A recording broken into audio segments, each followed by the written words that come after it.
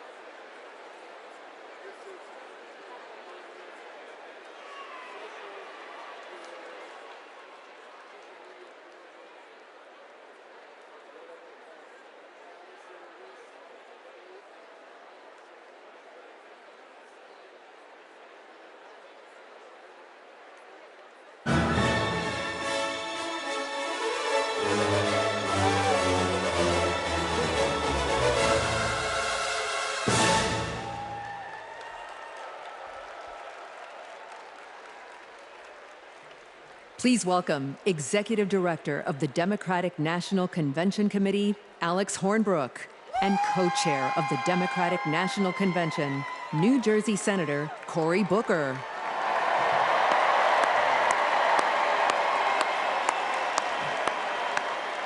Good evening, everyone. On behalf of Convention Chairman Wes Moore, it is my honor to pass the gavel to Co-Chair Senator Cory Booker. All right, the third session of the 49th Quadrennial National Convention of the Democratic Party will now come to order. Let's party with a purpose.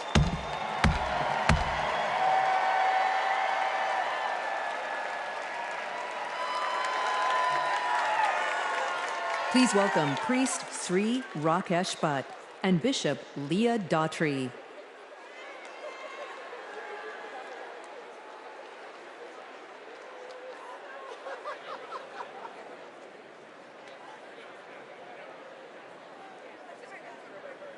Om samani va aku otis samana hridaya nivaha samana vastu vo mano yata avassu sahasati.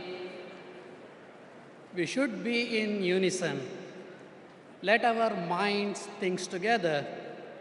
Let our hearts beat as one, all for the betterment of society. May this make us powerful so we can unite and make our nation proud. Paraspara vivadetu vayam panchashatanchate anyai saha vivadetu vayam panchottaram shatam. Even if we have differences, when it comes to the nation, we have to be united, and it moves us towards justice for all. We are one universal family. Vayam sarvepi vasudeva kutumbakaha. Satyameva jayate sarvadahi. Asotoma sadgamaya. Tamasoma jyotirgamaya. Mrutyorma astamgamaya. Truth is our foundation and always prevails. Lead us from unreal to real, from darkness to the light, and from death to immortality. Om Shanti Shanti Shanti.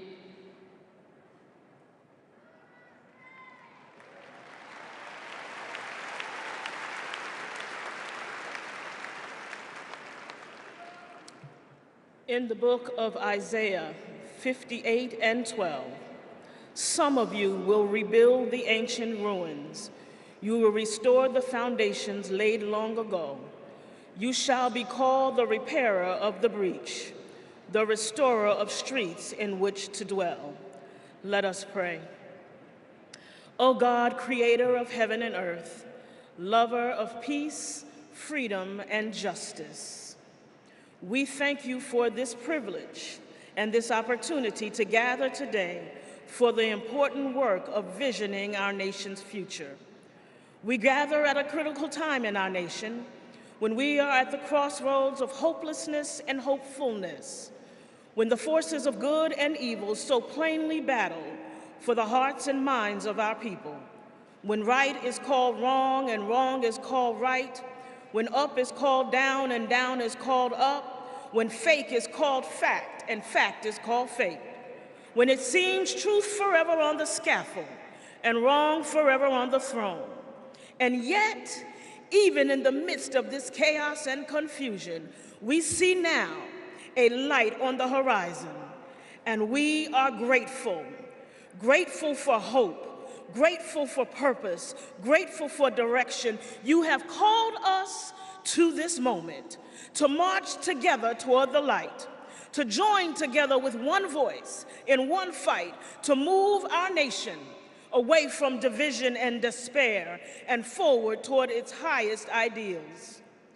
As we gather today, seeking to fulfill the responsibility of faithful citizenship, we ask for divine guidance to help us remember our calling, to serve the least, the last, and the lost, the left out, the locked out, and the left behind, to be their voice, to be their hope, to be their strength, to be their light, to fight for them with courage and compassion, for them and for ourselves, for the work that must be done, for the bridges that must be built, for the walls that must be destroyed, for the children who must be saved, for the doors that must be opened, for the sick who must be healed, and for the last who must be first.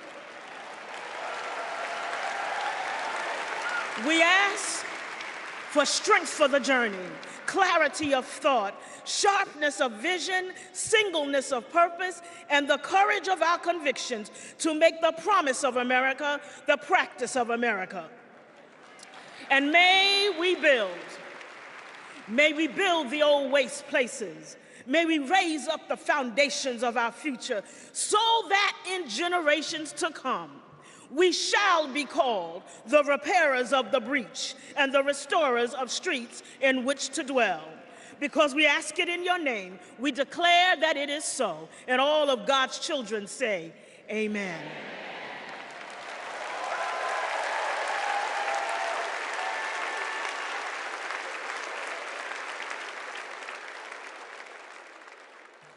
Please welcome Moreland Arts and Health Sciences Magnet School 3rd and 4th graders to lead us in the Pledge of Allegiance. I pledge allegiance to the flag of the United States of America and to the republic for which it stands, one nation, under God, indivisible, with liberty and justice for all.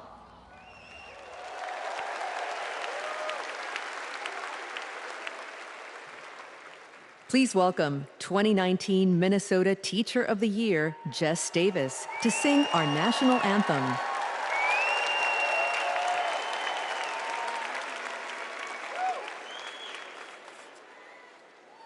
Oh, say, can you see by the dawn's early light what so proudly we hailed at the twilight's last gleaming, whose broad stripes and bright stars through the perilous fight, o'er the ramparts we watched, were so gallantly streaming, and the rockets red and glare, the bombs bursting in air, gave proof through the night that our flag was still there. Oh, say does that star-spangled banner yet wave o'er the land of the free and the home of the brave?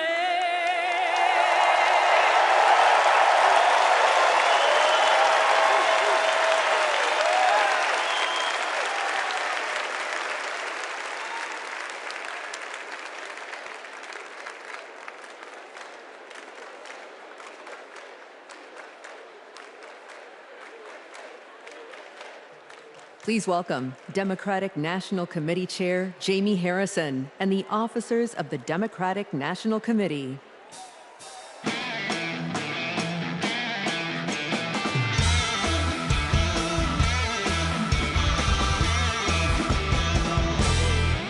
Hello, hello. So my friends, for the past 3.5 years, I'm fortunate to have worked with some amazing Democrats to strengthen and rebuild this Democratic Party. Please welcome to the stage several of our DNC officers. Vice Chair, President of the ASDC, and Chair of the Minnesota DFL, Ken Martin. Vice Chair and former Mayor, Keisha Lance Bottoms. Vice Chair, Henry Munoz. Treasurer, Virginia McGregor.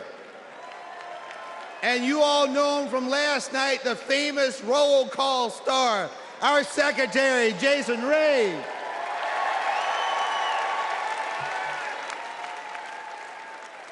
Fellow delegates, we now ask that you approve 3 honorary resolutions conveying our appreciation for those in Chicago who have set the stage for this convention's success.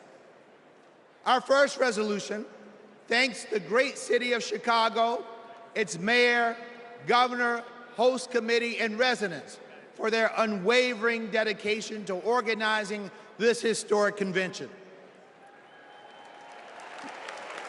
Our second resolution thanks the first responders who are working to protect every citizen and visitor of the Windy City.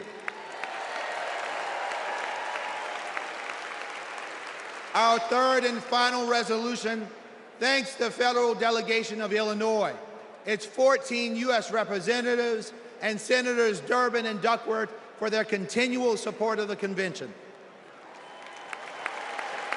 We move that the convention approve these honorary resolutions. Delegates, you have heard the motion to approve these honorary resolutions. Is there a second?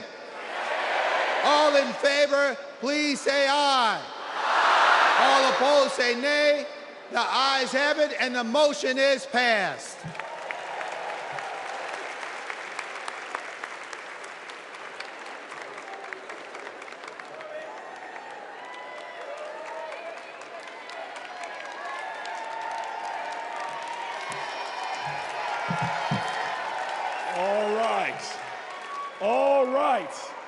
All right, y'all, welcome to night 3. And tonight is about freedom. But first, I want to acknowledge a loss today. A man who always fought for freedom. Today, we lost Congressman Bill Pascrell, who passed away early this morning. Now, he's a Jersey legend, He is a powerful pugilist, a Prince of Patterson. He served in our state assembly. He served as our mayor, and for 27 years, he served in Congress. He never forgot where he came from in Patterson, and he never stopped fighting. He could push some pachyderms.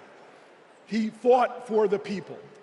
And so today, while we're heartbroken, we all are a people who can hold loss and joy in our hearts, because we are sad for his loss, but we celebrate his life. Let's give him a round of applause.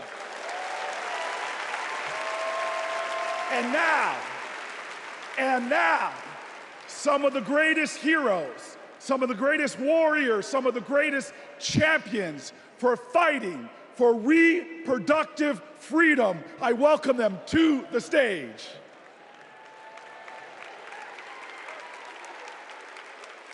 Don't know why, but I feel like freedom. In America, women's reproductive rights are in jeopardy. Former President Trump has a record of restricting abortion access and putting women's lives at risk. The government should not have a say on if a woman can choose to have an abortion. As a woman who has personally experienced the life-saving benefits of abortion, I know firsthand how important it is. I want to make sure that access to contraception is not only available, but expanded, and that every person has the right to choose when, where, how, and if they want to start a family. To women everywhere, it's your body. Don't put someone in office who only wants to control it. This election is about our health care, our rights, and our lives. Let's stand together and vote for a better future. My body, my right. Please vote for Kamala Harris.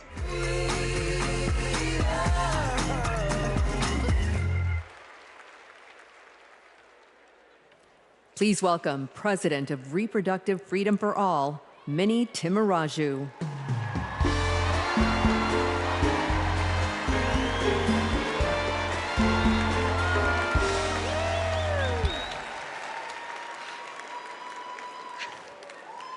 When abortion is on the ballot, we win.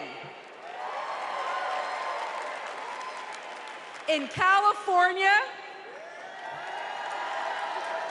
Kansas, Kentucky, Michigan, Montana, Ohio, and Vermont. Voters sent a message. You come for our rights, we're gonna come roaring back. And it seems like every day another state gets added to the list. So let's hear it for Arizona,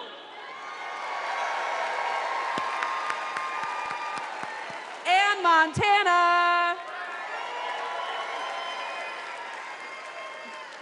The latest states to announce that the people will get to have their say this November. Because voters who support reproductive freedom, we're not the minority, we're the majority.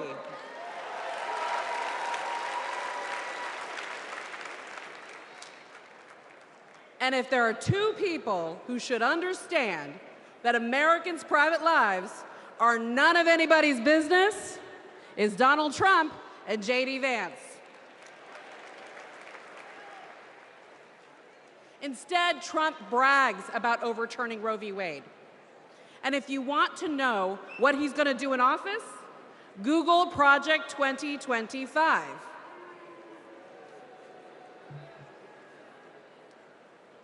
Kamala Harris has her own project for 2025.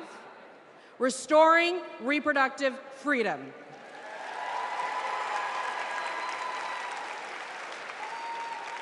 It's simple. Do we want a president who said women should be punished for having abortions, or a president who trusts women? A vice president who voted against protecting fertility treatment, or a vice president who used fertility treatment to start a family? A president who created the crisis we're in, or a president who will fix it? This election will decide America's future. So let's elect Kamala Harris and Tim Walz. Thank you.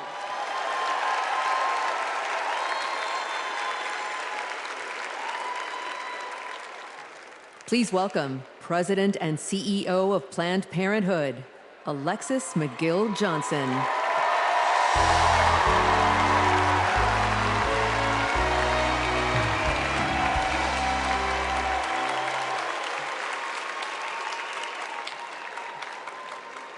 Last summer, a Planned Parenthood patient in Georgia realized that she was pregnant and didn't want to be.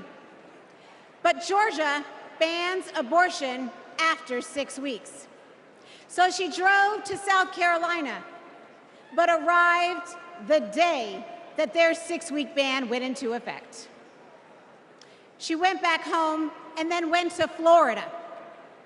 But she arrived just days when she was too late under their ban. She had to fly all the way to California to get an abortion.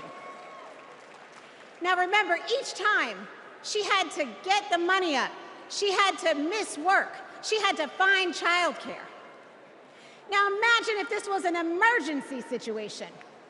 In Texas, doctors who have feared going to jail have sent patients to wait in hospital parking lots rather than provide the emergency care they need. And in Idaho, they have airlifted patients to other states.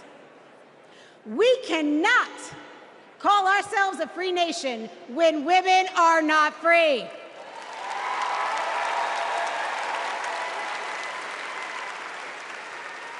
More than 1 in 3 women and nearly half of all Black women live in banned states. Donald Trump wants women to be less free and pregnancy to be more dangerous. But I'm here to tell you, in no way are Donald J. Trump and J.D. Vance more qualified than doctors and women to make these decisions. We decide.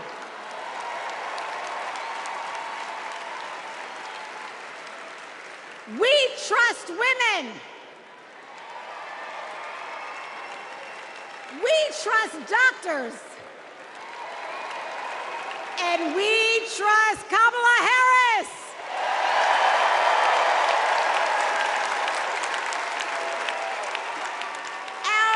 Our future is on the ballot.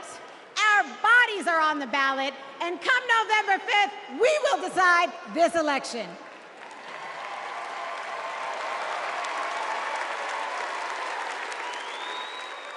Donald Trump said he wants to punish women.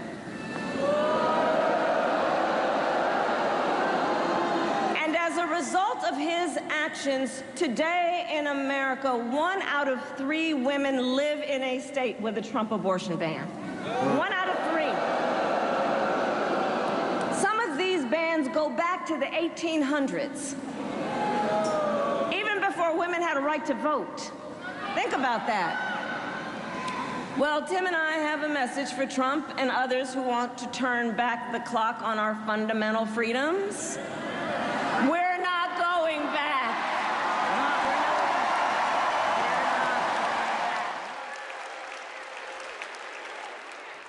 Please welcome former president of Planned Parenthood, Cecile Richards.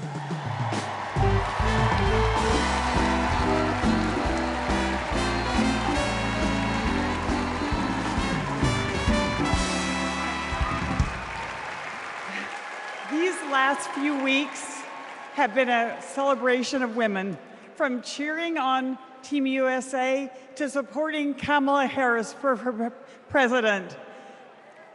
As my mother, Governor Ann Richards, would say, I hear America singing. When women are free to make their own decisions about their lives and to follow our dreams, we are unstoppable. But when Roe versus Wade was overturned, a generation of young people lost that freedom. Like Ashley, a 12-year-old rape survivor in Mississippi. Because of her state's abortion ban, she started 7th grade with a newborn. That's the Republican promise of states' rights. Last year, I became a grandmother. And during my daughter's pregnancy, nothing mattered more to me than her health. Politics should never stand in the way of anyone's health care or prevent any family from experiencing the joy my grandson, Teddy, has brought to my life. One day, our children and grandchildren may ask us, when it was all on the line, what did you do? And the only acceptable answer is, everything we could.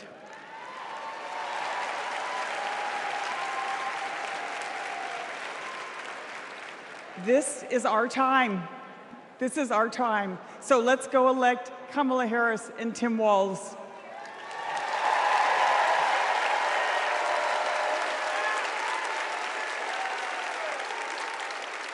Don't know why, but I feel like We were so lucky. We got to be the first couple married in California, in San Francisco, City Hall, no less. So we arrived at City Hall and were so thrilled to find out that Attorney General Harris wanted to come and officiate our wedding. She not only walked across, but she ran across the lawn to join us just in time to be married. And she brought such joy to the space and to us, and has ever since, because Attorney General Harris, now Vice President Harris, soon to be President Harris, believes in all families, and she believes in our family.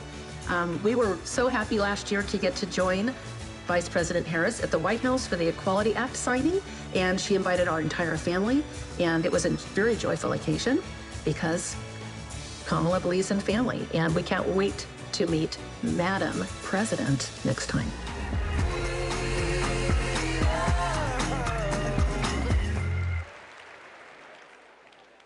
Please welcome President of the Human Rights Campaign, Kelly Robinson.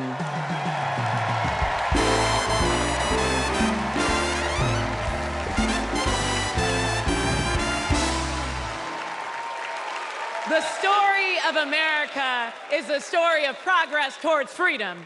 In just a few generations, my family went from being enslaved in Mississippi to being the first free black family in Muscatine, Iowa, to now preparing to elect President Kamala Harris. Progress is happening, my friends. The 20+ million LGBTQ+ Americans are living proof of it. We are your friends and your neighbors, your classmates and your family. Like Daniel, a trans kid in Tucson who's going to his very first prom. Like Eric from San Antonio, who sacrificed in combat and then came home to battle Don't Ask, Don't Tell. Like Sandy and Chris, the first same-sex couple to get legally married in California 11 years ago, in a ceremony officiated by Kamala Harris. Donald Trump wants to erase us. He would ban our health care, belittle our marriages, bury our stories, but we're not going anywhere. We are not going back.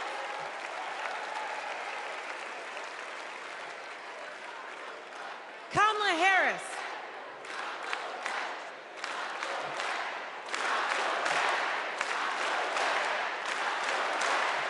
Kamala Harris and Tim Walz, they are champions for LGBTQ+ freedom, y'all. So tonight, we're fighting for lesbian, gay, bisexual, queer, and trans freedom without exception.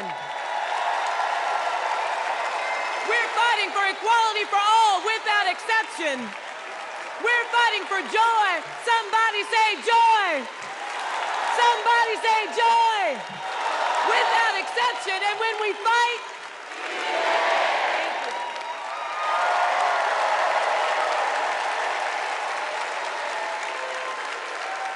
Please welcome President of Emily's List, Jessica Mackler.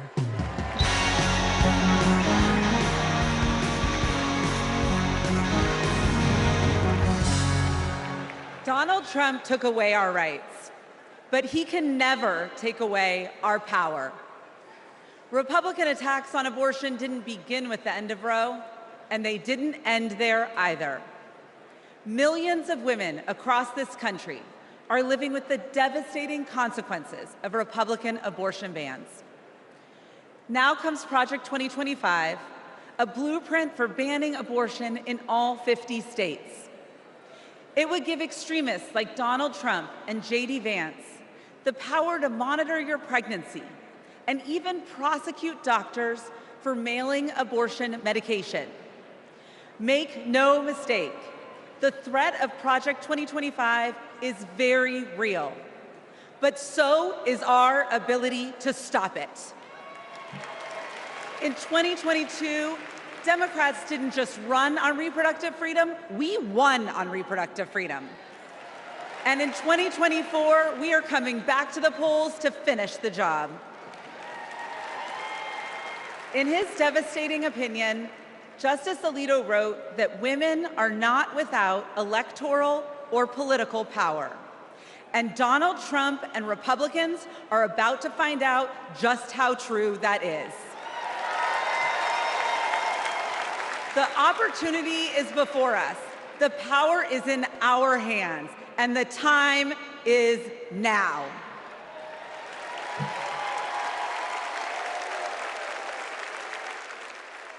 Please welcome President and CEO of Voto Latino, Maria Teresa Kumar.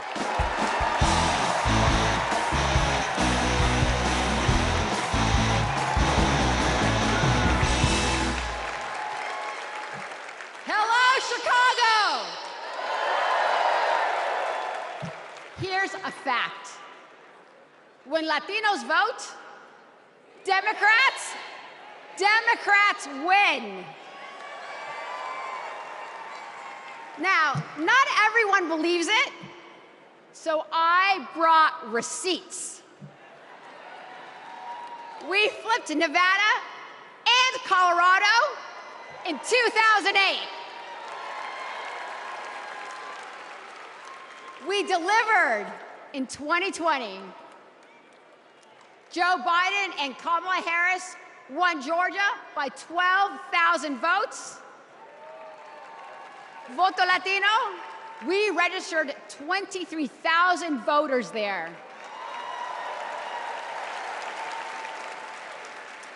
They won Arizona by 10,400 votes. We registered 34,000 voters there. Because we proved that when Latinos vote, Democrats win.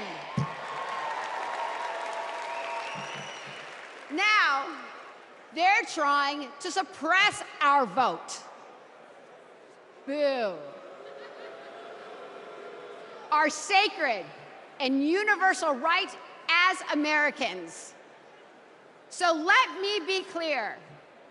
Voto Latino has registered 1.5 million voters. And we are just getting started.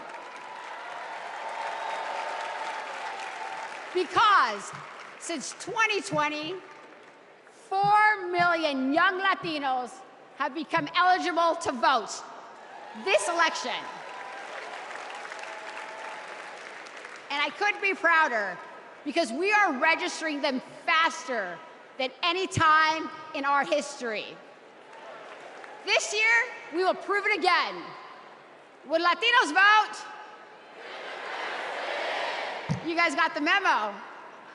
Another fun fact, this year, more Latinos will vote than any time in our history.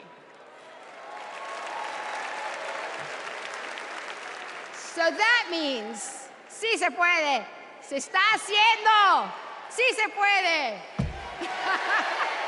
So that means that together, we will make history and elect Kamala Harris president. Vota!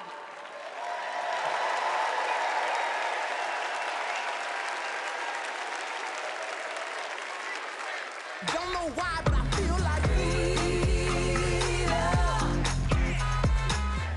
My name is Scott from Tennessee. I'm a former Trump voter. My name is Matthew. I'm from Pennsylvania, and I'm a former Trump voter. My name is Mike.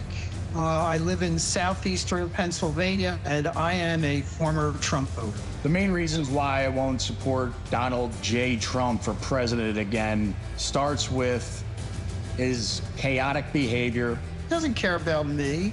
He doesn't care about my family. He doesn't care about working people. 34 counts, felony counts that he was found guilty of. That's not who we want running our country. Trump scares the hell out of me. 2024 will be the first time that I have not voted for a Republican. I will be proudly voting for Kamala Harris.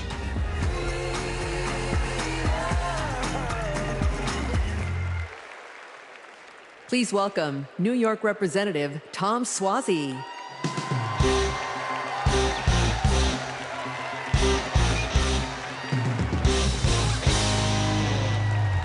I'm Tom Suozzi, and early this year, I flipped the seat from red to blue. My father came from Italy as a boy. He was the first kid in the neighborhood to go to college. He served as a navigator during World War II, came home, and at 28 was elected the youngest judge in the history of New York State. What a country. The immigrant experience, e pluribus unum, out of many, one. My family's experience, Kamala Harris's experience, the American experience. That's why the polarization on immigration is so painful. Let's be clear, the border is broken. But this year, when Democrats and Republicans worked together to finally write new border laws, we were blocked. We all know who sabotaged us. We reject the divisiveness. We reject the dysfunction. We reject the deception. My Italian grandfather used to toast new couples. He'd say marriage sometimes is hard, but in the end, non ci sono rose senza spine. You can't have the roses without the thorns. You have to work for it. To be a nation of immigrants is hard sometimes too. You have to work for it. Tonight, we celebrate the roses of life. We come together from every state, from every ethnicity, from every race and religion. We come together tonight to celebrate our candidate, Kamala Harris, who knows America is worth it, who knows this nation, built by immigrants, is a rare and beautiful thing, and who joyfully accepts the challenge to work across party lines, to secure our border, to treat people like human beings, and to move our country forward.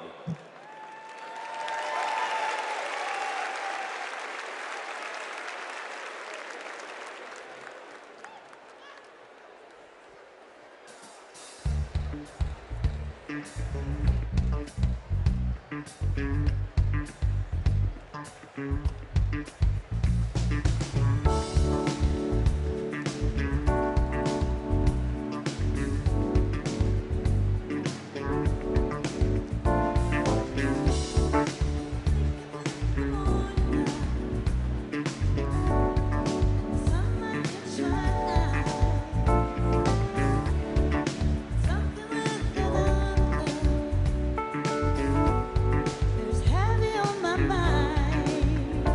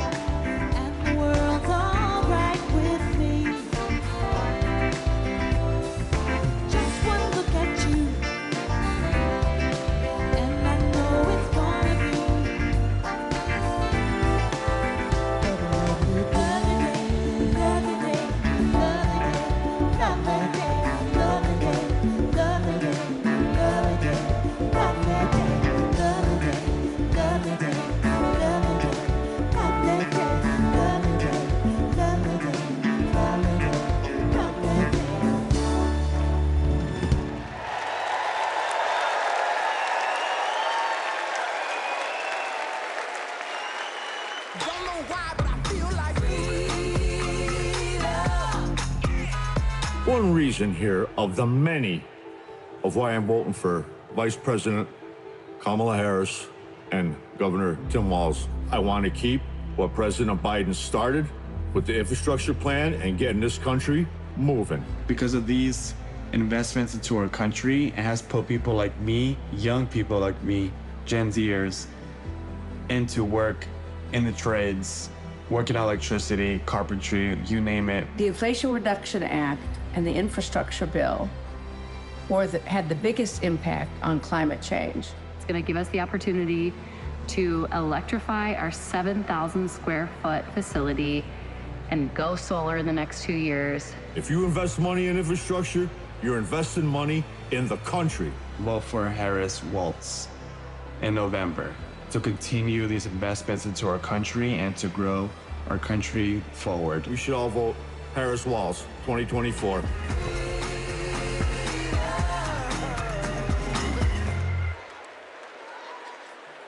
Please welcome Cincinnati Mayor Aftab Pureball and Milwaukee Mayor Cavalier Johnson.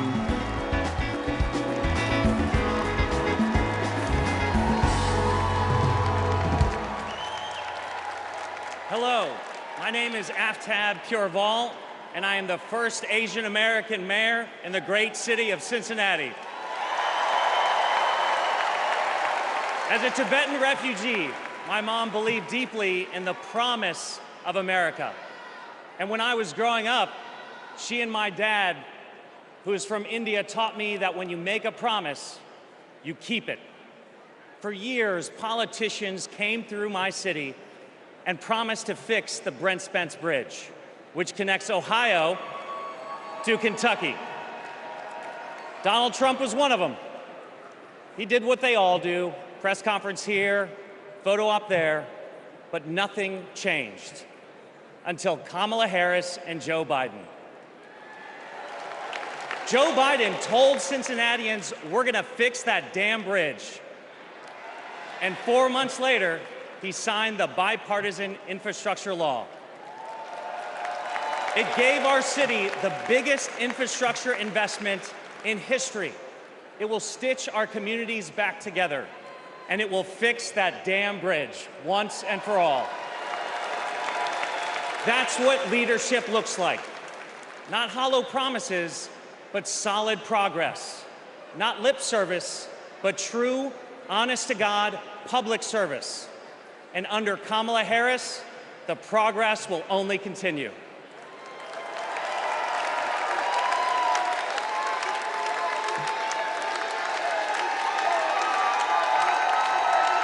I'm Milwaukee Mayor Cavalier Johnson from the great state of Wisconsin. In Wisconsin, keeping promises is important. So is making amends for your mistakes. One of those mistakes happened 60 years ago in a neighborhood called Bronzeville, brimming with black music, black culture, and entrepreneurship. And then came urban renewal and the construction of Interstates 94 and 43, ripping our communities apart. 6th Street was widened and people of color were displaced.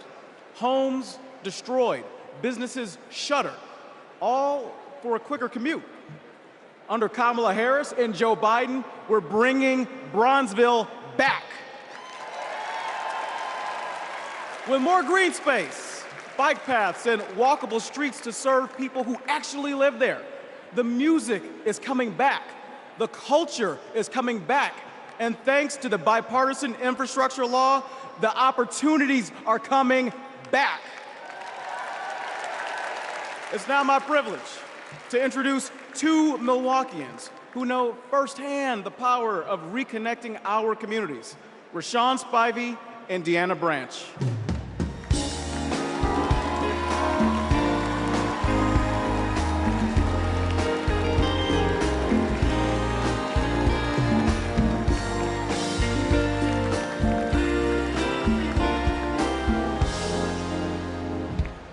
My name is Deanna Branch, and I'm an advocate and mom from Milwaukee.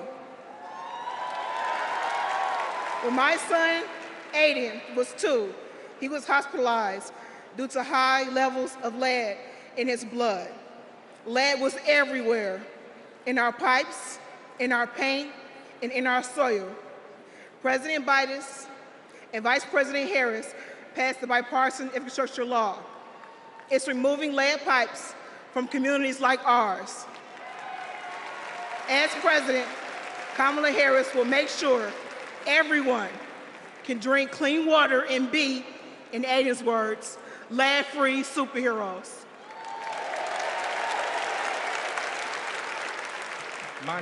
My name is Rashawn Spivey, the owner of Hero Plumbing in Milwaukee.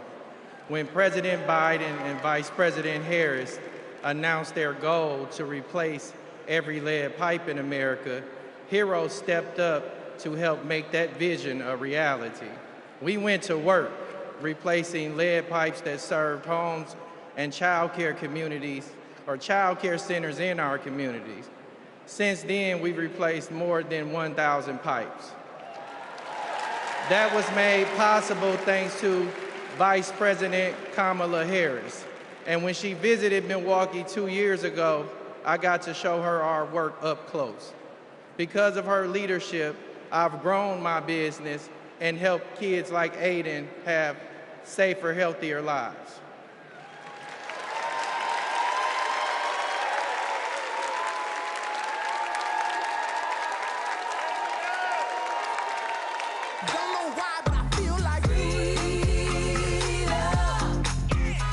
Vice President Harris came and visited my restaurant. She understands immigrant-owned businesses. She understands women-owned businesses. She understands the important role of small businesses and sees business owners not just as the backbone of our economy, but as community leaders. She has a proven track record of advocating for policies that support small businesses and push for economic equity. The sueño americano está vivo. The American dream is alive. The last 4 years have been positive, and we've experienced growth. I am truly excited to have Kamala Harris as a presidential candidate. In this election, we have another opportunity to prosper, to connect, and to unite under the American dream. I'm proud to support her for president because I believe she will lead us to a brighter future.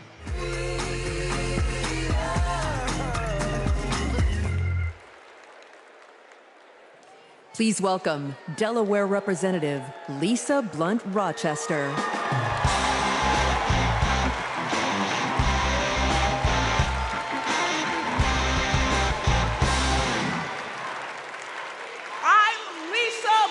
Rochester, mother, grandmother, and congresswoman, and hopefully the next senator from the great state of Delaware. The proud home of President Biden. We love you, Joe. In Delaware, we know that when small businesses thrive, communities thrive. We know that when our roads and our bridges are strong, communities are strong. When everyone has a fair shot at a better future, America is limitless. Now, Democrats, we know this, but you know who doesn't know it? Donald Trump. He has, with his friends, said the quiet parts out loud. But not only said them out loud, he wrote a book about it. What's it called? Project 2025. So with so much on the line, we've got to turn our biggest challenges into our greatest and brightest of hope. For me, Bright Hope was the name of the church that my grandmother attended for 70 years in Philadelphia. It's not just a name. It's how I approach my life. It's how I'll lead as Delaware Senator. And it's how Kamala sees the future of America. Now, there are some who think our politics are too broken for Bright Hope. But if you want to see hope, just look. Bright Hope is record numbers of Black and brown entrepreneurs starting businesses. Bright Hope is an opportunity economy where we invest in our communities and build affordable housing. Ladies and gentlemen, Bright Hope is 4 words. Madam President Kamala Harris. Are you ready for Bright Hope? Are you ready to fight for our freedom? Are you ready to flip the House, protect the Senate, and send Kamala to the White House? Then let's go!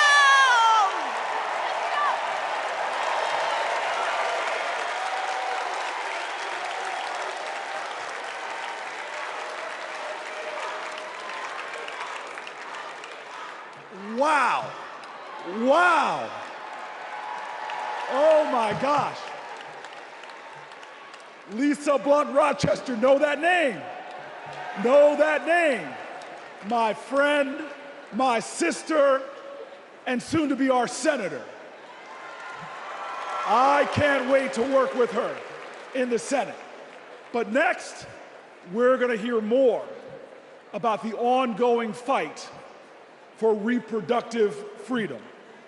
This is a fight that affects every single American, no matter where you live, so-called blue states or red states. If Donald Trump has his way, he's gonna push through their extreme agenda. Project 1825. I'm sorry. I roll that back. I got that wrong. Project 1925. Oh, I'm sorry. Project 2025. That poisonous agenda where every single state will be in a state of crisis. So let's hear more from leaders who are fighting back.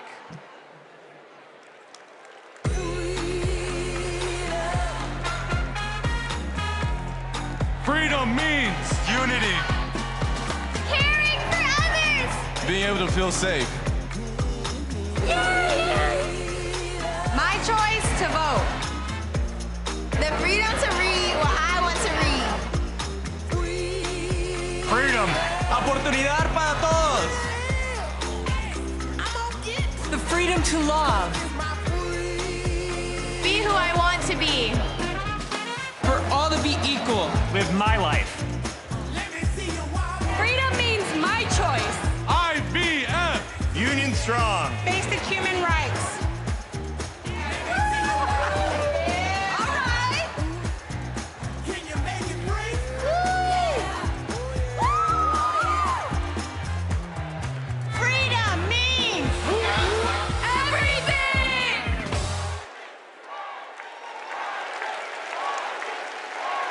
Please welcome New York Representative Grace Meng.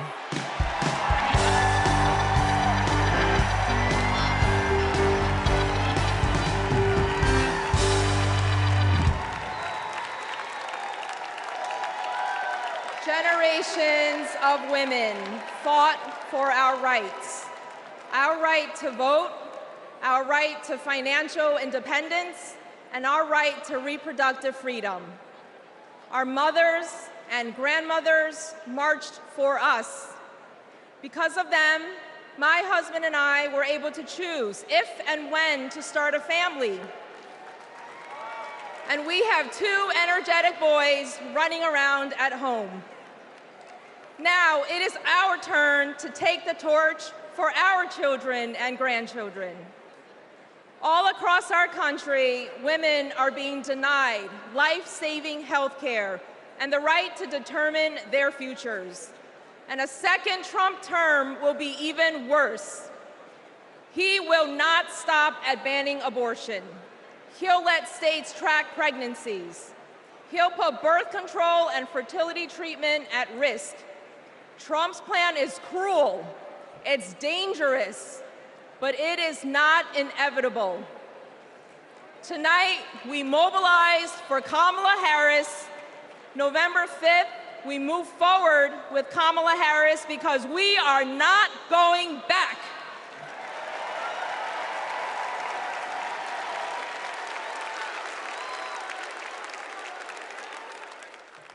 Please welcome Colorado Governor Jared Polis.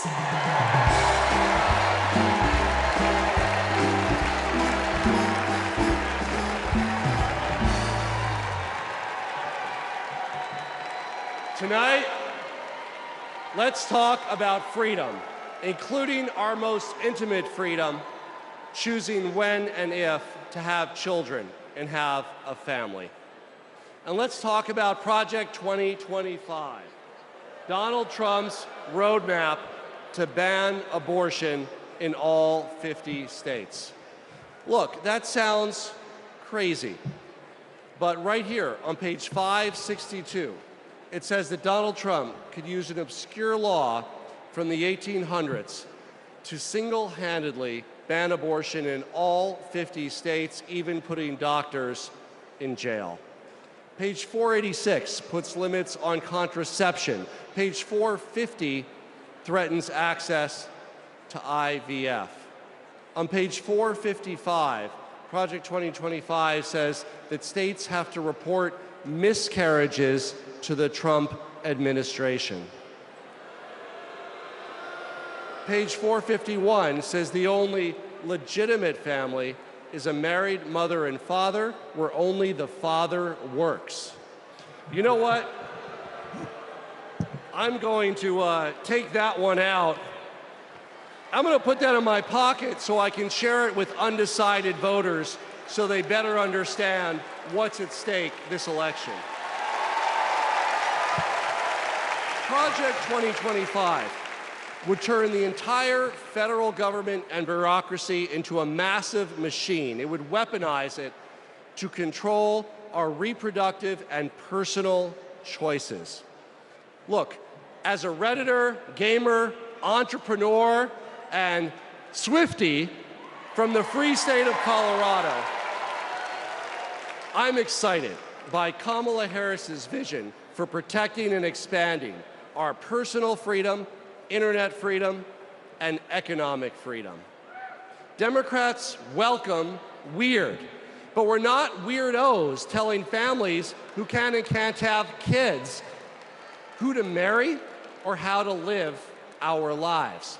These Project 2025 people, like Trump and Vance, are not just weird, they're dangerous.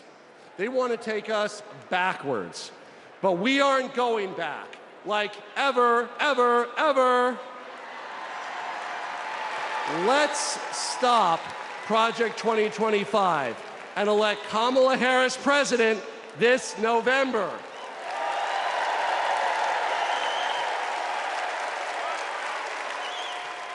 Please welcome Florida Representative Debbie Wasserman Schulz.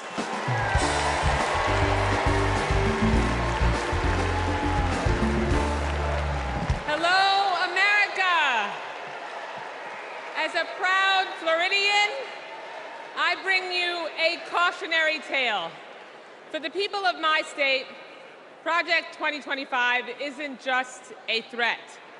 It's a reality that we battle every day. From the classroom to the emergency room, Governor DeSantis turned Florida into a testing ground for the right's most egregious, dangerous policies. I can tell you firsthand, it's been devastating for families in my district and across the state. Today in Florida, state policy requires that kids are taught racist lies about so-called benefits of slavery. Books are banned. Teachers are censored. And our LGBTQ+ community endures endless state-sponsored hate. Even a cruel "don't say gay" school law. Today in Florida, as we grapple with record heat and rising seas, extreme MAGA Republicans deleted mentions of climate change from state law. Today in Florida, a near total abortion ban endangers women's health and their lives every day.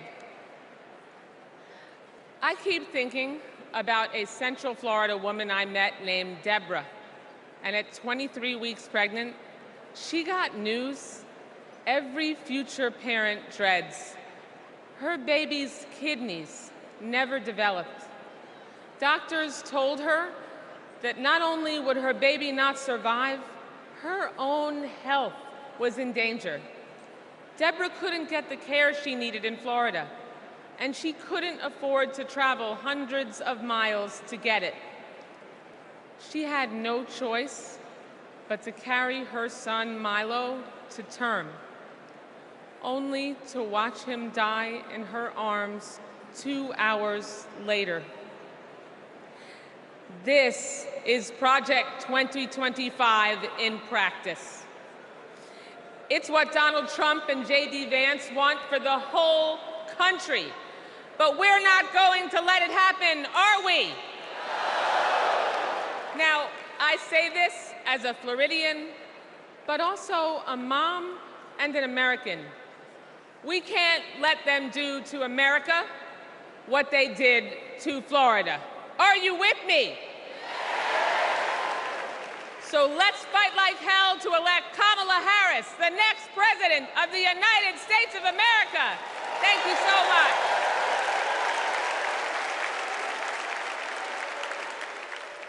Please welcome Chair of the Democratic Congressional Campaign Committee, Susan Del Bene.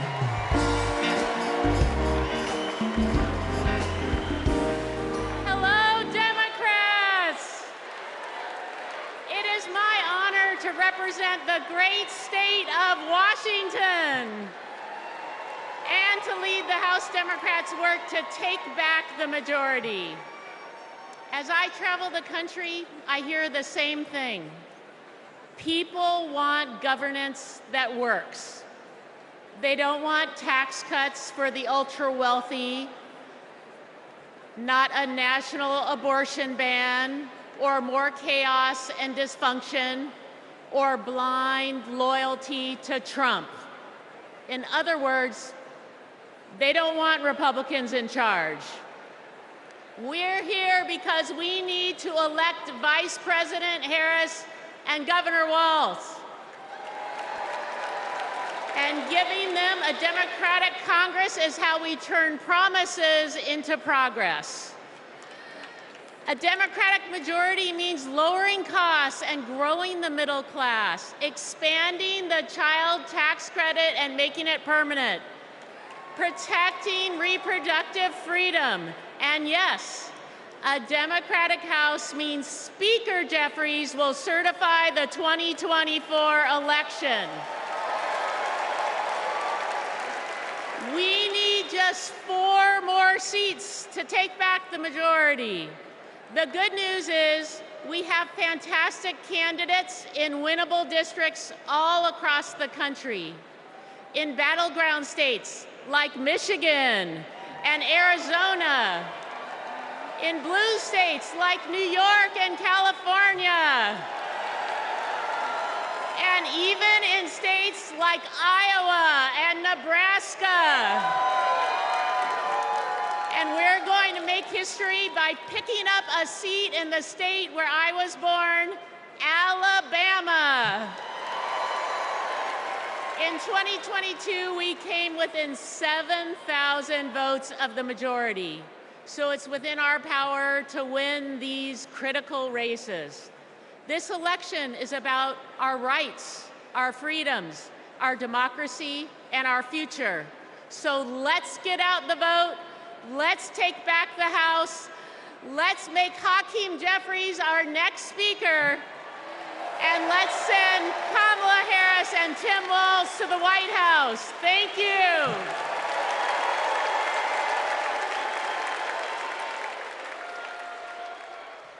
Please welcome Minnesota Attorney General Keith Ellison.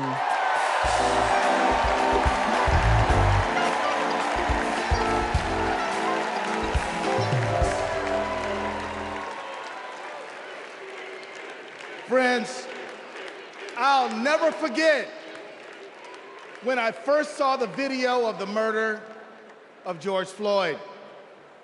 I was heartbroken. I was angry.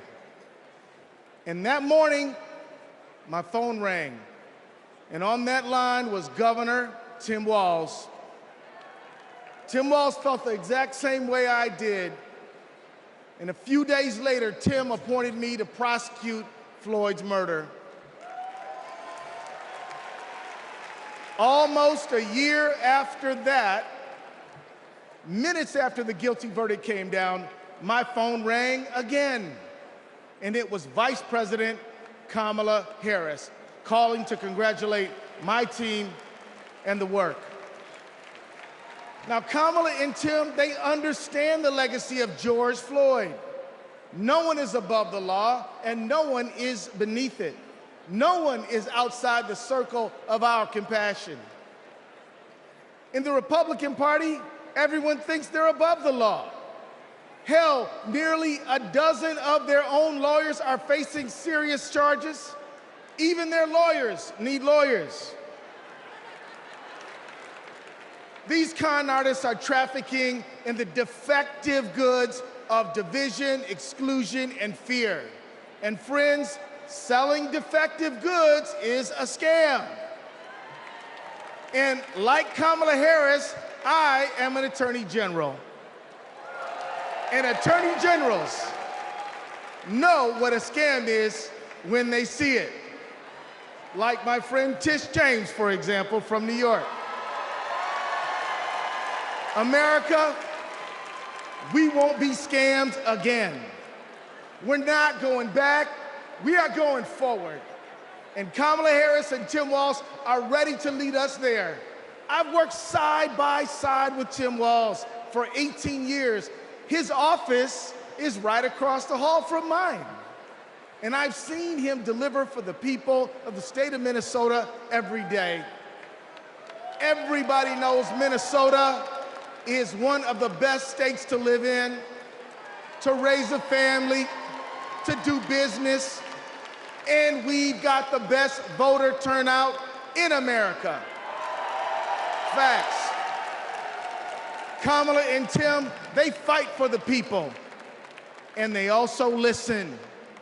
And when they say we need a ceasefire and an end to the loss of innocent lives in Gaza, and to bring hostages home, they're listening, friends. They agree with us.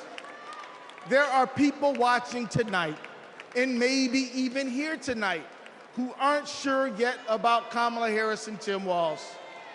If you want to know where they stand on some of the most urgent issues facing our country and the world, let me assure you, Kamala and Tim hear you. They listen. They care, and everyone is included in their circle of compassion. They believe that everybody counts and everybody matters. Let's put a stop to the scam of Donald Trump once and for all, and let's put Kamala Harris and Tim Walz in the White House. Let's go win.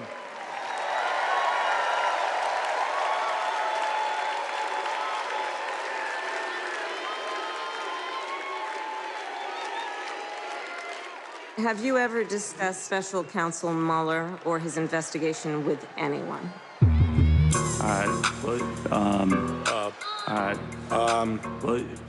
Could you repeat that question? Has the president or anyone at the White House ever asked or suggested that you open an investigation of anyone? Yes or no, please, sir?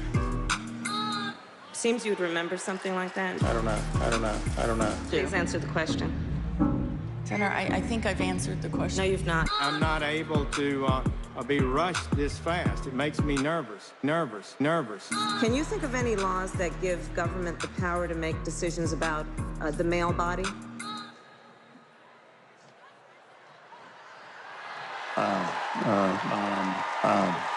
I'm not thinking of any right now.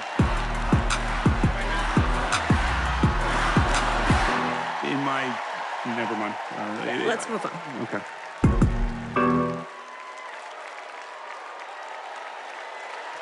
Please welcome Michigan Attorney General Dana Nessel.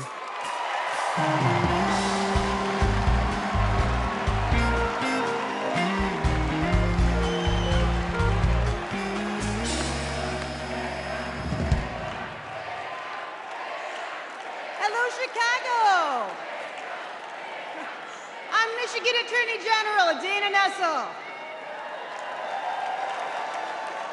Let me tell you, being Attorney General is a tough job, right? But as California's Attorney General, Kamala Harris never shied away from a good fight. She's held accountable environmental polluters, sexual abusers, and transnational gangs. But what really stands out is when she stood up and protected her constituents' freedoms. In 2011, she refused to defend California's ban on same-sex marriage.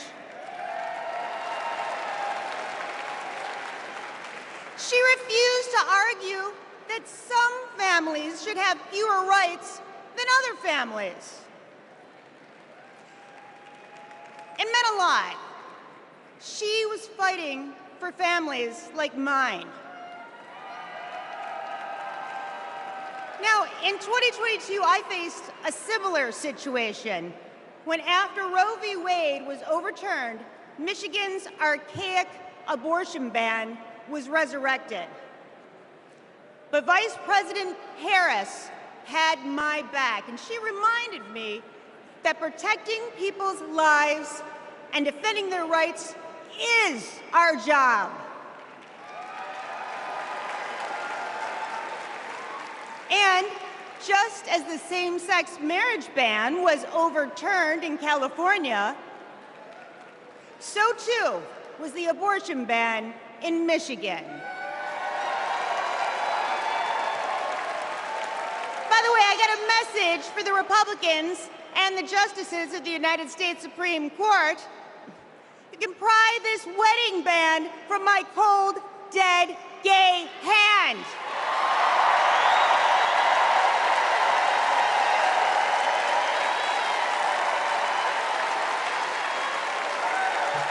And I'm retaining a lot of water, so good luck with that.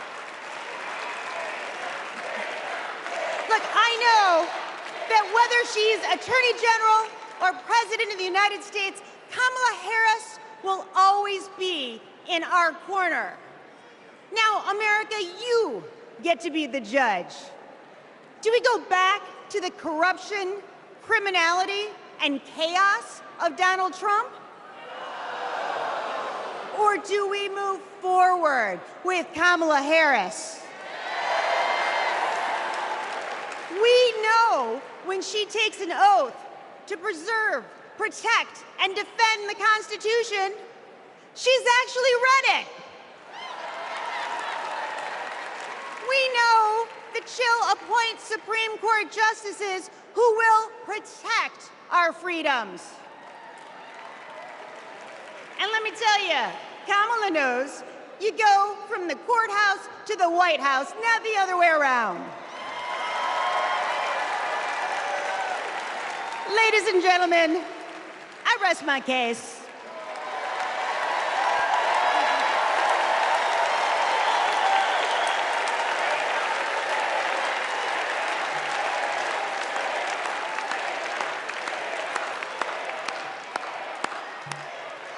Wow. Wow. I just want to say thank you, Attorney General Nessel.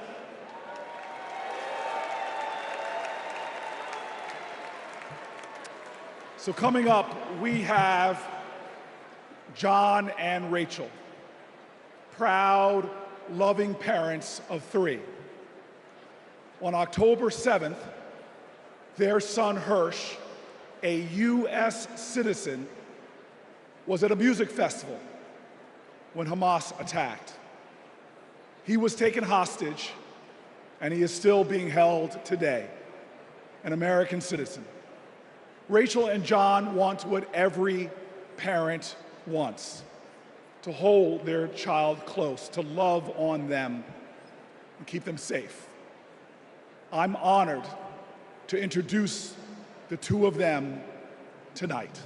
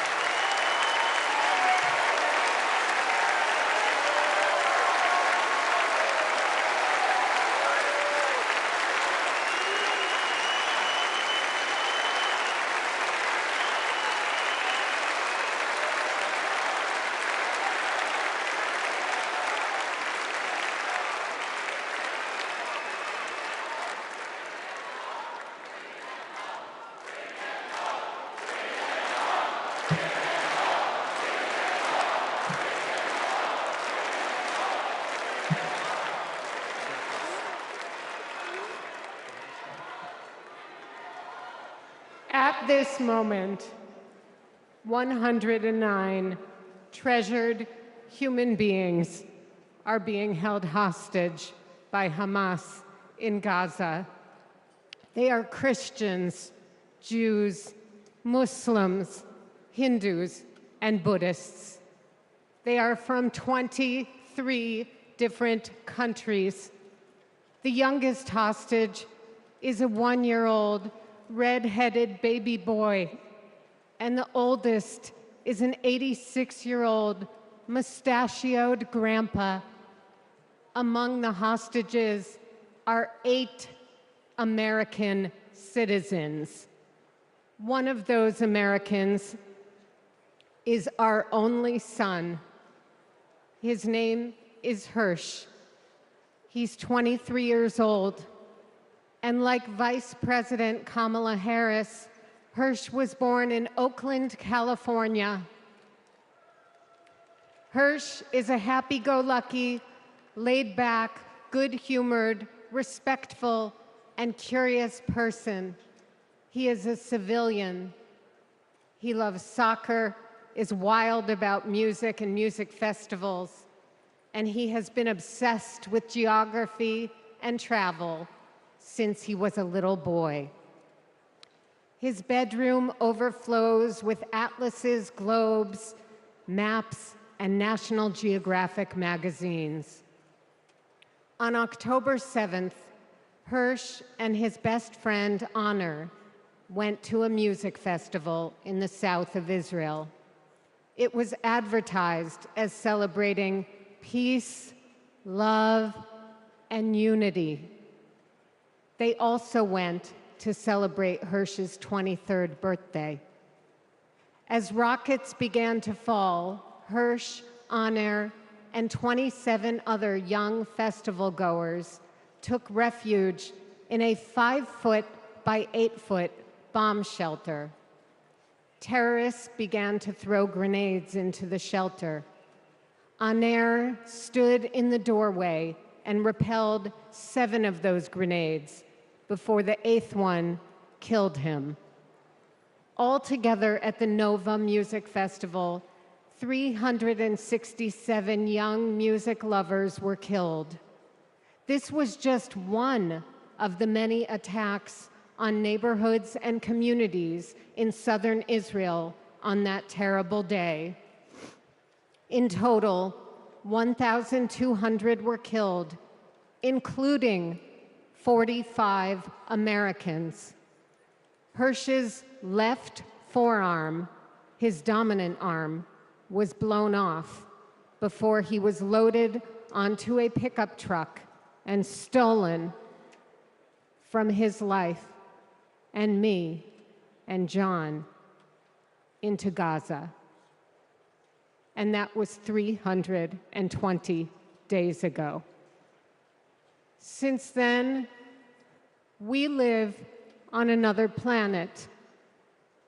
Anyone who is a parent or has had a parent can try to imagine the anguish and misery that John and I and all the hostage families are enduring. Rachel and I are comforted to be back in our sweet home, Chicago. We were both born and raised here, and our families still live here. This is a political convention, but needing our only son and all of the cherished hostages home is not a political issue. It is a humanitarian issue.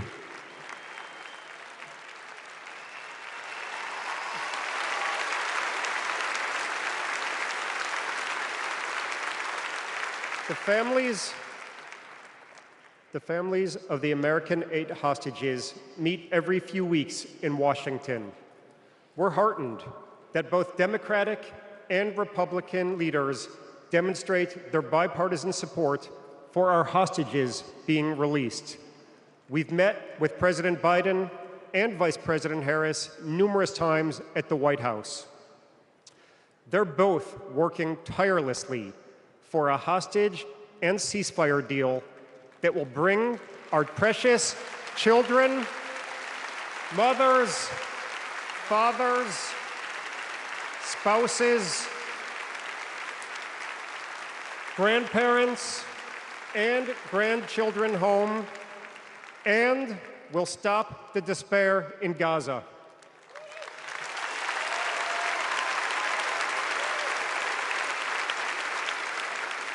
We are all deeply grateful to them.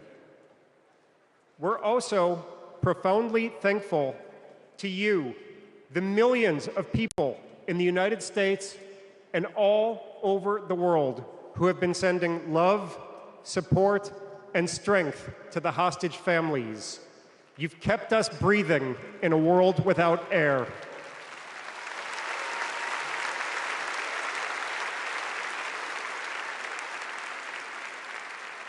There is a surplus of agony on all sides of the tragic conflict in the Middle East. In a competition of pain, there are no winners.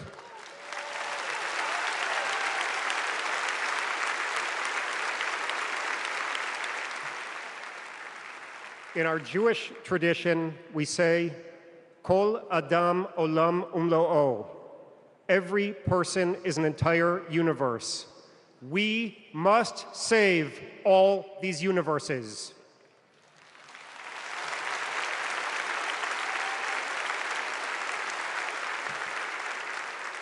In an inflamed Middle East, we know the one thing that can most immediately release pressure and bring calm to the entire region. A deal that brings this diverse group of 109 hostages home and ends the suffering of the innocent civilians in Gaza.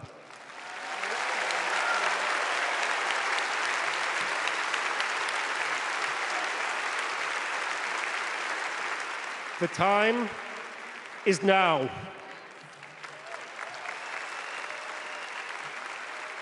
Hirsch, if you can hear us, we love you.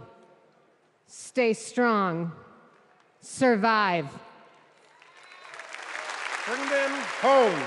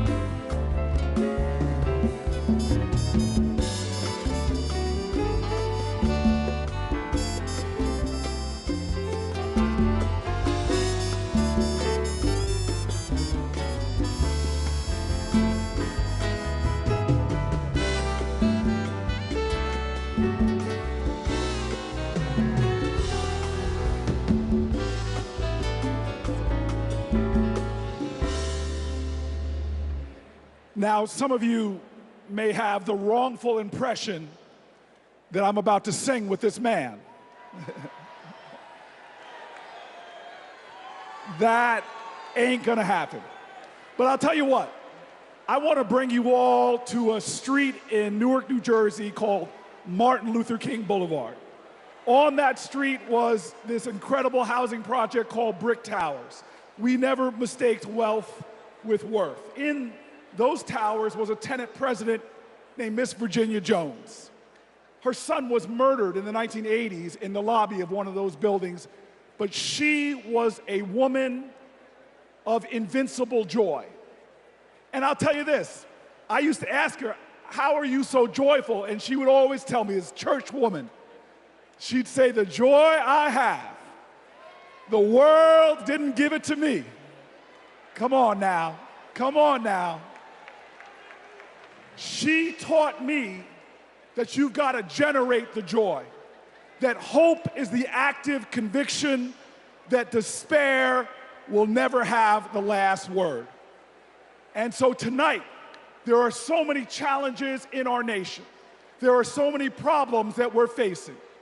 Heck, if America hasn't broken your heart, you don't love her enough. But yet, we will be joyful warriors. We are going to bring back to the journey of our nation joy. And if there's any tradition in America that has helped us to generate that joy, it has been the artists of America. It has been those folks bringing the rock and roll and the funk, bringing the gospel and the hard rock. Well, tonight we are blessed by one of those great American artists that helps us to cleanse our spirits, to raise our hearts, and to bring in that joy. Ladies and gentlemen, I give you one of the true greats in America, someone to bring the joy to this incredible arena, Maren Morris.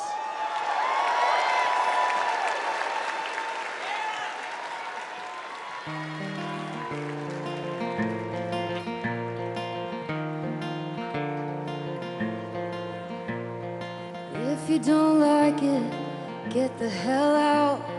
That's what they yell when I open my mouth. A stick is a stick, a stone is a stone, but who's gonna care if I don't?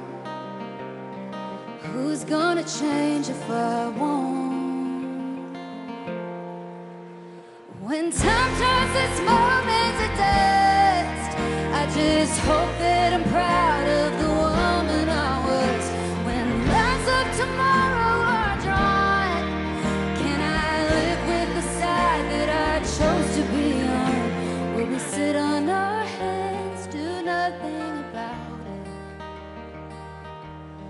Or will we leave this world better than we found it?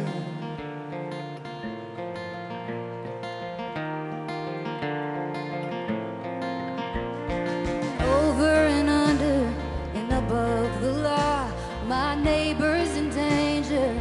Who does he call when the wolf's at the door? What would you do? Shouldn't we try something new? We're over a barrel and at the end of one too. When time turns this moment to dust, I just hope that I'm proud of the woman I was. Tomorrow are dry. Can I live with the side that I chose to be on? Will we sit on our hands, do nothing about it? Or will we leave this world better than we found it?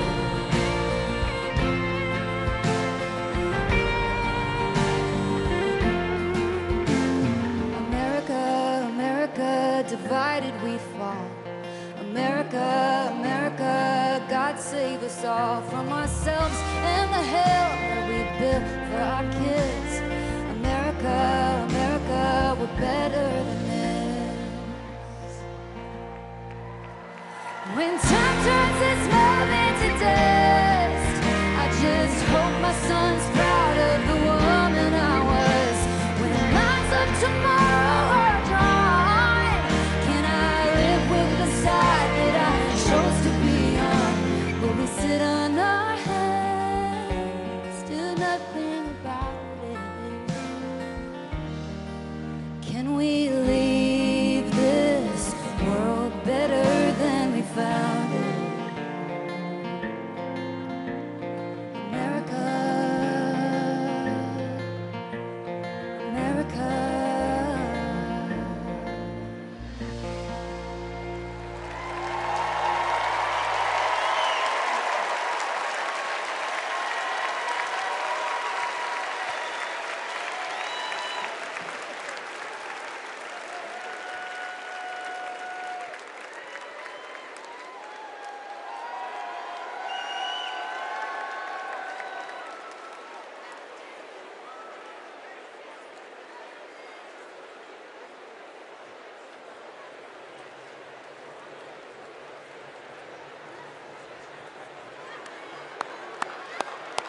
All right.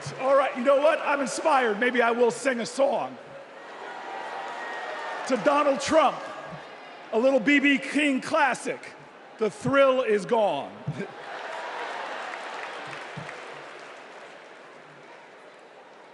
I want you all to know tonight is about joy. American history, our common history, is a testimony to taking on the insurmountable and achieving the impossible. That should bring us joy. Our progress never ever came easy. But in America, we do hard things.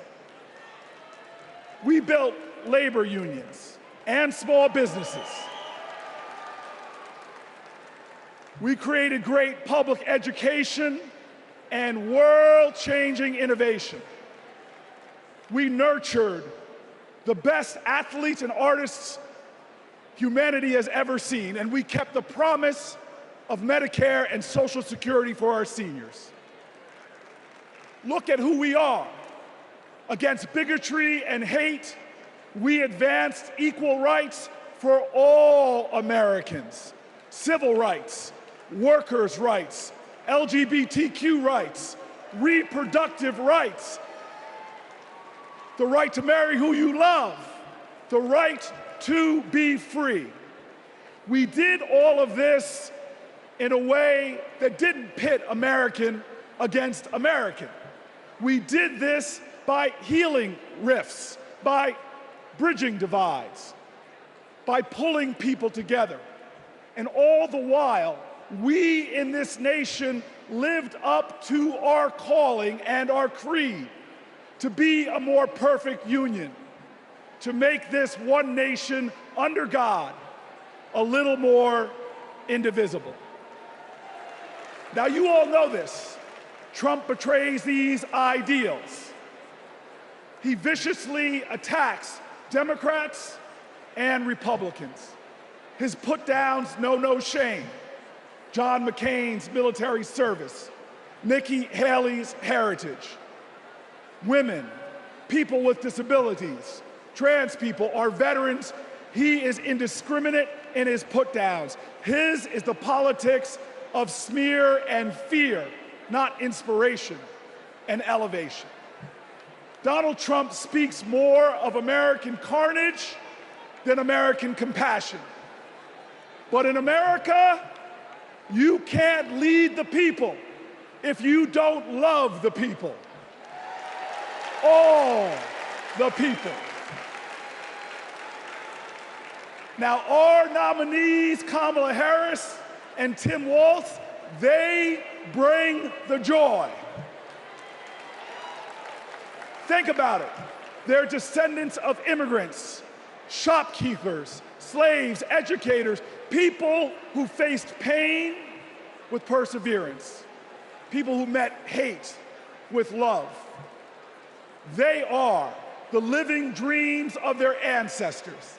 But look in this arena, look around you right now. We are all our ancestors' wildest dreams. Generations who faced impossible odds and that responded to every one of their challenges with that classic American creed, yes, we can.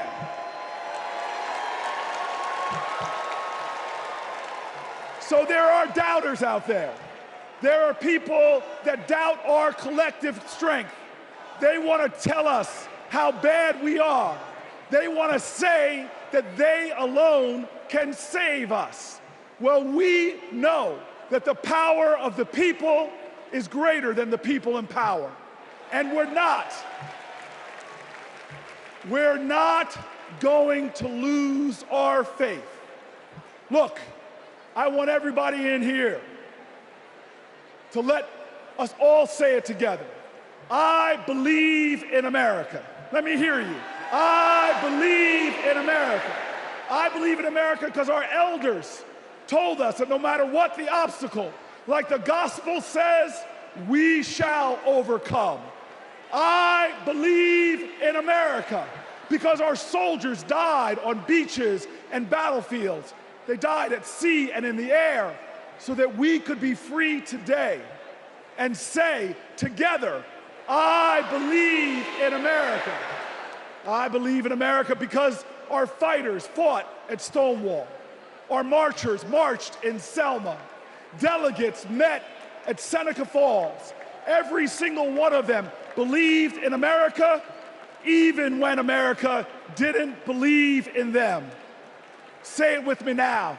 I believe in America because King dared to dream the impossible dream, because Neil Armstrong went to impossible heights, and because when we elect Kamala Harris, there is not a boy or girl in America from any creed, color, or heritage that will ever think being President of the United States is impossible again.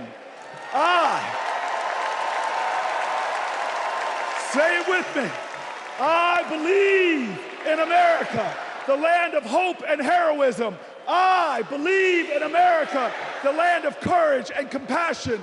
I believe in America, where we share common ground and common cause and one common destiny. And let me tell you, if you believe in America, if you love in America, then you will work for America.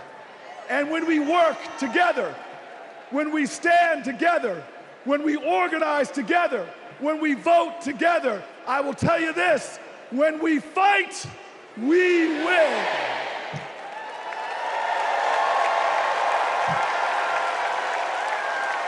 Ladies and gentlemen, Veronica Escobar.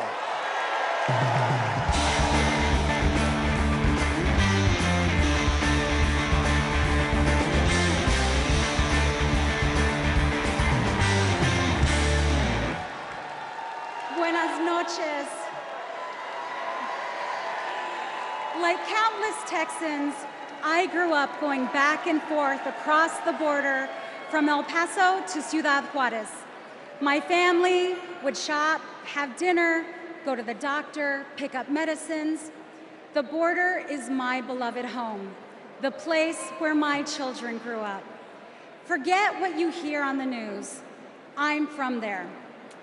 When it comes to the border, hear me when I say, you know nothing, Donald Trump. He and his Republican imitators see the border and immigration as a political opportunity to exploit instead of an issue to address. Congress hasn't passed comprehensive immigration reform in nearly 4 decades. The 3 times they tried, Republicans blocked legislation that would have funded border security and created a more humane immigration system. They are not serious people. You know who is serious? Kamala Harris. I met the Vice President when she visited El Paso. I saw firsthand how she engaged with law enforcement, migrants, and human rights advocates. She was curious, she asked questions, she listened, and she didn't care if the cameras were on. Most of all, she recognized that the situation at the border is complicated, as filled with opportunities as it is with challenges. All Republicans have to offer is demonization and bluster. Democrats have solutions. With Kamala Harris as president, we can live up to the promise of America. We can strengthen legal pathways to immigration. We can secure our borders, and we can treat with dignity those who seek a better future within them.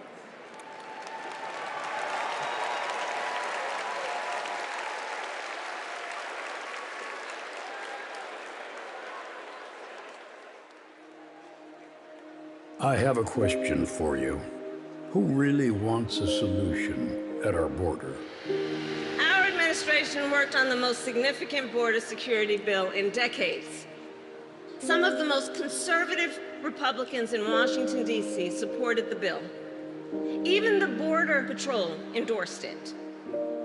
And that bill included thousands of new border agents and personnel, new technology that can detect and stop fentanyl, more judges, and faster asylum processing. For the first time in decades, a chance at a real bipartisan solution. But at the last minute, Trump directed his allies in the Senate to vote it down.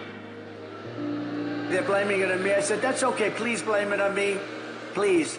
He tanked the bipartisan deal because he thought it would help him win an election. Which goes to show Donald Trump does not care about border security. He only cares about himself. The real difference is, I was the Attorney General of a border state. In that job, I walked underground tunnels between the United States and Mexico on that border with law enforcement officers. I went after transnational gangs, drug cartels, and human traffickers that came into our country illegally. I prosecuted them in case after case, and I won. So here is my pledge to you. As president, I will bring back the border security bill that Donald Trump killed, and I will sign it into law and show Donald Trump what real leadership looks like.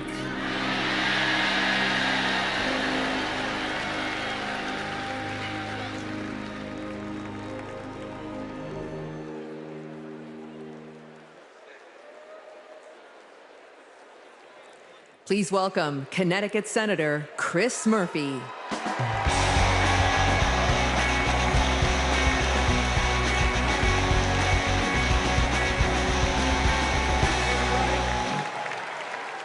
So, I just want to let you know,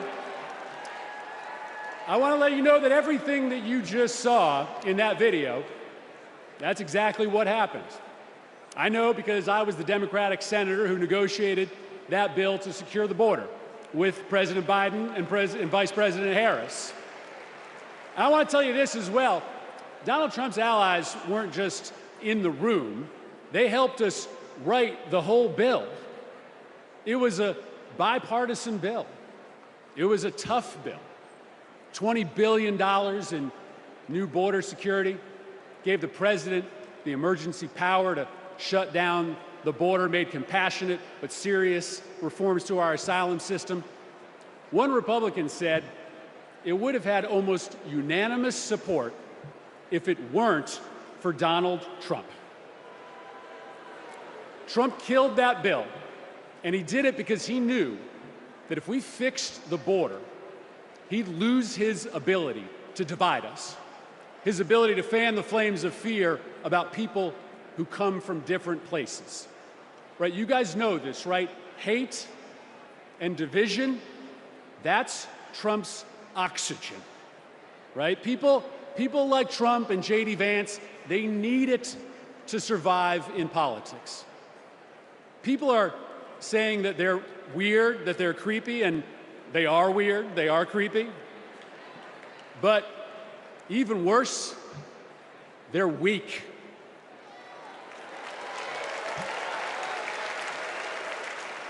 Kamala Harris is not weak. For 20 years, Kamala Harris has been tough as nails when it comes to securing our border. When she was a California prosecutor, she went after drug smugglers, human traffickers. She put 100 gang members away in a single sweep. Trump says that a safe nation can't be an immigrant nation. That's flat wrong, and Kamala Harris knows it. She knows this too. Engraved on the Statue of Liberty is a poem. The last line reads, "I lift my lamp beside the golden door." For generations, that lamp has called people to start a brave new life in America. My ancestors, your ancestors, and the parents of the next President of the United States of America. Kamala Harris knows that we can be a nation of proud immigrants and a nation of strong immigration laws. That's why when she's president, she will bring that border bill back, and Kamala Harris is going to pass it.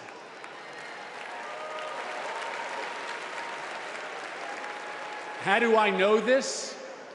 Because in this race, there is only one candidate who has ever been willing to do the worthy, redeeming work of making our country better, of recognizing that we do not have to choose between celebrating our heritage and enforcing our laws, right? The beautiful thing about America is that we can be both. We can be a nation of immigrants who love their country and a nation with a secure border. And there is only one candidate. There is only one candidate who can deliver that vision of America, and it's Kamala Harris. Thank you very much, Democrats.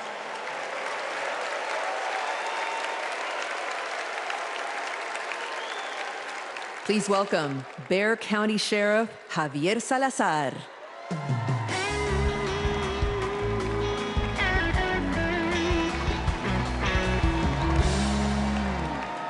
On the other side of the border, the traffickers, they pack migrants into 18-wheelers like cattle, 50, 100 at a time.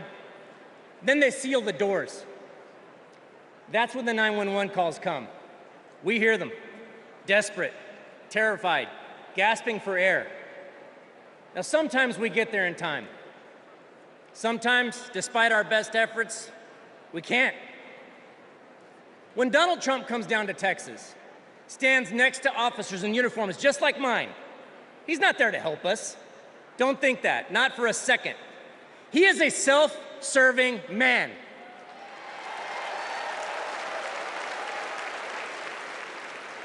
I mean, look, just like when he killed the border bill, he just made our jobs harder. Now, Kamala, on the other hand, has been fighting border crime for years. She's gone down to Mexico and worked to stop the traffickers. And when the traffickers didn't stop, she put them in jail. Now, down in my neck of the woods, we call that fooling around and finding out. I may be paraphrasing a bit. We protect them. Now, the border sheriffs that I know, right, and we're like Kamala. We protect and serve. We enforce the law. We show compassion. And we fight like hell to protect our border. Because as we've always known in Texas, cuando luchamos, ganamos. When we fight, we win.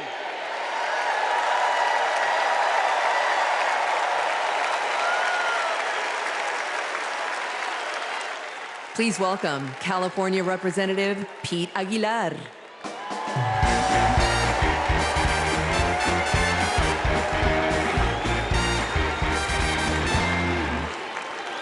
I'm Pete Aguilar, chair of the Democratic Caucus. For 4 generations, my family has called California home. I grew up in San Bernardino, a working-class community defined by family, faith, and hard work. These values, shared by Latino families across this country, are what made my family's American dream possible. And only Kamala Harris and Tim Walz will protect the American dream so that every family can earn a living, own a home, and reach their full potential. This is a vision for America that Donald Trump will never understand. All he knows is chaos and division. He talks about tearing American families apart, pitting neighbor against neighbor, community against community. Compare that to what Kamala Harris has done as vice president. Almost 500,000 people who live here and are married to a U.S. citizen can now apply for lawful permanent residents. DACA recipients who graduated college have easier access to work visas. And we would have much more security at the border if Donald Trump hadn't tanked the bipartisan bill. Folks, we don't have to choose between a secure border and building an America for all. Under President Harris, we can and will do both. As a prosecutor, she took on transnational gangs and cartels. As president, she will fight for pathways to citizenship. And I can tell you, as the highest-ranking Latino in Congress, our community understands the stakes in this election because we believe in the promise of this country. We believe our nation is stronger when we keep families together. We believe our union is more perfect when dreamers become doctors, teachers, construction workers, and military service members. Latinos believe in that American dream and a brighter future. One where we secure our border, fix our broken immigration system, and unlock economic opportunity for all. And together, we will win. Thank you.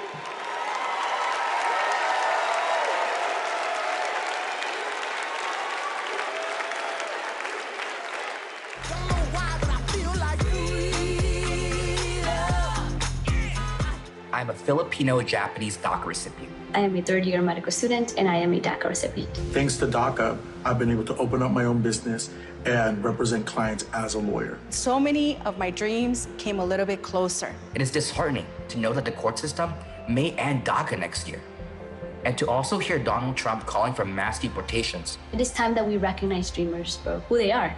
We are contributors to this great nation. I support Vice President Harris, who has continued to fight for DACA recipients. She was the one who stood with us, who sat with us, who heard our stories. We need a future President Harris to ensure that dreamers like me can continue to work and provide for ourselves, our communities, and our families.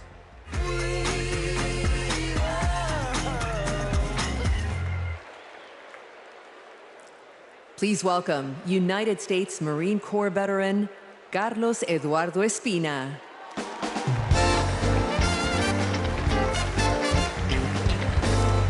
Buenas noches, mi gente.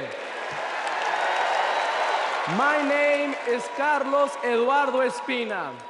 And if 2 decades ago, when my parents immigrated to College Station, Texas, you told them that one day their son would reach 14 million followers on social media, graduate law school, and speak at the Democratic National Convention, they might not believe you. But this is the United States of America, the land of opportunities where anything is possible. I know this because daily I interact with people who, like my parents, came to America to fulfill the dreams and ambitions that in their home countries were impossible. People who work hard, contribute to society, pay taxes because, yes, immigrants pay taxes, and love this country deeply. The same people Donald Trump wants you to believe are poisoning the blood of our country. This is dangerous, and it is outright anti-American. Because as Ronald Reagan, a Republican, once said, we lead the world because unique among nations, we draw our people, our strength from every country and every corner of the world. Reagan knew that welcoming immigrants is not a Democratic or a Republican value, it is an American value. To be pro-immigrant is to be pro-America. And that's why Kamala Harris understands this too. And that's why, once elected, she will reject hate and find solutions that make our nation stronger. So let's get her elected. Let's get her elected. And ensure that our country remains a beacon of freedom and opportunity for all. Thank you, God bless you, and God bless the great state of Texas.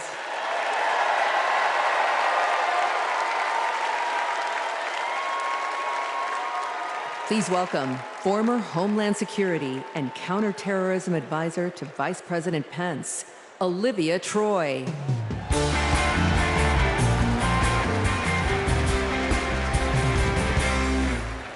4 years ago, I resigned from the Trump administration. As a Republican who dreamed of working in the White House, it was a hard decision. But as an American, it was the right one. I saw how Donald Trump undermined our intelligence community, our military leaders, and ultimately our democratic process. Now, he's doing it again, lying and laying the groundwork to undermine this election. It's his MO, to sow doubt and division. That's what Trump wants, because it's the only way he wins.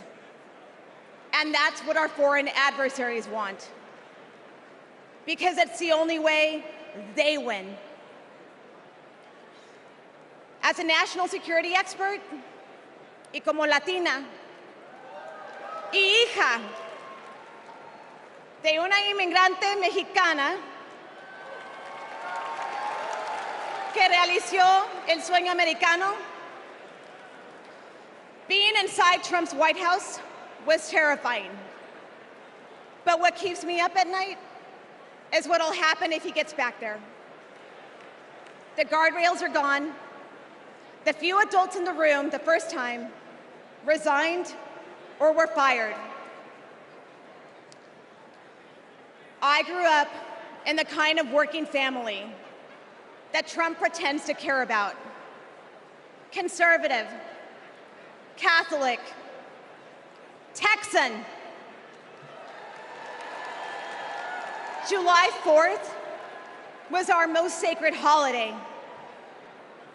Those values made me a Republican. And they're the same values that make me proud to support Kamala Harris.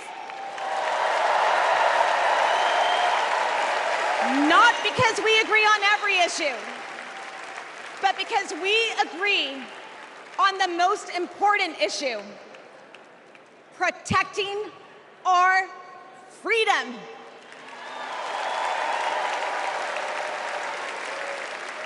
So to my fellow Republicans, you aren't voting for a Democrat. You're voting for democracy. You aren't betraying our party. You're standing up for our country. Thank you.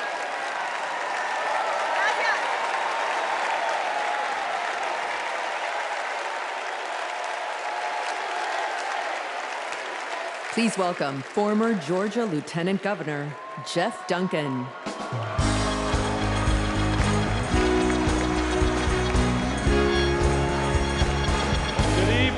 Good evening. I bring greetings from the great state of Georgia. So let's get the hard part out of the way. I am a Republican. But tonight, I stand here as an American.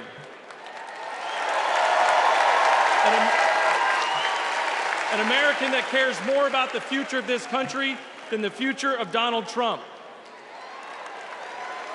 My journey started to this podium years ago when I realized Donald Trump was willing to lie, cheat, and steal to try to overturn the 2020 election. I realized Trump was a direct threat to democracy, and his actions disqualified him from ever stepping foot into the Oval Office again.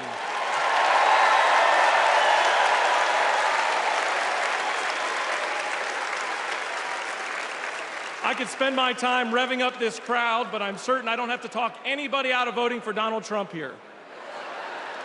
So I'm going to focus my attention on the millions of Republicans and independents that are at home that are sick and tired of making excuses for Donald Trump.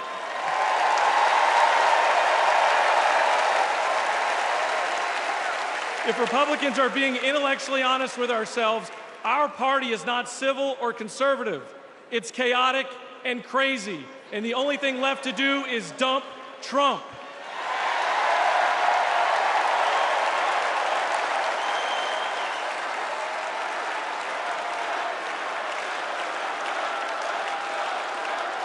These days, our party acts more like a cult worshiping a felonious thug. Look, you don't have to agree with every policy position of Kamala Harris. I don't. But you do have to recognize her prosecutor mindset that understands right from wrong, good from evil. She's a steady hand and will bring leadership to the White House that Donald Trump could never do. Let me be clear to my Republican friends at home watching. If you vote for Kamala Harris in 2024, you're not a Democrat, you're a patriot.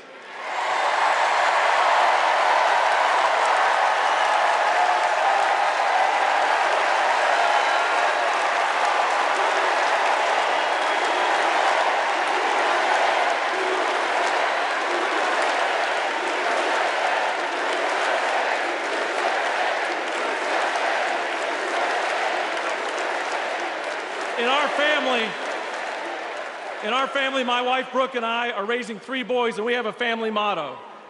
And it says, doing the right thing will never be the wrong thing.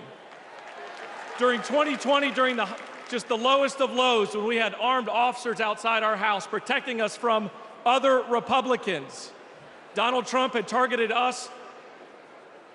My son came downstairs, and he handed me this coaster that I'd given him years before at a father-son retreat for our church. And he said, hey, Dad, doing the right thing will never be the wrong thing. Stay strong.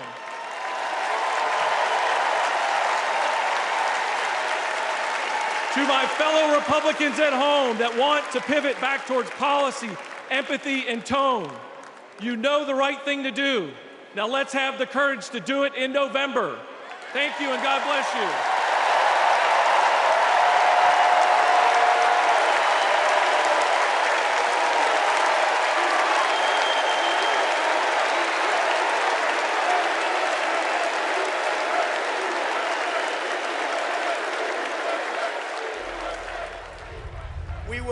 Give up, we will never concede. It doesn't happen. You don't concede when there's theft involved.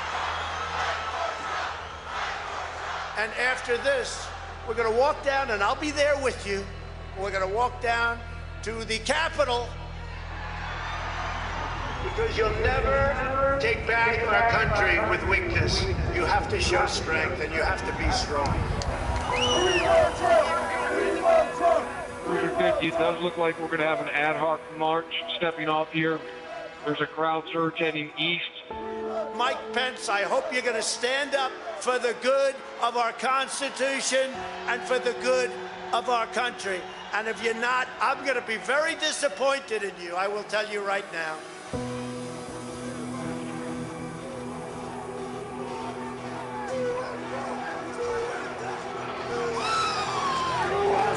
Give riot warnings as soon as the hour out of here. We're going to give riot warnings. We're going to try to get compliance, but this is now effectively a riot. 49 hours declaring it a riot. 5 to 50 be advised, trying to breach and get to the Capitol. Hold the order! Hold the order! Hold the order!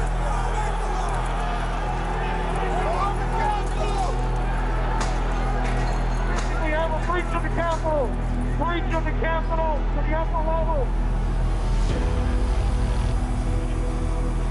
My kids didn't have the courage to do what should have been done to protect our country and our Constitution.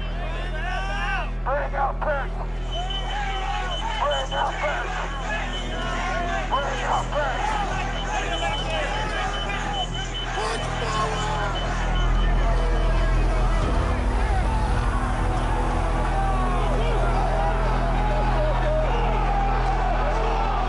We can't hold this. We're going to get too many people. Look at this vantage point, man. We're trying to hold the upper deck.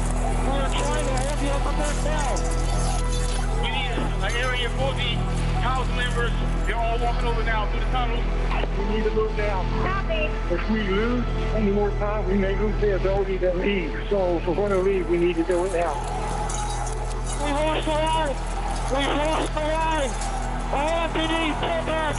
All MPD, pull back to the upper deck. ASAP. H208 with 4 members. The doors barricade. There's people flooded the hallways outside. We have no way out.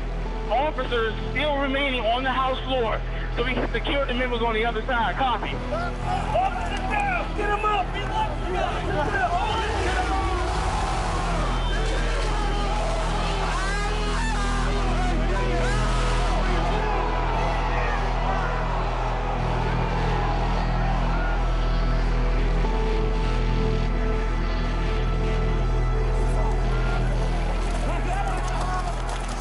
And if I win, I will be looking very, very strongly about pardons.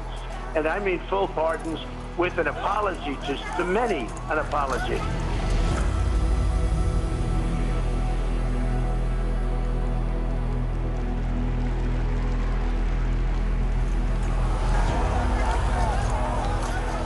They were peaceful people. These were great people. The crowd was unbelievable. And I mentioned the word love, the love in the air. I've never seen anything like it.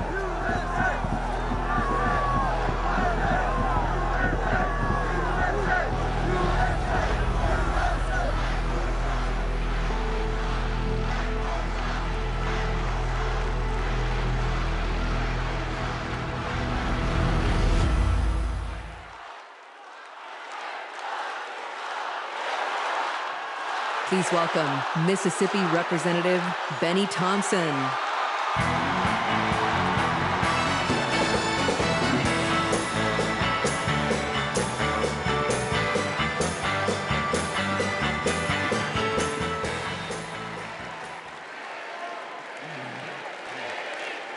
On January 6th, like most of my colleagues, I had one goal: to uphold the votes of the American people, the cornerstone of our American democracy.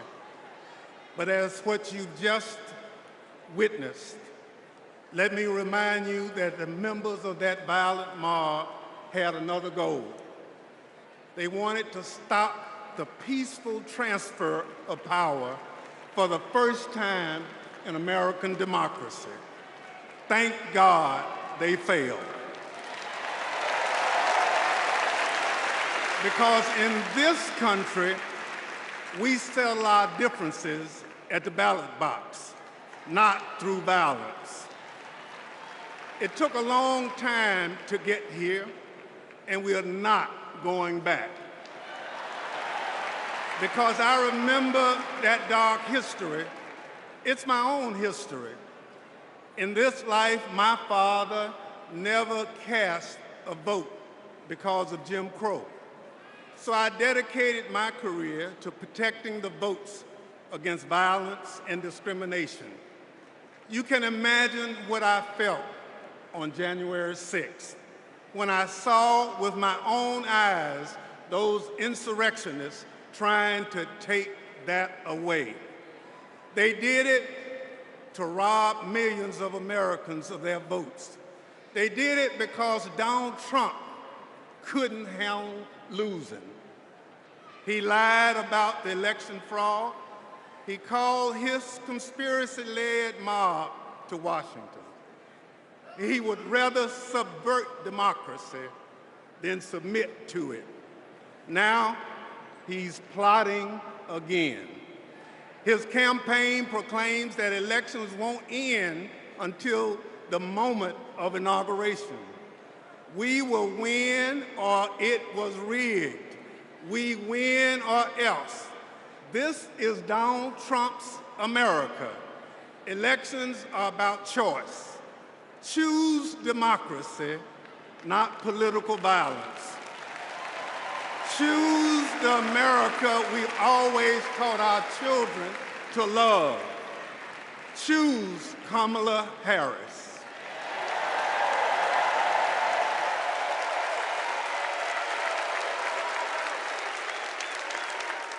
Please welcome former United States Capitol Police Sergeant Aquilino Gonell.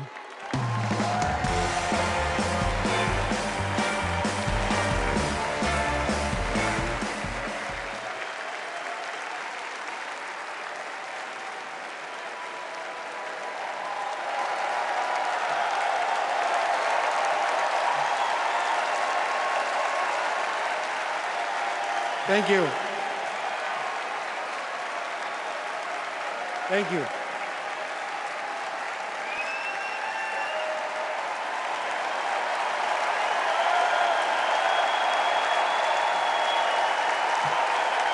Thank you. Before I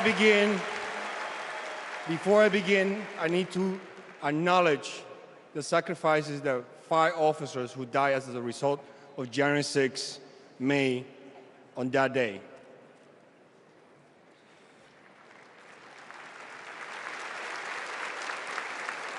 My name is Aquilino Gonell. I immigrated to the U.S. from the Dominican Republic when I was 12. I became an American citizen. I was a sergeant in the U.S. Army and a Capitol Police officer. I had seen violence while serving in Iraq, but nothing prepared me for January 6. We officers risked everything to protect innocent people. We were beaten and blinded. I was assaulted with a pole attached to the American flag. President Trump summoned our attackers and sided with them. He betrayed us. When I joined the Army in Capitol Police, I took an oath to defend the Constitution. I did so with duty in my soul, and I still feel it. To Donald Trump, I ask, why don't you?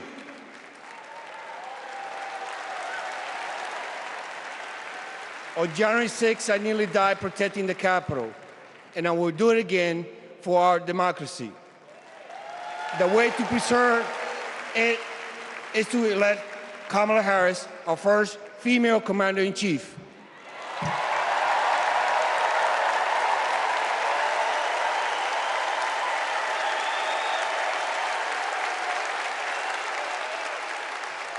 Please welcome New Jersey Representative Andy Kim.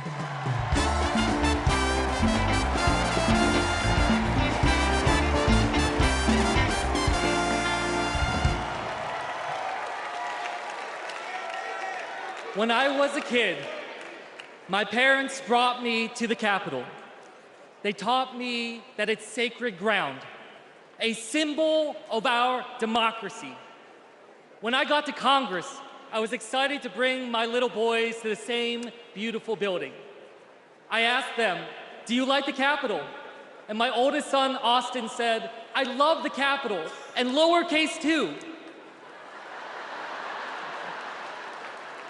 They are so sweet. But shortly after, we saw something unimaginable. A mob tearing down flags, assaulting police officers. That night, I walked into the rotunda. The floor was covered in broken glass and garbage, strewn with the chaos unleashed by Donald Trump. And I thought to myself, how did it get this bad? So I did the only thing I could think of. I grabbed the trash bag and started cleaning up.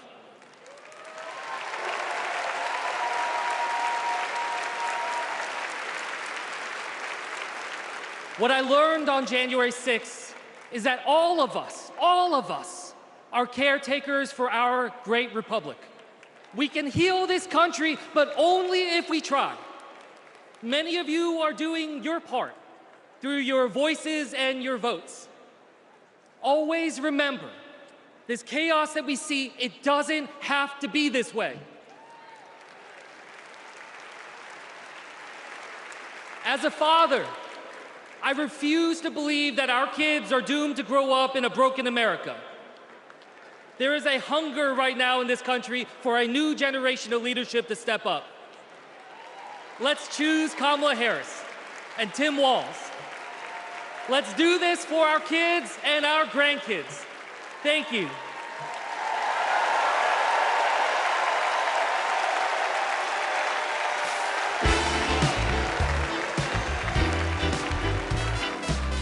Please welcome Olivia Juliana. Hello from a proud Texas Democrat. This November, I'll cast my first vote in a presidential election ever. The fact is, our right to vote is under attack. I've seen it. Long wait lines. People blocked from registering to vote. Texans denied our voice. Donald Trump's Republicans are making it harder for us to vote. But we won't let them get away with it. And Kamala Harris won't let them get away with it either. She's fought for our freedoms. She's fought for our voice. But we will only be heard if we vote. As the saying goes, if you're not at the table, you're on the menu. So Gen Z, let's take our seat in our democracy and cast our ballots this November for Kamala Harris and Tim Walz. And now, ladies and gentlemen, American icon Stevie Wonder.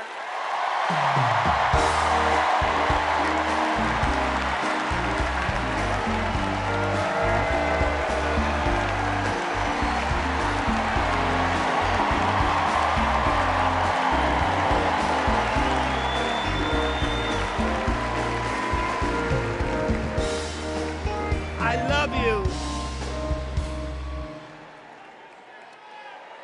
I just want to say, I love you. I love you. And every song that I've sang, every song that I've written, it's because of my love for you right here. But this year I've prayed very hard for peace to come to our world's nations, but also to each one of our hearts.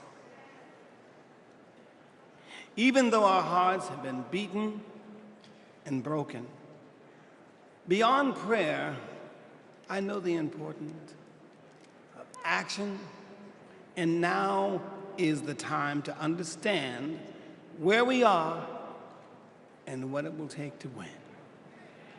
Win the broken hearts, win the disenchanted, win the angry spirits. Now is the time.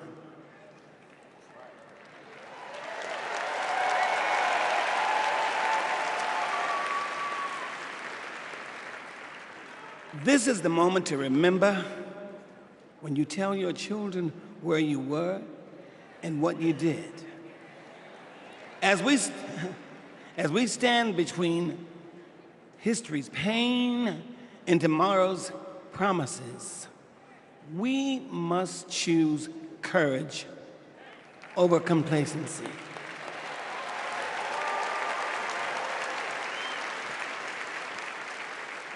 It is time to get up and go vote.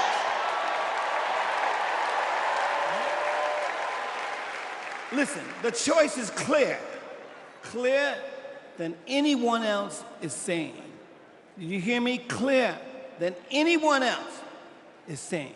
You feel me? We need to choose joy over anger, kindness over recrimination, and peace over war. Every time.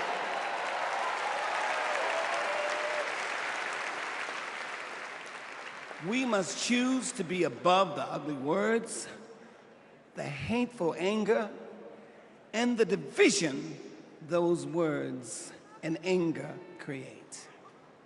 We must keep on keeping on until we truly are a united people of these United States. And then we will reach our higher ground. Are y'all ready? Are y'all ready to reach a higher ground?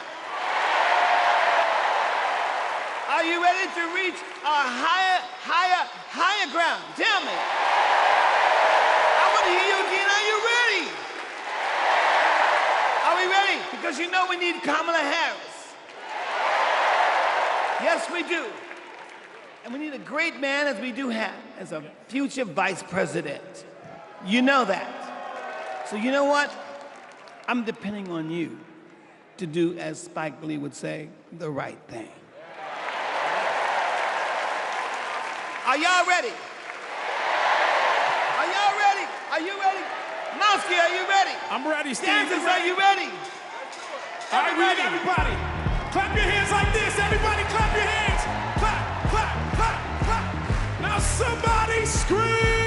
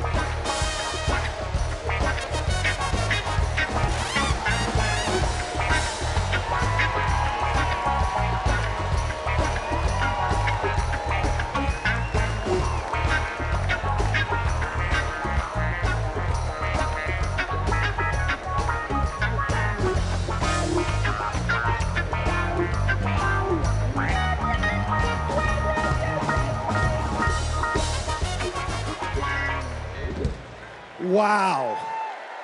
Wow. Wow.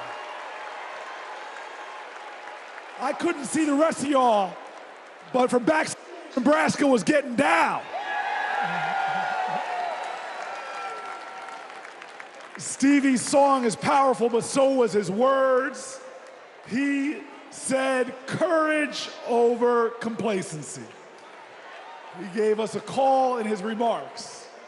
But now I gotta tell you, the party is gonna keep going.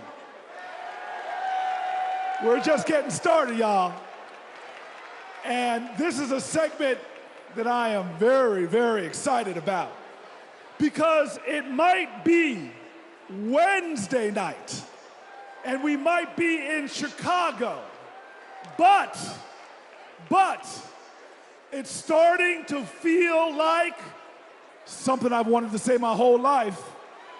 Live from New York, it's Saturday night. Please welcome Kenan Thompson.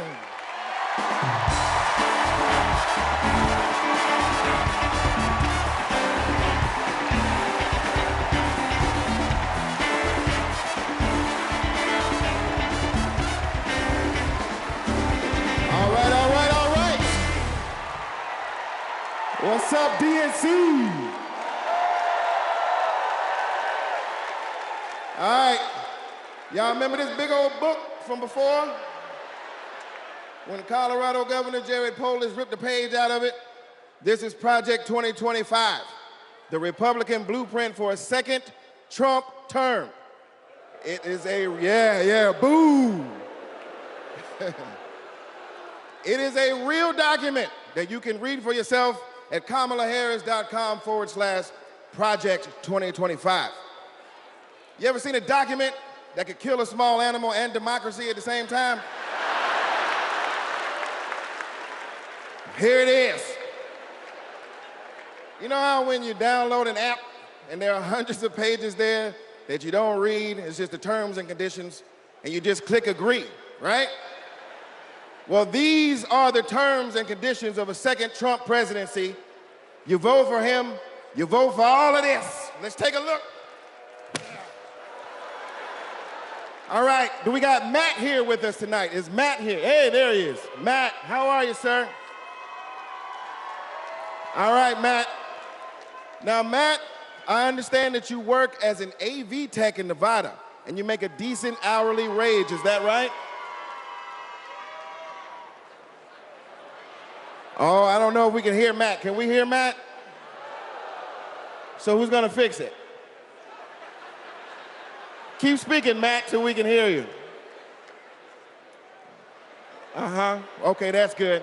I guess we're gonna move on from Matt. And this is Becky. Becky, can we hear you? Hi, Kenan, and it's great to be here. Thank you. All right, good. Now, Becky, you're married, correct? I am. Me and my wife have been together for about 8 years. Oh, that's amazing. Very, very cute. Thanks. But I have got some bad news for you. I hate that. On page 584, Project 2025 calls for the elimination of protections for LGBTQ plus Americans.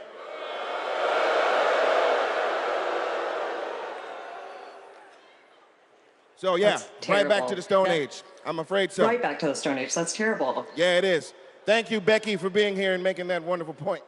All right, next up, we have Nirvana. Nirvana, are you with us? And your people are with us as well? All right, good. Now, Nirvana, I understand that you are on insulin to manage your diabetes, yes? Yes, and thanks to President Biden and Vice President Harris, I only pay $35 a month for my insulin. That is great. That is great. But on page 465, Project 2025 calls for millions of people like yourself to pay more for prescription drugs like insulin. Why?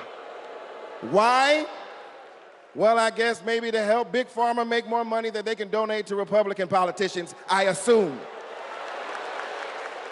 Yeah, that makes sense. Yes, unfortunately, it does make sense. All right, let's talk to Anita. Anita, are you there? Yes. Hello, Anita. Hello. And Anita, what do you do for a living? I'm an OBGYN who delivers babies and does surgery. An OBGYN. She is an OBGYN that delivers babies. Uh-oh. Uh-oh, yeah. It's bad news, isn't it? It sure is. On page 459, Project 2025 resurrects a law from the 1800s called the Comstock Act to ban abortion nationwide and throw healthcare providers in jail. Oh my God, that is awful. Yes, it is awful. All right, let's do one more. Is Sharia with us? Sharia, are you there? Hey, Keenan, I'm here. Yes, Sharia, I love it. All right, let's talk to you. I understand that you work for the federal government? Yes, sir. I'm in the United States Department of Education. I'm a proud civil servant and a proud union president. She works for the Department of Education and she's a proud civil servant. Well, unfortunately for you, on page 78, Project 2025 calls for President Trump to purge the civil service of everyone who isn't a MAGA loyalist. Are you a MAGA loyalist? Now, Keenan, absolutely not. I'm just asking. I mean, you might as well be, because also page 319 calls for the complete elimination of the Department of Education. There's a bunch of stuff in here, but that's all we have time for at the moment. Just remember, everything that we just talked about is very real. It is in this book. You can read it online at kamalaharris.com/Project 2025. And most importantly, you can stop it from ever happening by electing Kamala Harris as the next president of the United States.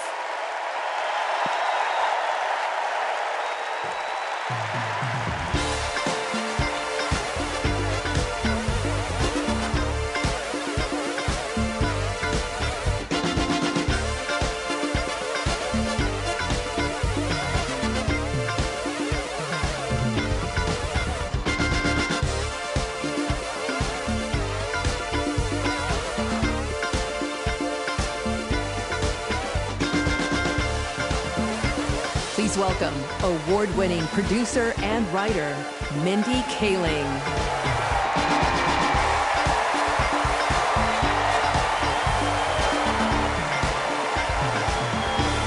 Good evening, everyone. Hello. Hello and welcome. Welcome to the third night of the Democratic National Convention. My name is Mindy Kaling. Thank you. For those of you who don't know me, I am an incredibly famous Gen Z actress who you might recognize from The Office. Thank you, The Mindy Project. Or as the woman who courageously outed Kamala Harris as Indian in an Instagram cooking video. Yes, you're welcome. I am so proud to be here supporting my friend. But the real reason I am here is that deep down, I truly believe that as a woman of color and as a single mother of 3, it is incredibly important that I be appointed ambassador to Italy. That's how this works, right? That's like why I'm here. I've never been, I'm dying to go. And guys, I just really need a break. I know it's not the priority tonight, but just think about it. I am actually here because I have known the Vice President for a long time, and I want to tell you a story about one of the first times I ever met her. She wasn't Madam Vice President then. She was my senator, and we were filming a video where she came to my home to cook dosas, a South Indian dish. Yes. It's not every day that a senator comes over, and I was pretty nervous. But when she arrived, we immediately hit it off. We talked about the love we have for our moms, who had both passed away from cancer. Both of our mothers were immigrants from India who came to America and committed their lives to serving others. My mother, Swati, became an OBGYN. Thank you.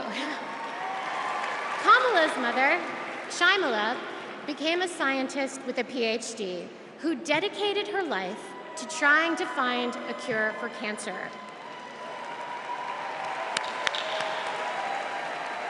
And after speaking to Kamala, it was clear to me that Shyamala had passed down the same optimism and fearlessness to her daughter. But the thing I remember the most about the vice president is that Kamala Harris can cook. Guys, she was so much better than me. But she also knew that my family was watching. So as she gently corrected my sloppy dosa making, she was complimenting me every step of the way, making sure that my daughter, Kit, heard how good of a cook I am. She had no desire to be seen as better than anyone else. She just wanted my kid to be impressed with her mom. And when she finally bit into my dosa, she looked at me and said, really good, and then never took another bite again. Yes, but it is that warmth, that generosity of spirit that I know she will bring to the White House as our next president. Kamala Harris cares deeply about other people. She will fight to protect our freedoms because those are the values that her mother passed down to her. But in order to protect those freedoms, Democrats also need to win the House.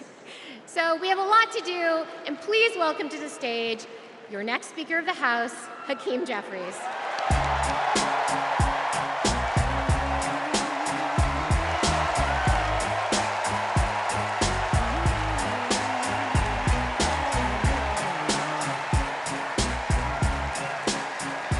Good evening, Democrats. It's a high honor and a distinct privilege as a Brooklynite, New Yorker, and as an American to stand before you today and unequivocally express my support for Kamala Harris and Tim Walz to be the next president and vice president of the United States of America. Over the last few years, House Democrats have been hard at work, and we could not have asked for a better leader to partner with than President Joseph Robinette Biden, who will go down as one of the most consequential presidents of all time. Last month, President Biden selflessly passed the torch to Vice President Kamala Harris, who is ready, willing, and able to fight for the people. Kamala Harris is a courageous leader, a compassionate leader, and a common sense leader who will deliver real results for everyday Americans. Kamala Harris is fighting for our freedom. Kamala Harris is fighting for our families. Kamala Harris is fighting for our future. Together, let's make Kamala Harris the 47th President of the United States of America.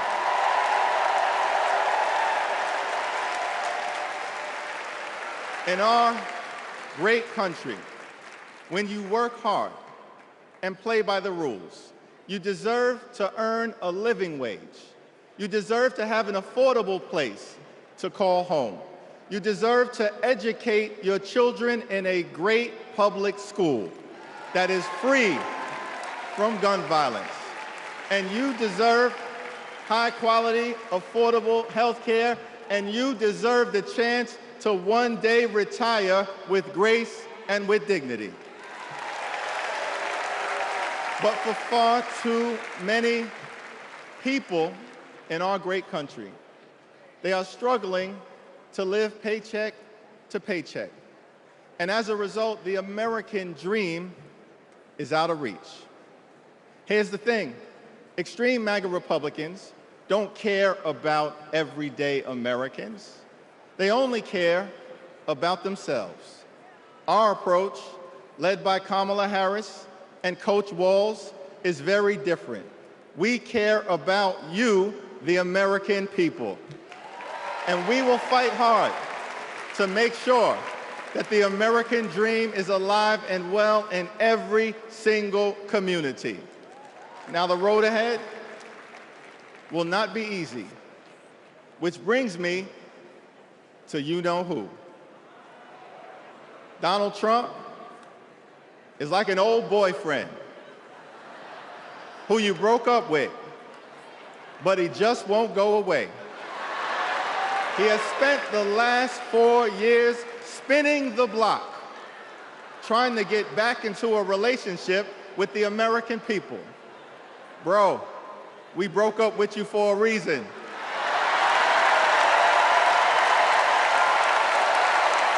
Trump was the mastermind of the GOP tax scam, where 83% of the benefits went to the wealthiest 1% in America. Trump failed our country during the COVID-19 pandemic. Trump is a chaos agent who is focused on himself, not the American people. Trump tried to destroy our democracy by lying about the election and inciting a violent mob to attack the Capitol. Trump put 3 extreme justices on the Supreme Court who destroyed Roe v. Wade. We broke up with you for a reason. Donald Trump can spin the block all he wants, but there's no reason for us to ever get back together. Been there, done that, we're not going back.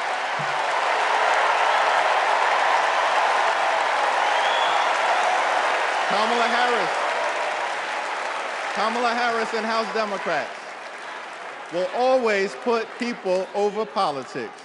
Kamala Harris and House Democrats will lower costs and grow the middle class. Kamala Harris and House Democrats will fix our broken immigration system and secure the border. Kamala Harris and House Democrats will strengthen the relationship between the police and the community. Kamala Harris and House Democrats will continue to combat the climate crisis with the fierce urgency of now. Kamala Harris and House Democrats will protect Social Security, protect Medicare, protect Medicaid, protect the Affordable Care Act, protect working families, protect small businesses, protect the middle class, protect free enterprise, protect our children, protect our seniors, protect our veterans, protect our unions, protect our dreamers, and always protect a woman's freedom to make her own reproductive health care decisions.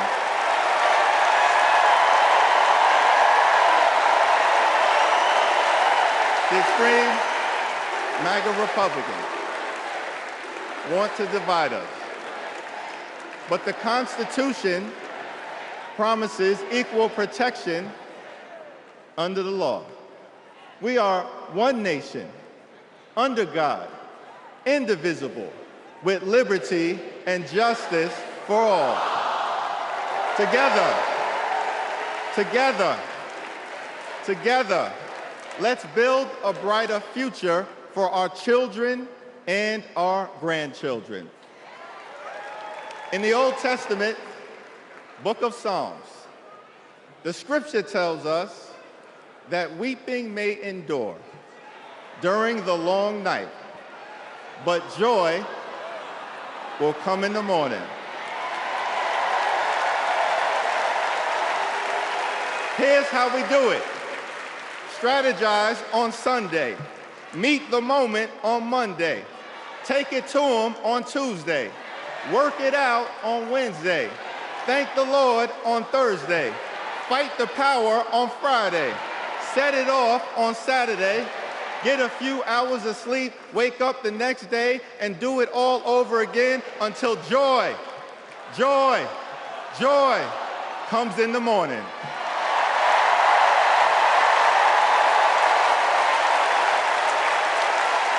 Now there's only 76 days left. There are only 76 days left. We must continue to speak up.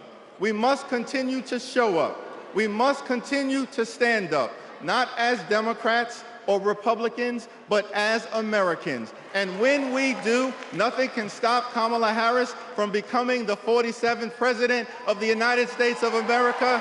Nothing can stop House Democrats from taking back the majority. Nothing can stop the American people from continuing our march toward a more perfect union. Nothing can stop us. We're all the way up. God bless you. God bless Kamala Harris. May God bless the United States of America.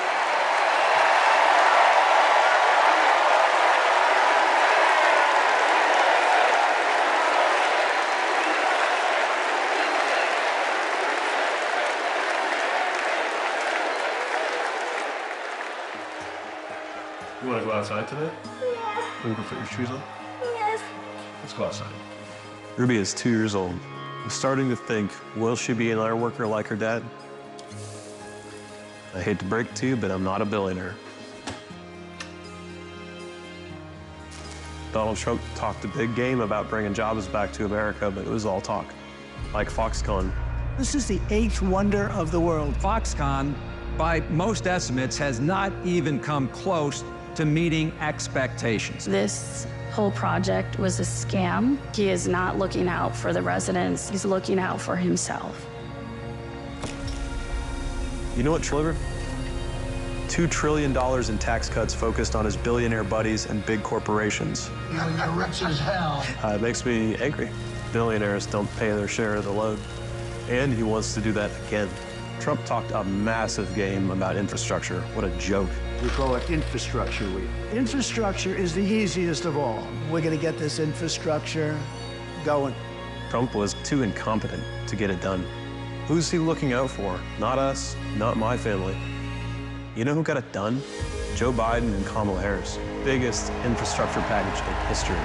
Infrastructure is just a fancy word for jobs. Not just union workers, but for everyone. Small businesses are booming. Communities are starting to thrive again. I wish it was faster. The prices are easing. Kamala Harris helped deliver the largest job growth in American history. Wages are higher. Manufacturing is booming. We're building roads, bridges, airports again. That's a fact. And we have healthcare. When our middle class is strong, America is strong. Kamala's goal is to rebuild the middle class for families like mine.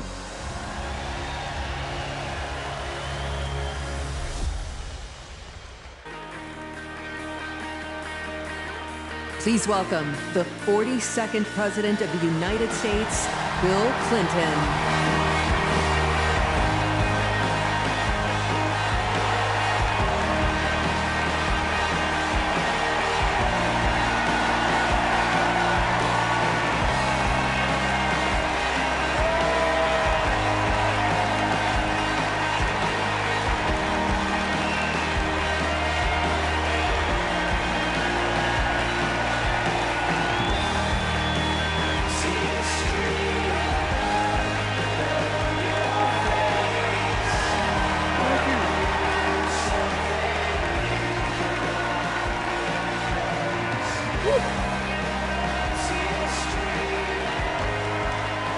Thank you.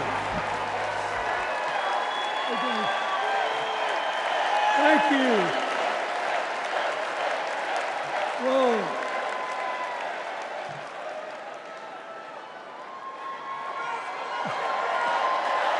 Let me ask you something. After the last 2 days, aren't you proud to be a Democrat? And I am very grateful to the Republicans and independents that have joined us, have been up here on the stage. And I hope they feel better about it now. Because I've seen all these things that even I have to be reminded of from time to time when I get my spirits down. I love seeing the Obamas here. I love seeing President Biden. And I thought Hillary gave a great speech, too. And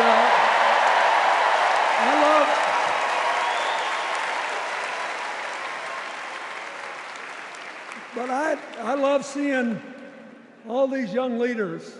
A bunch of them are coming up after me. They look better, they sound better, and they'll be exciting. I do want to say one word about President Biden. Remember, he had an improbable turn that made him president. And we were in the middle of a pandemic and an economic crash. He healed our sick and put the rest of us back to work. And he strengthened our alliances for peace and security. He stood up for Ukraine. He's trying desperately to get a ceasefire in the Middle East.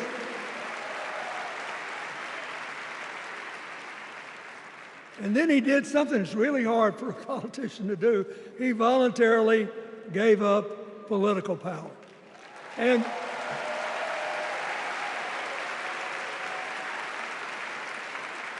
George Washington knew that, and he did it. And he set the standard for us serving 2 terms before it was mandatory. It helped his legacy, and it will enhance Joe Biden's legacy. And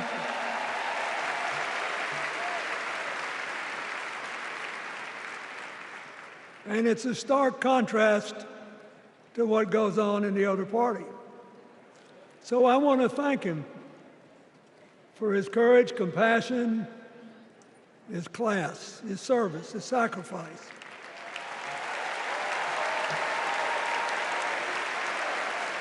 Joe Biden,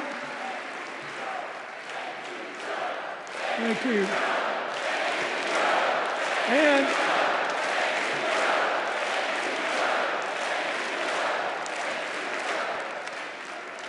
he kept the faith, and he's infected a lot of the rest of us. Now let's cut to the chase. I am too old to gild the lily. 2 days ago, I turned 78, the oldest man in my family of 4 generations. And the only personal vanity I want to assert is I'm still younger than Donald Trump.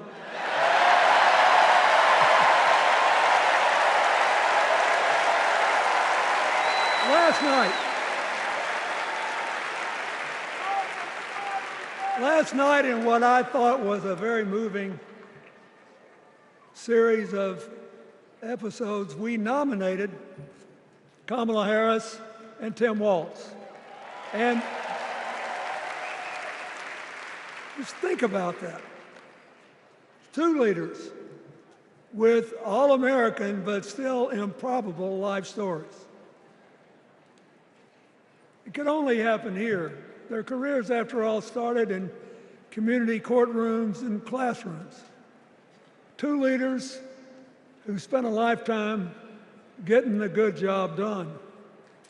Now, one of the things that I've noticed over my increasingly long life is that a presidential election is unique in several ways.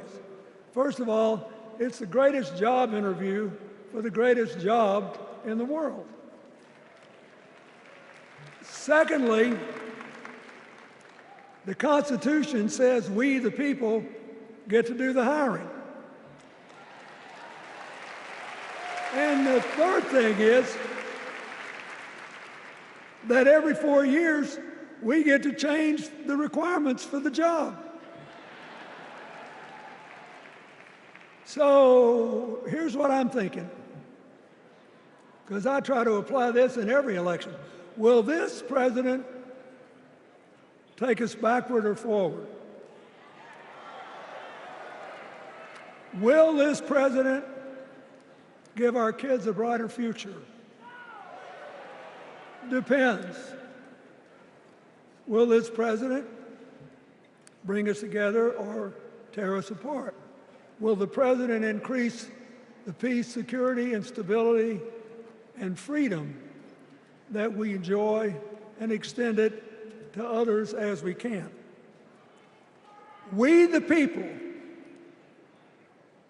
we have to make a decision about these kind of questions. And every 4 years, it's a little different because the people come at the candidates, and they say, as they're saying now, here are our problems, solve them. Here are our opportunities, seize them. Here are our fears, ease them. Here are our dreams, help them come true.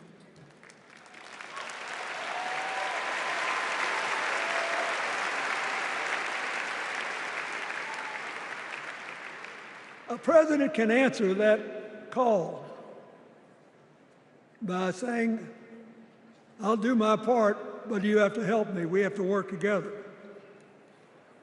Or you can dodge what needs to be done by dividing, distracting, and diverting us. So in 2024, we got a pretty clear choice, it seems to me. Kamala Harris for the people,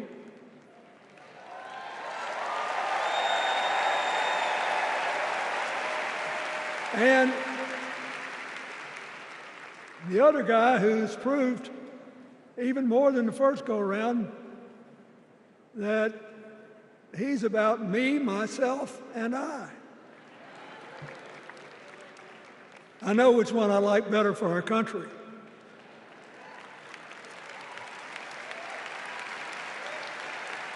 Kamala Harris will work to solve our problems, seize our opportunities, ease our fears, and make sure every single American, however they vote, has a chance to chase their dreams.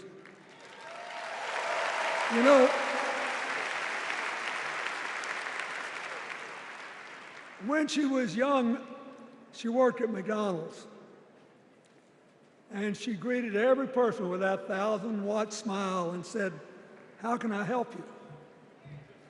Now she's at the pinnacle of power and she's still asking, how can I help you?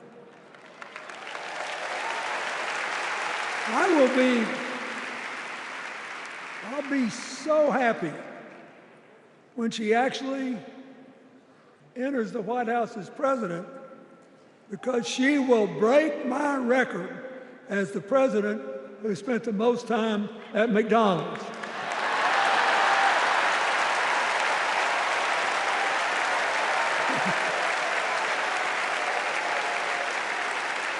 Now,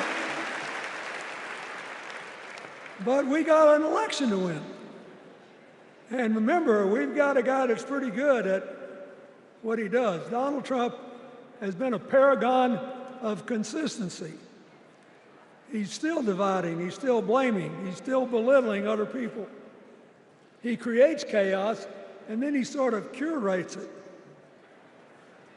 as if it were precious art.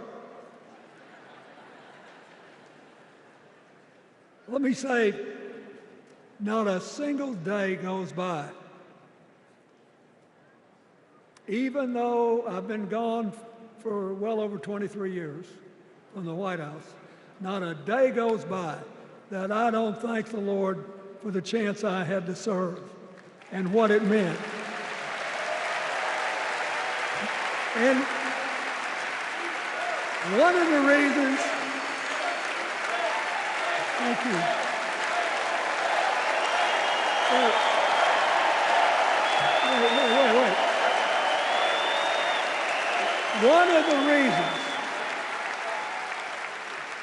One of the reasons I love the job so much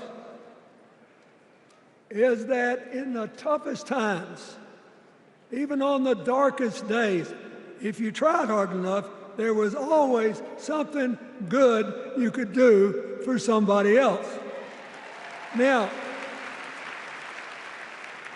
some days that's not easy to do. You've got to deal with all these emergencies, or there's something going on here, there, or yonder. But Kamala Harris is the only candidate in this race who has the vision, the experience, the temperament, the will, and yes, the sheer joy to get something done.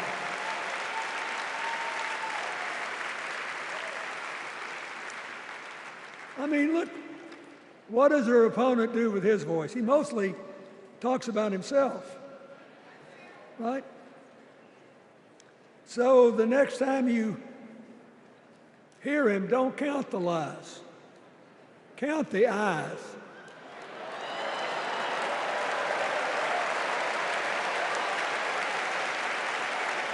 Count the eyes. His vendettas, his vengeance, his complaints, his conspiracies. He's like one of those tenors opening up before he walks out on stage, like I did, trying to get his lungs open by singing me, me, me, me, me, me.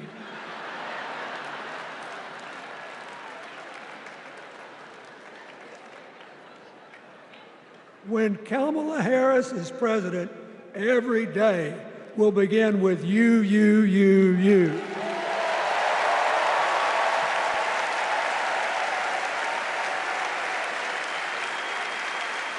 So, we got to ask ourselves the questions if we're going to hire a president. Do you want to build a strong economy from the bottom up and the middle out? Or do you want to spend the next 4 years talking about crowd size?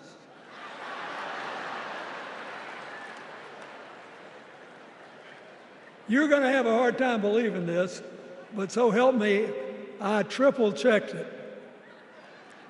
Since the end of the Cold War in 1989, America has created about 51 million new jobs.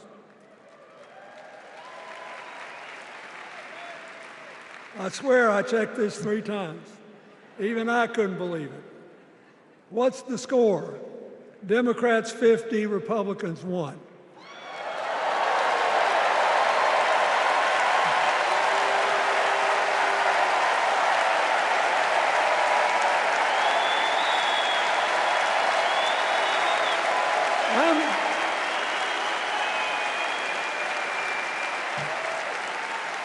I'm glad that we've got a championship-winning coach on our team.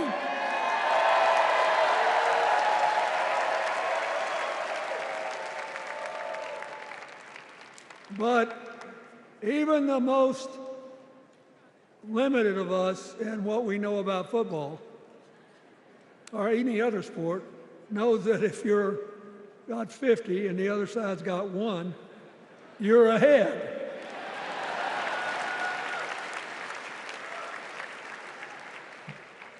What about affordable housing? It's a terrible problem in America now. We need more. And affordable health care. That's why the Democrats put a limit on monthly payments for insulin and a $2,000 a year out-of-pocket limit, and are trying to cover more drugs by bargaining for prices. We need more financing for small businesses. We need still to strengthen our alliances.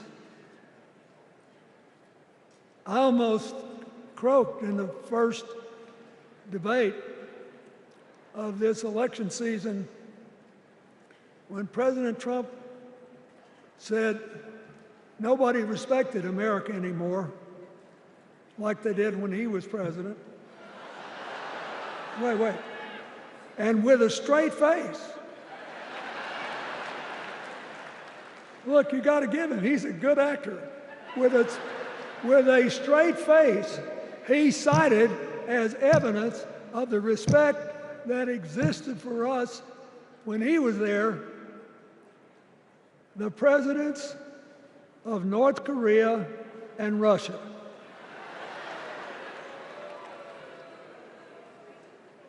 I'd rather have the people who respect us now. And one of the things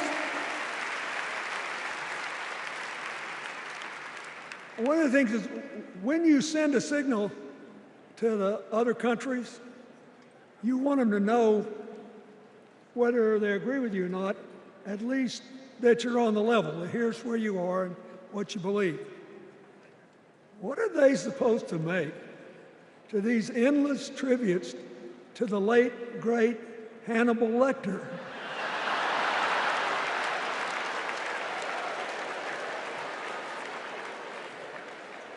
I mean, President Obama once gave me the great honor of saying I was the explainer-in-chief. Folks, I've thought and thought about it, and I don't know what to say.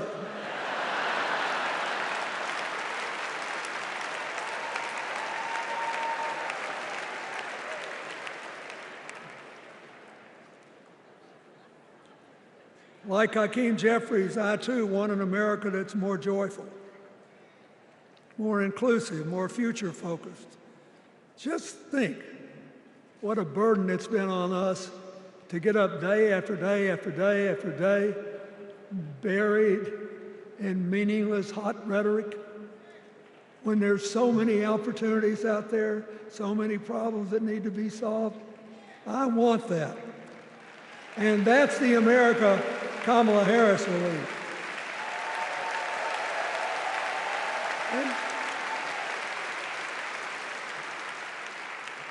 She's already made her first presidential decision, and she knocked it out of the park when she asked Governor Tim Walz to be her nominee for vice president.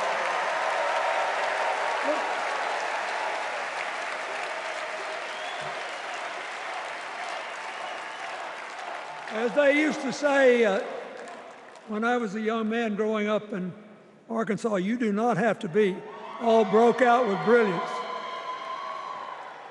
You just look at Tim Walz, listen to him, follow his record as a teacher, as a coach, in the National Guard, as a congressman, where he was the only Democrat, save one, elected in that district in more than 100 years. And he stayed a long time. And then he became a great governor. And by all accounts, he was a crack shot who had the courage among his rural constituents to say, we do not need these assault weapons available to people who can kill our kids in school.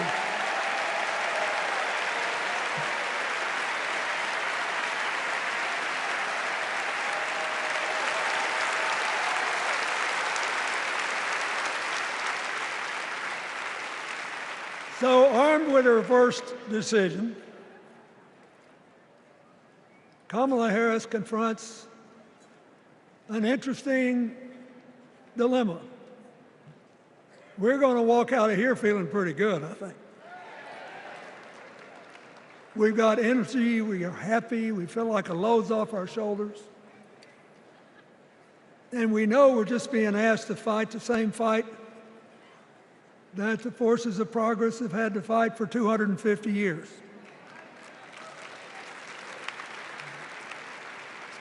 In the face of stiff and often violent opposition, we have to find a way to go forward together, where we, the people, make our union more perfect. So, that's a good thing. How could we possibly lose? Kamala Harris has fought for kids her whole life that were left out and left behind. She's taken on gangs trafficking across the border. She's fought to protect the rights of homeowners. She's been our leader in the fight for reproductive freedoms, and we know a majority of the American people are with us on that.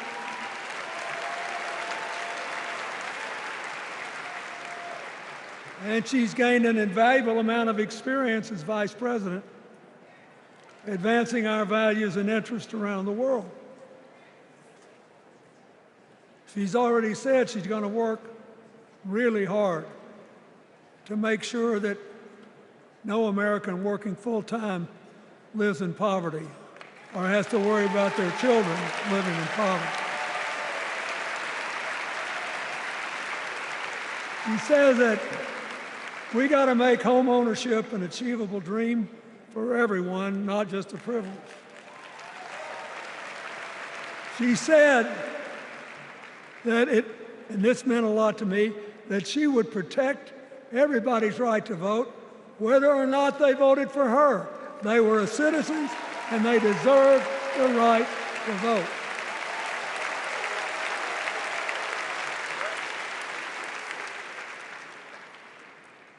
The other day, her opponent implied that as his people voted one more time, they'd be able to rig it from now on and they wouldn't have to vote again.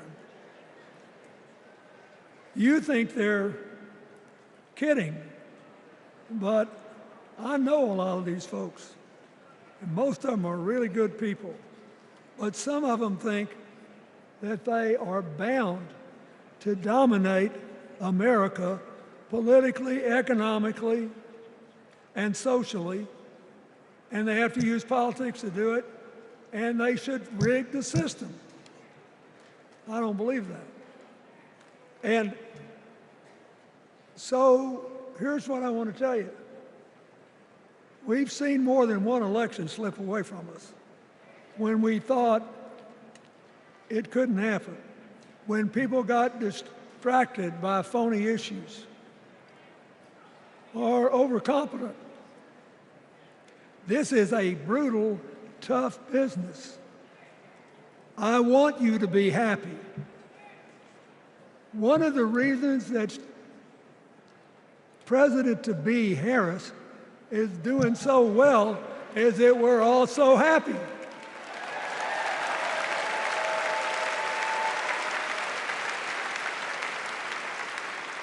But you should never underestimate your adversary. And these people are really good at distracting us, at triggering doubt, at triggering buyer's remorse. As the Obama said so eloquently last night, they are human, you know. They're bound to make a mistake now and then. We got to be tough. And so, as somebody who spends a lot of time in small towns and rural areas in New York and Arkansas and other places, I urge you to talk to all your neighbors. I urge you to meet people where they are. I urge you not to demean them, but not to pretend you don't disagree with them if you do. Treat them with respect, just the way you'd like them to treat you.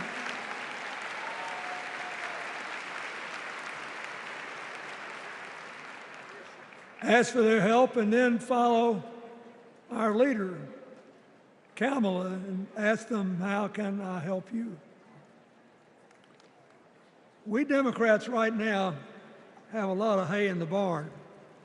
We've got massive achievements, massive advances, but there's still a lot of slips between today and Election Day that we have to navigate.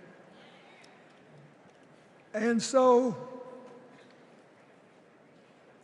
I want to say this from the bottom of my heart. I have no idea how many more of these I'll be able to come to. I started in '76, and I've been to every one since. But no, 72. Lord, I'm getting old. But here's what I want you to know. If you vote for this team, if you can get them elected and let them bring in this breath of fresh air, You will be proud of it for the rest of your life. Your children will be proud of it. Your grandchildren will be proud of it.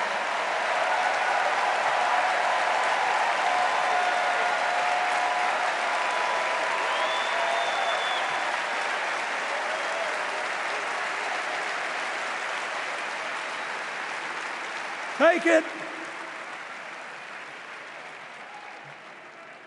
from a man who once had the honor to be called in this convention the man from hope. We need Kamala Harris, the president of joy, to lead us. So,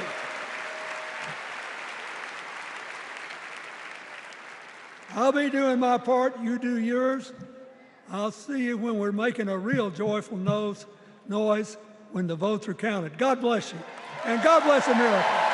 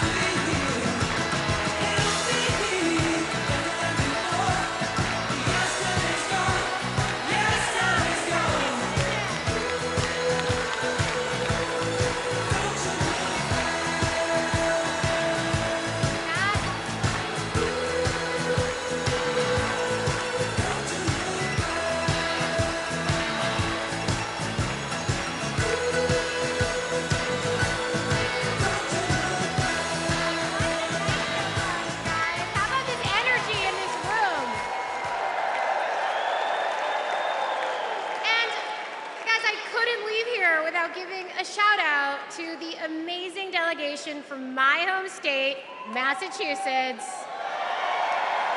I love you, Massachusetts.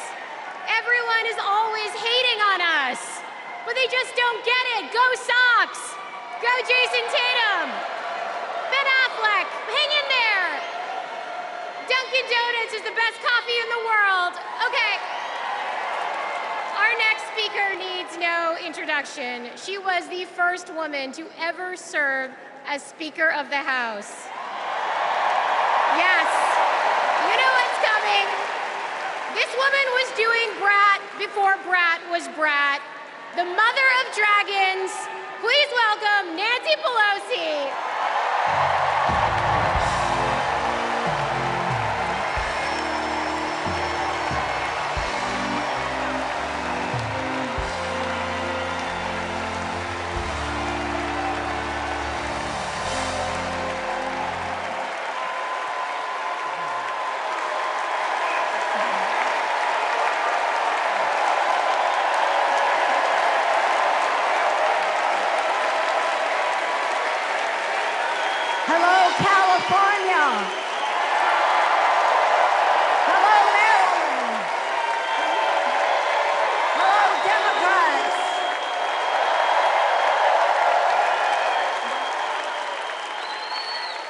January 20th, 2021, with the inauguration of Joe Biden and Kamala Harris, we established one of the most successful presidencies of modern times. And we quickly proved that Democrats deliver. Millions of jobs, stronger infrastructure and rural broadband, a Biden child tax credit, rescuing human pensions, honoring our veterans, bold climate action, lowering the cost of prescription drugs, all thanks to President Biden's patriotic vision of a fairer America, doing so with liberty and justice for all. Thank you, Joe.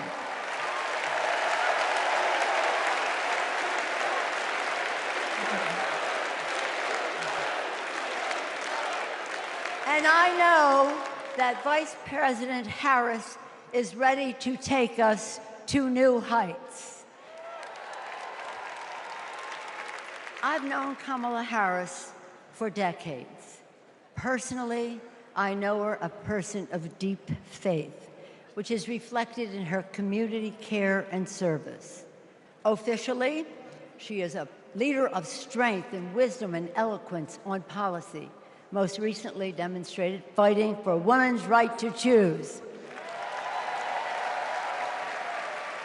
Politically, she is astute and strategic in winning difficult elections, quickly securing the nomination with dignity and grace, and choosing Tim Walz as our vice president. I had the honor of serving with Tim for 12 years in the Congress. He united Democrats, Republicans, and independents to turn a red district blue. He showed courage when he came to Congress in voting for the Affordable Care Act, meeting the needs of his constituents despite Republicans' lies and misrepresentation.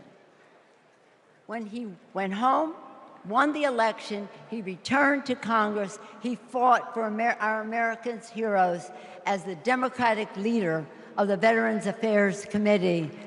Thank you, Tim.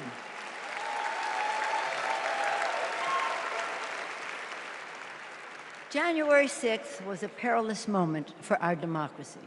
Never before had a president of the United States so brazenly assaulted the bedrock of our democracy, so gleefully embraced political violence, so willfully betrayed his oath of office. Let us not forget who assaulted democracy on January 6th. He did. But let us not forget who saved democracy that day. We did. And thank God we had a Democratic House of Representatives then. We returned to the Capitol that very same night. We insisted on certifying the election results on the floors of the House and the Senate. And we demonstrated to America and to the world that American democracy prevailed.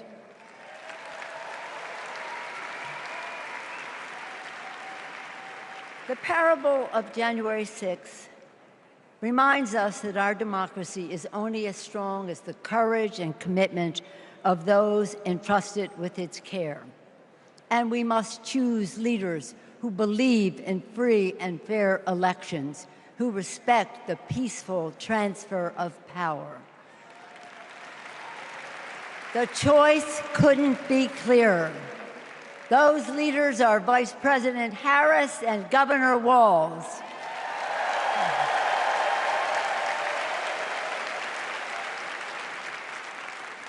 When the sun rose on January 7th, as our national anthem declares, we gave proof through the night that our flag was still there.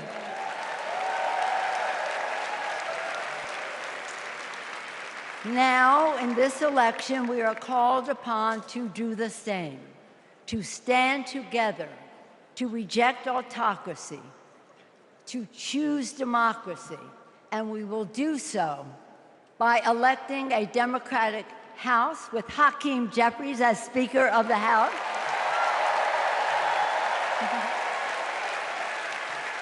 electing a Democratic Senate, electing Tim Walz as Vice President of the United States, and electing Kamala Harris as the President of the United States. Onward to victory!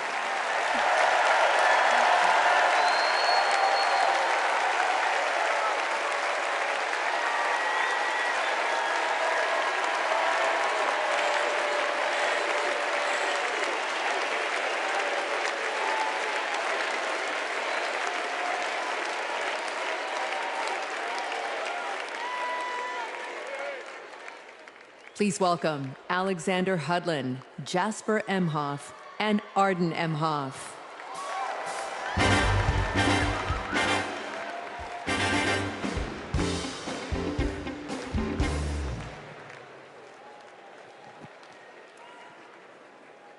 Kamala Harris is our auntie.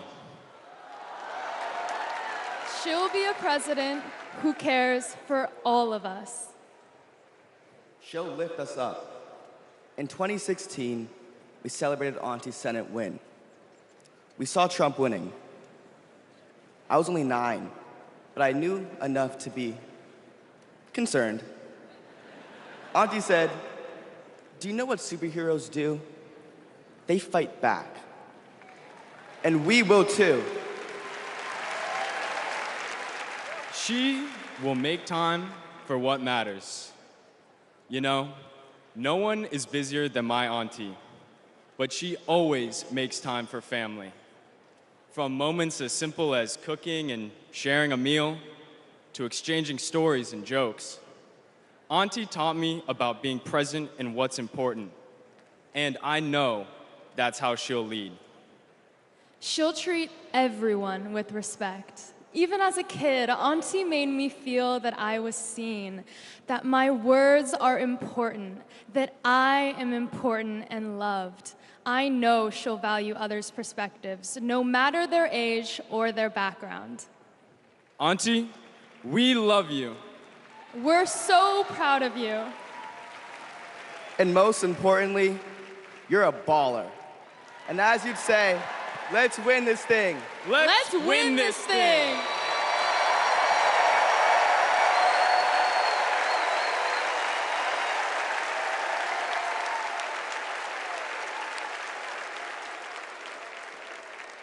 Please welcome nominee for U.S. Congress in California, Latifah Simon.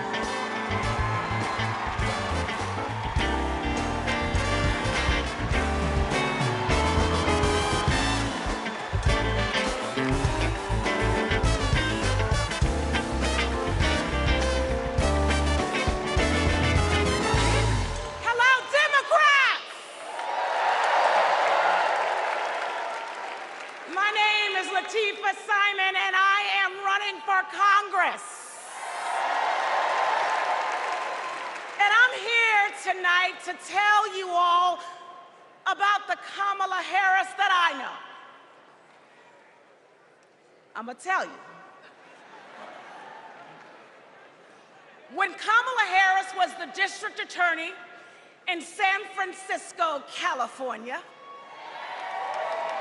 I was a teen mother running an organization working to end sex trafficking among beautiful young women and girls, to build the self-determination and power among those girls.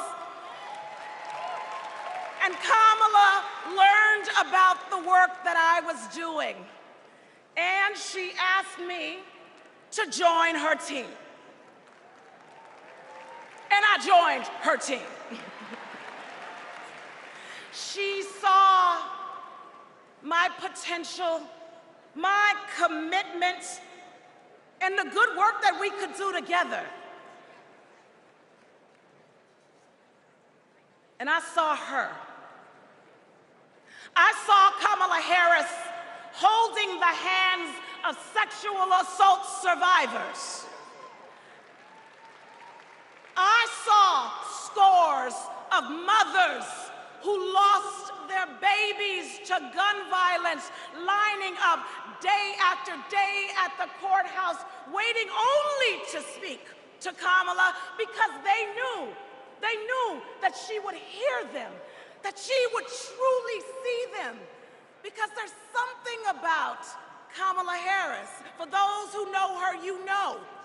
When she hears your story, she carries it with her. When she sees you, she truly sees you.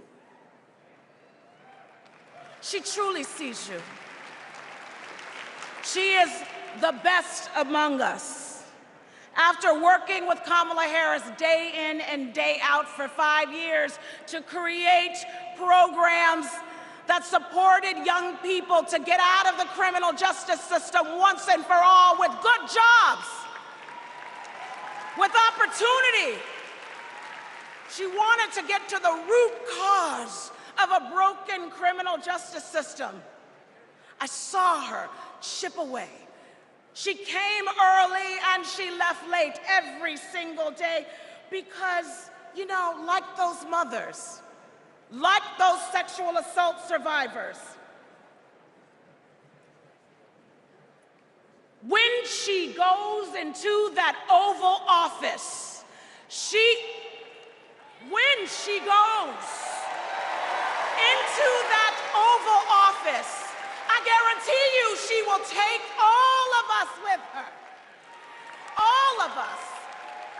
The single mothers, the disabled veterans, the low-income folks who are dying to survive, the immigrants who are trying to work towards the promise of America. She will take us all. The farm workers, she will take us all with her.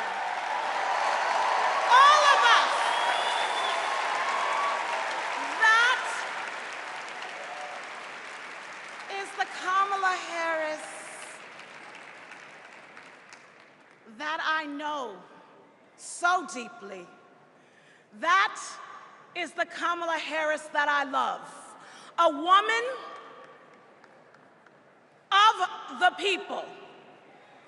A woman, a fierce woman for the people. Good night, Democrats.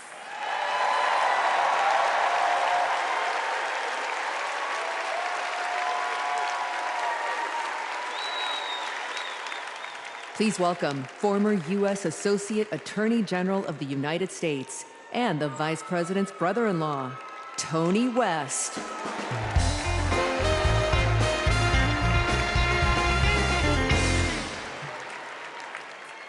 "35 years ago, in my first week at law school, I met a new classmate, Maya Harris.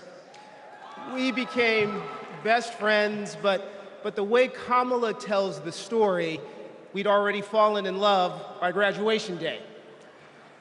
And when Maya and I married, I not only gained a life partner I love, a daughter I adore, and a mother-in-law I revered, someone I affectionately called Mother Harris, I also gained a sister I cherish, Kamala. Now, Maya, Kamala, and I each pursued different legal careers, but we were motivated by the same values: a belief in equal opportunity, a yearning for fairness, a passion for justice. Values Mother Harris taught those two little girls, values that powered Kamala's public service from the very beginning.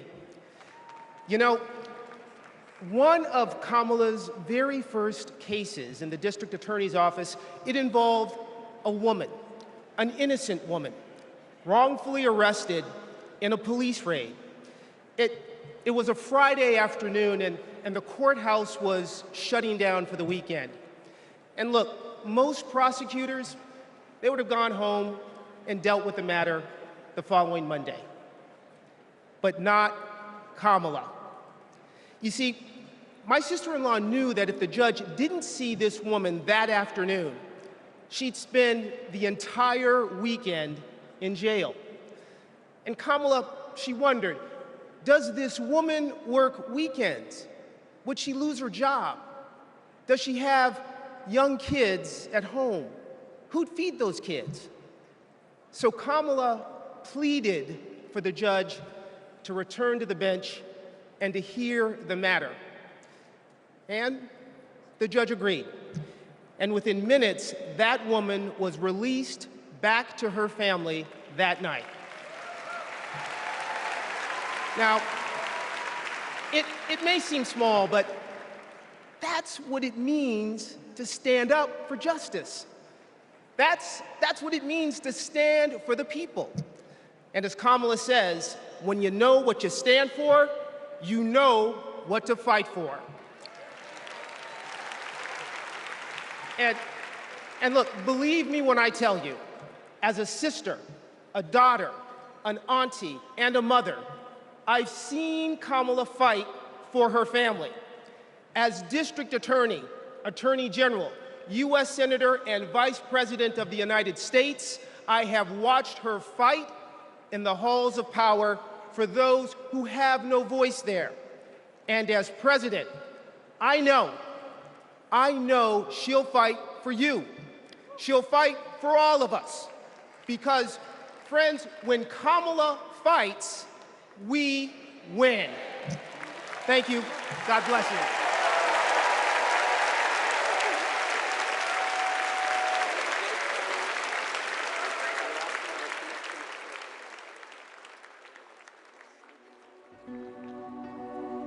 A crime against any one of us is a crime against all of us.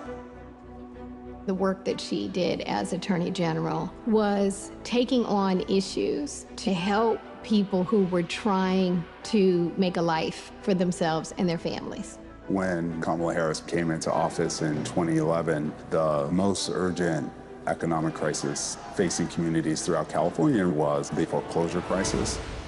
For too many Californians, hopes for lasting homeownership have been dashed. Victims have fallen prey to a series of mortgage scams, fraud, and unfair business practices. In order to get meaningful relief, we had to sue the banks and see through a lengthy litigation process.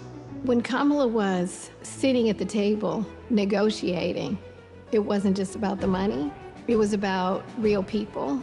I vividly remember her thinking about Mommy, who could finally afford to buy her first home, and how proud Mommy was. So Kamala knew what was at stake for families and even whole communities. We are very proud to announce a tremendous victory for California. She truly believes that every single person, every American is worthy of the promise and the prosperity of this country. And every time Kamala has run for a bigger office, it's because she believes that she can have a bigger impact. We are making a commitment tonight with this celebration of this Senate race to bring our country together. In the Senate, to get a position on the Intelligence Committee is very coveted because it is about protecting our nation's security, and Kamala hit the ground running. She would not let a witness off easily. Did you have any communications with Russian officials for any reason during the campaign that have not been disclosed? I don't recall it. I need to be correct as best I can. I do want you to be honest. I'm not able to be rushed this fast. It makes me nervous. Her questioning of Attorney General Sessions was historic, and she earned the respect of colleagues on both sides of the aisle. Kamala, as a senator, was a truth teller. She was there to expose what some of these guys were and what they intended to do. Can you think of any laws that give government the power to make decisions about the male body?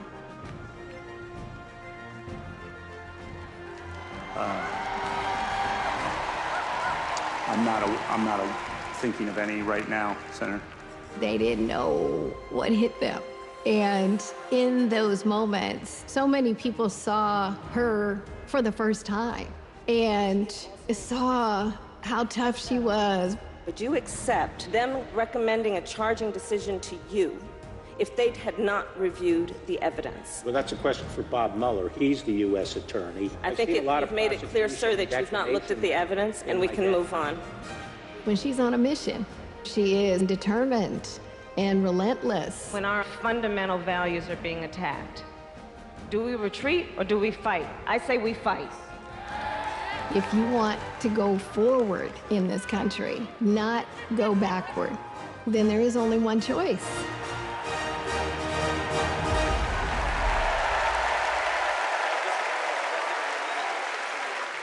Please welcome Nevada Senator Catherine Cortez Masto.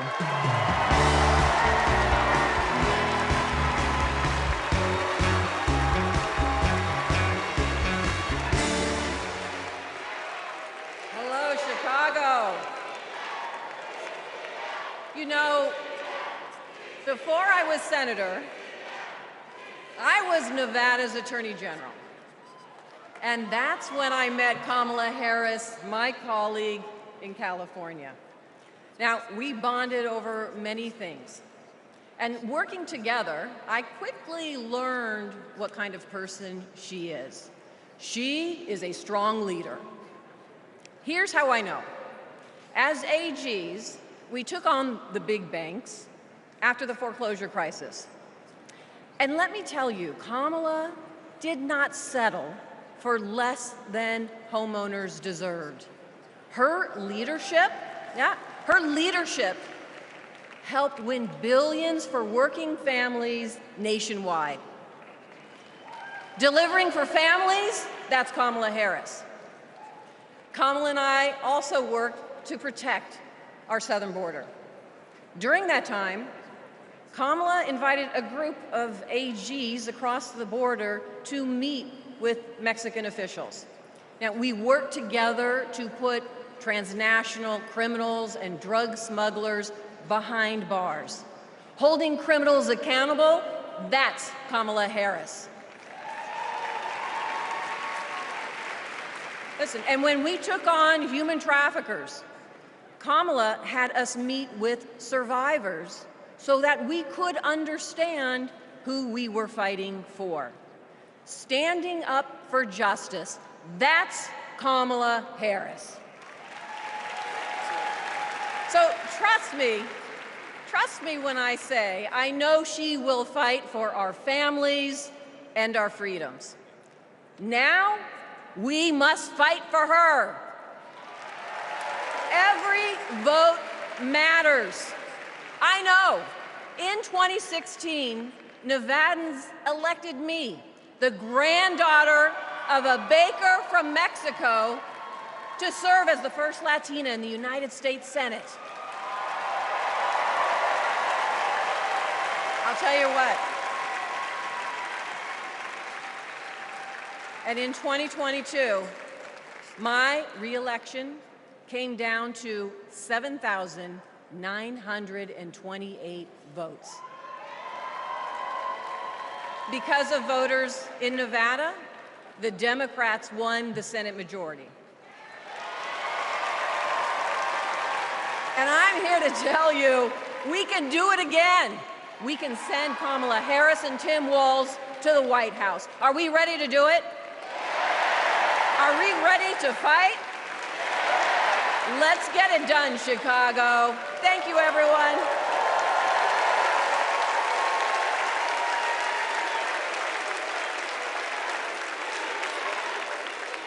Please welcome Pennsylvania Governor Josh Shapiro.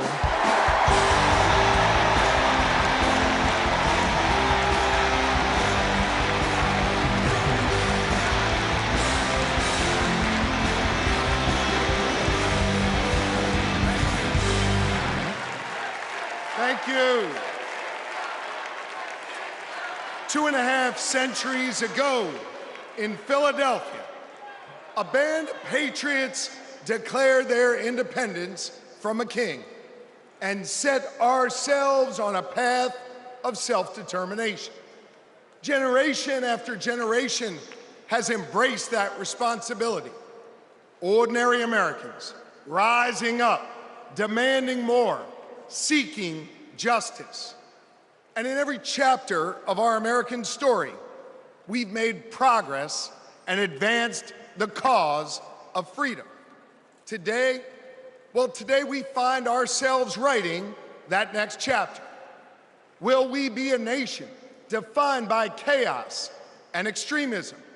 Or will we choose a path of decency, honor, and continued progress? Kamala Harris, well, she has spent her entire career making progress.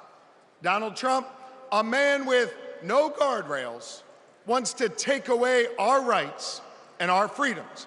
And listen, while he cloaks himself in the blanket of freedom, what he's offering isn't freedom at all. Because hear me on this, it's not freedom to tell our children what books they're allowed to read. No, it's not. And it's not freedom to tell women what they can do with their bodies.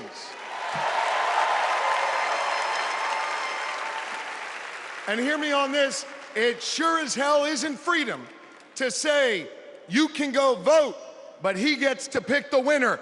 That's not freedom. But you know what? You know what, Democrats? We are the party of real freedom. That's right. The kind of real freedom that comes when that child has a great public school with an awesome teacher because we believe in her future. Real freedom that comes when we invest in the police and in the community so that child can walk to and from school and get home safely to her mama.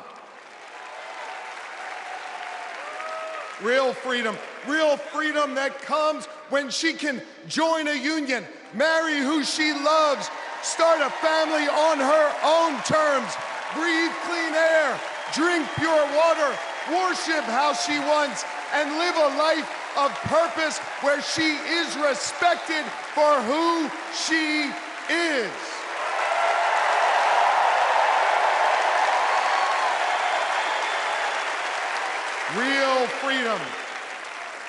Real freedom comes when she can look at Madam President and know that this is a nation where anything and everything is possible. That is real freedom, and that is what we are fighting for.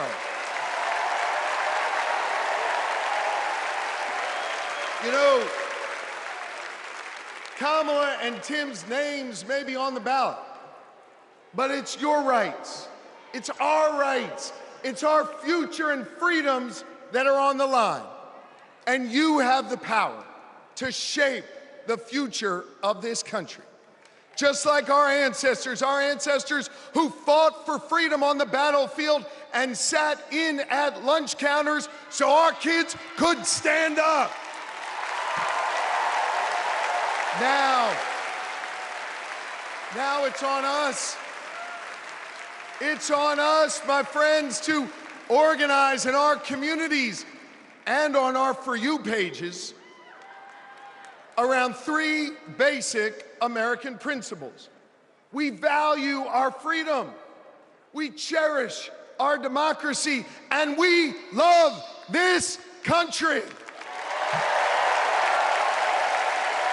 And listen,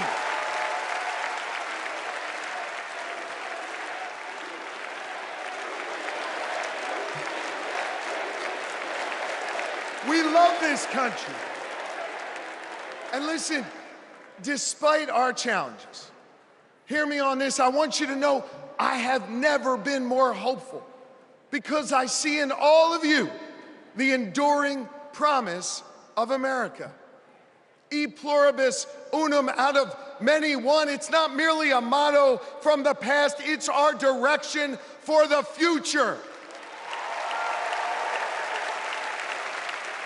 You see, you all give me hope, and you all have the power. So let's use that power. Let's do the hard work necessary to win this election and write the next chapter in our American story. So are you ready to protect our rights? Are you ready to secure our freedoms? And are you ready to defend our democracy? And are you ready to elect Kamala Harris and Tim Walz? America, let's get to work.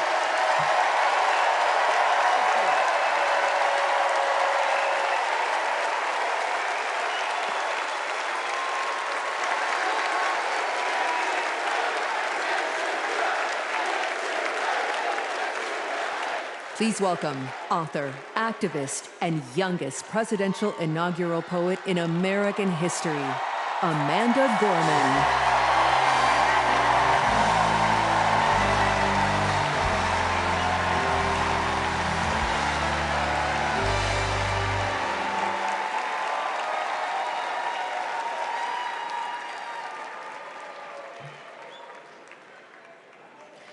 We gather at this hallowed place because we believe in the American dream.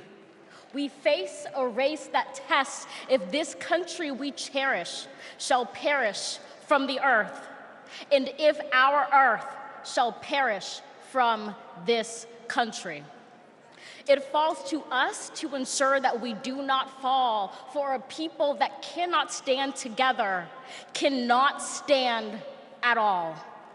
We are one family, regardless of religion, class, or color.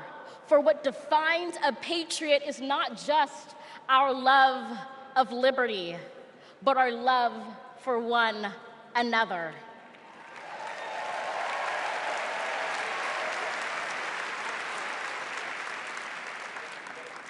This is loud in our country's call because while we all love freedom, it is love that frees us all.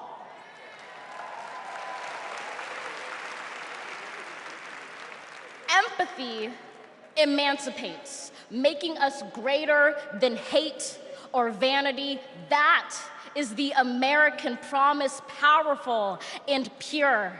Divided, we cannot endure, but united, we can endeavor to humanize our democracy and endear democracy to humanity.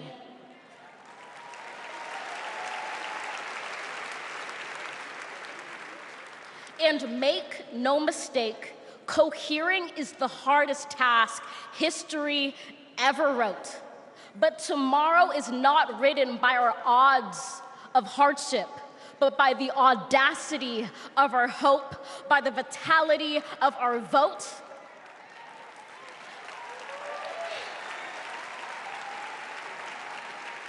Only now, approaching this rare air, are we aware that perhaps the American dream is no dream at all, but instead a dare to dream together.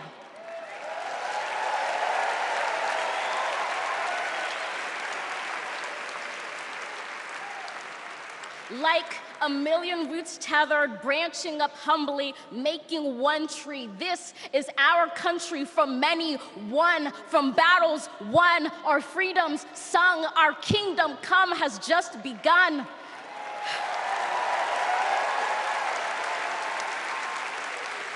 We redeem this sacred scene, ready for our journey from it. Together, we must birth this early republic and achieve an unearthly summit. Let us not just believe in the American dream, let us be worthy of it. Thank you.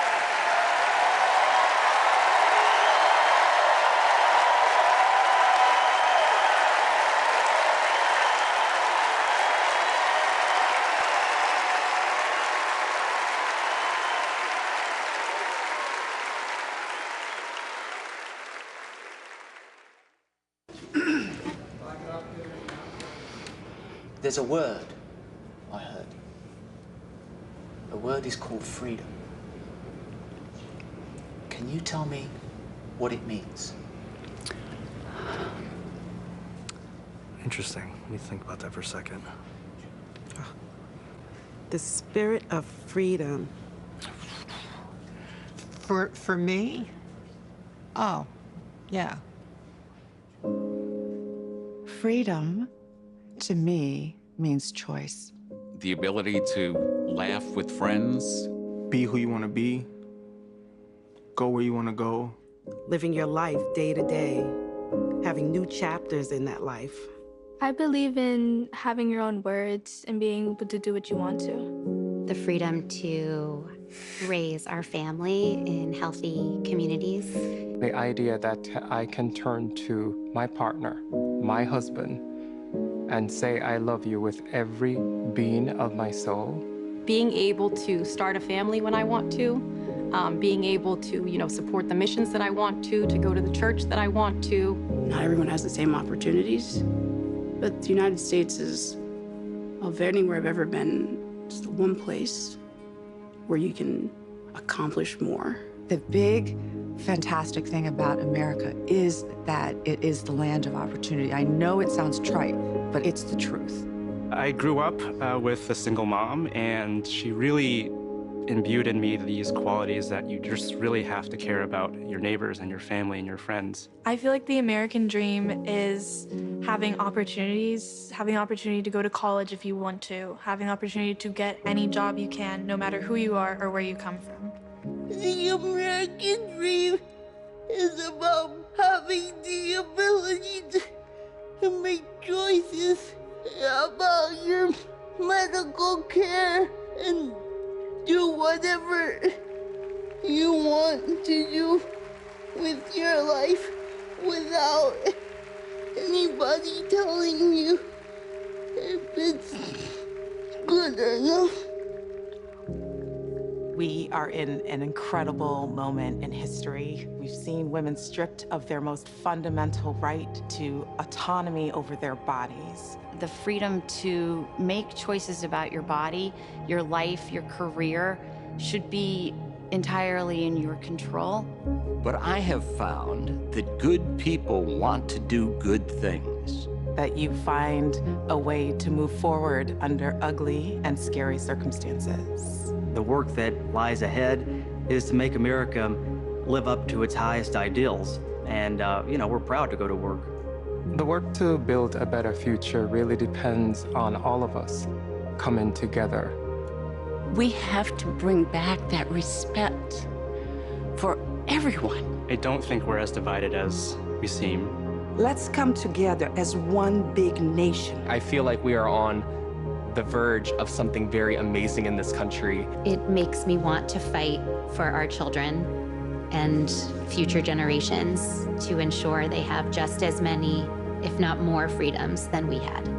I believe in a future where my mom can feel safe no matter where she is in the country. A future that is filled with a healthy and vibrant planet, where families are not separated by fences or jail bars. A future in which we all get what we need. I want to see that for people who are younger than me. Hopefully the kids I teach can chase their dreams and believe in what they want to be. I want a future for him that he knows that he's covered and protected. Everyone should think about what we can leave to the next generation. It's our responsibility. It's what we have to do. My name's Tyler. My name's Yvette. And we believe in love. I'm Alex. I'm Kiara. My name is Steven. My name is Charlie. I'm a proud 7th-generation Texan. I am from Waterford, Michigan, just north of Detroit. I'm from East Tennessee. And we believe in the American dream. We believe in a better world for our child, and we believe in this country. My name is Karen, and I believe in justice. My name is Nancy. My name is Thoreau. My name is Jennings. My name is Dana. My name is Todd. And we believe in freedom. My name is Gina, and I believe in freedom. My name is Pat, and I believe in the freedom to work together.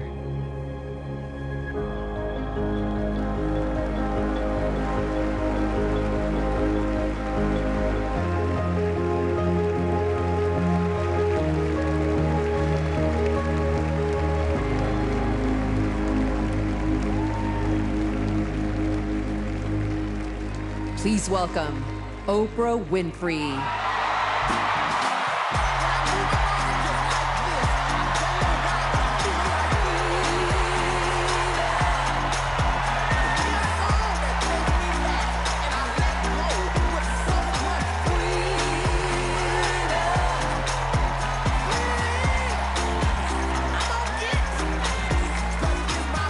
Good evening, everybody!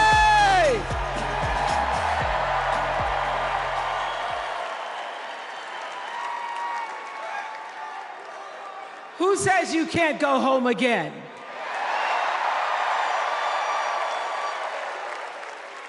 After watching the Obamas last night, that was some epic fire, wasn't it? Some epic fire. We're now so fired up, we can't wait to leave here and do something.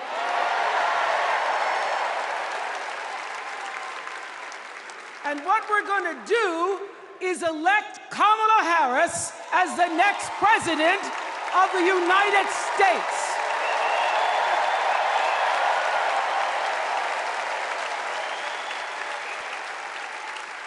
am so honored to have been asked to speak on tonight's theme about what matters most to me, to you, and all of us Americans: freedom. There are people who want you to see our country as a nation of us against them, people who want to scare you, who want to rule you, people who'd have you believe that books are dangerous and assault rifles are safe, that there's a right way to worship and a wrong way to love, people who seek first to divide and then to conquer. But here's the thing. When we stand together, it is impossible to conquer us.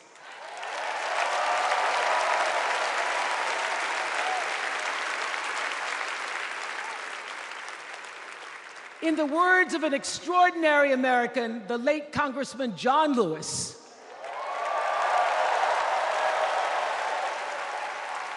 he said, no matter what ship our ancestors arrived on, we are all in the same boat now.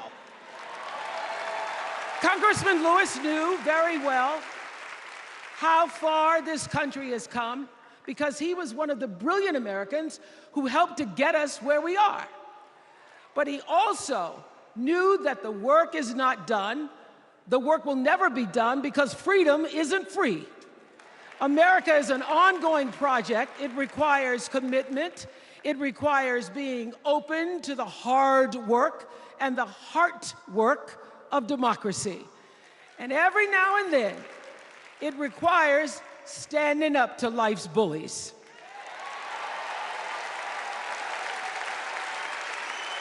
I know this. I've lived in Mississippi, in Tennessee, in Wisconsin, Maryland, Indiana, Florida, Hawaii, Colorado, California, and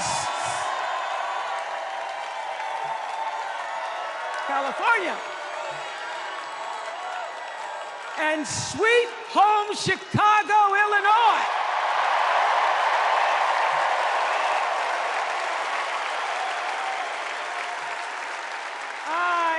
I've actually traveled this country from the redwood forests, love those redwoods, to the Gulf Stream waters.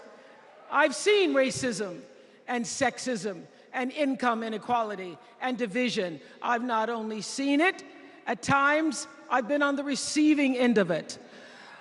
But more often than not, what I've witnessed and experienced are human beings, both conservative and liberal, who may not agree with each other, but who'd still help you in a heartbeat if you were in trouble. These are the people who make me proud to say that I am an American.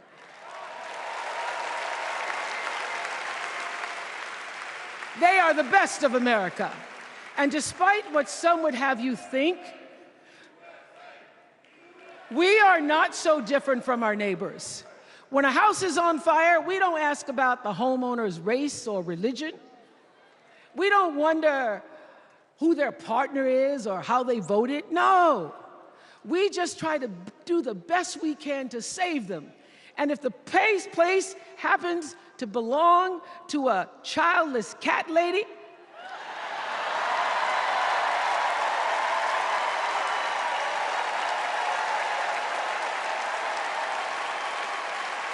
well, we try to get that cat out too.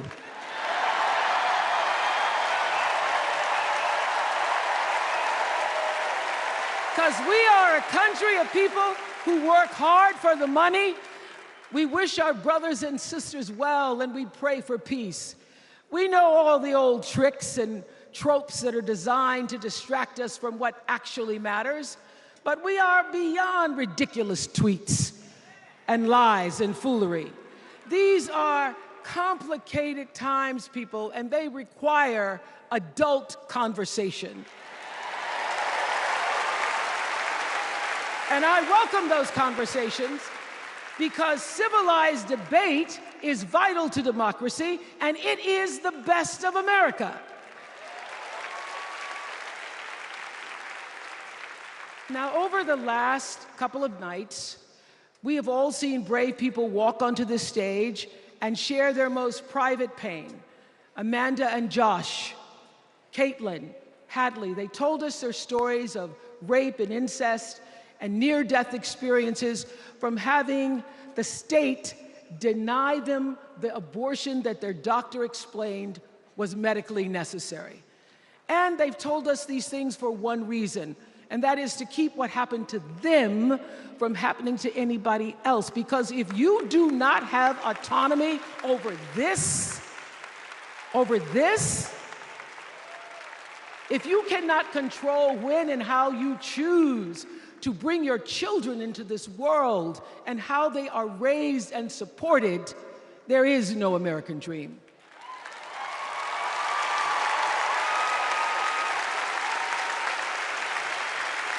The women and men who are battling to keep us from going back to a time of desperation and shame and stone cold fear, they are the new freedom fighters. And make no mistake, they are the best of America.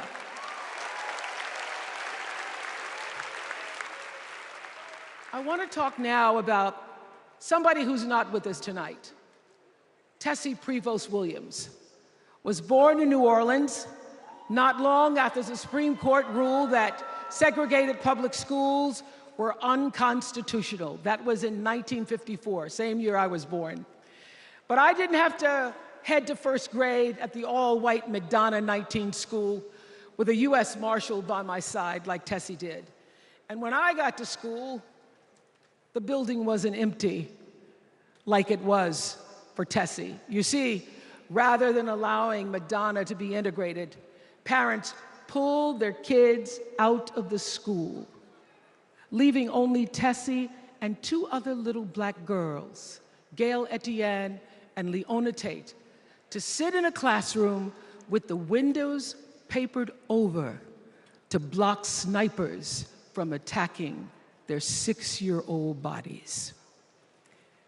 Tessie passed away 6 weeks ago. And I tell this story to honor her tonight because she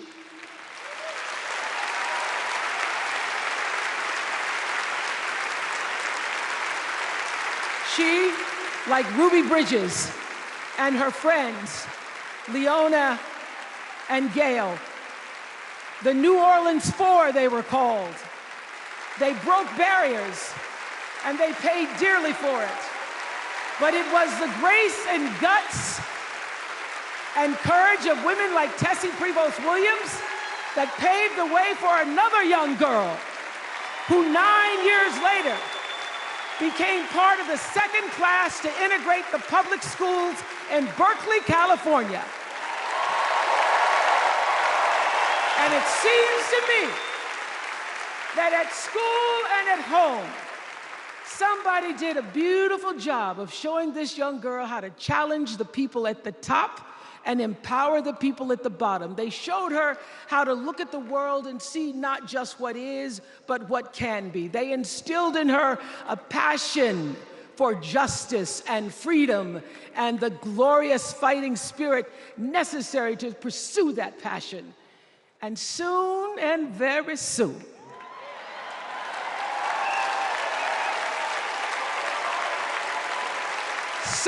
very soon, we're going to be teaching our daughters and sons about how this child of an Indian mother and a Jamaican father, two idealistic, energetic immigrants,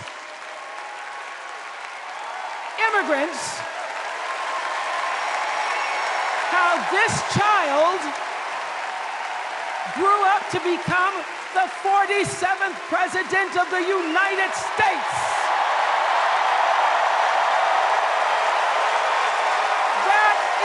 The best of America.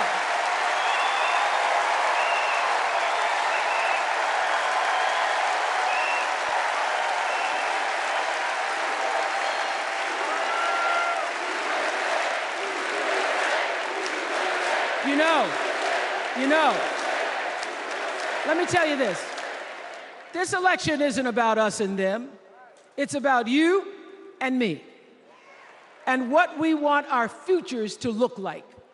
There are choices to be made when we cast our ballot. Now, there's a certain candidate that says if we just go to the polls this one time, that we'll never have to do it again. Well, you know what? You're looking at a registered independent who's proud to vote again and again and again because I'm an American and that's what Americans do. Voting is the best of America. And I have always, since I was eligible to vote, I've always voted my values. And that is what is needed in this election now more than ever. So I'm calling on all you independents and all you undecideds. You know this is true. You know I'm telling you the truth, that values and character matter most of all. In leadership and in life. And more than anything, you know this is true, that decency and respect are on the ballot in 2024.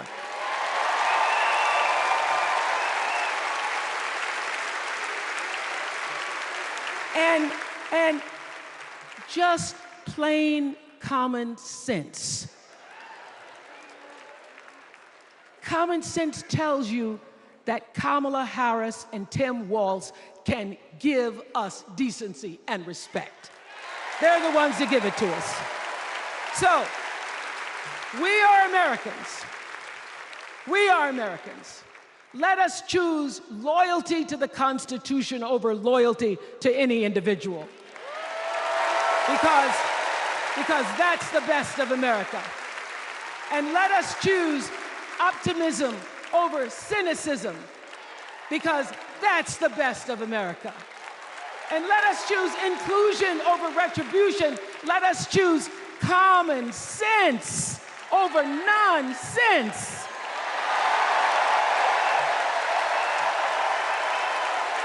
Because that's the best of America. And let us choose the sweet promise of tomorrow over the bitter return to yesterday. We won't go back. We won't be set back, pushed back, bullied back, kicked back. We're not going back.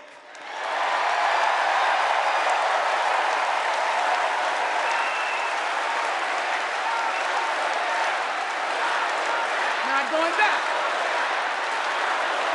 We're not going back. So, let us choose. Let us choose truth. Let us choose honor. And let us choose joy.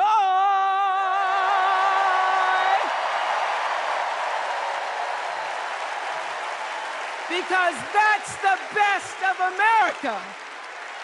But more than anything else, let us choose freedom. Why? Because that's the best of America. We're all Americans, and together, let's all choose Kamala Harris.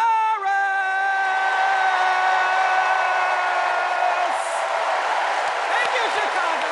Thank you, America.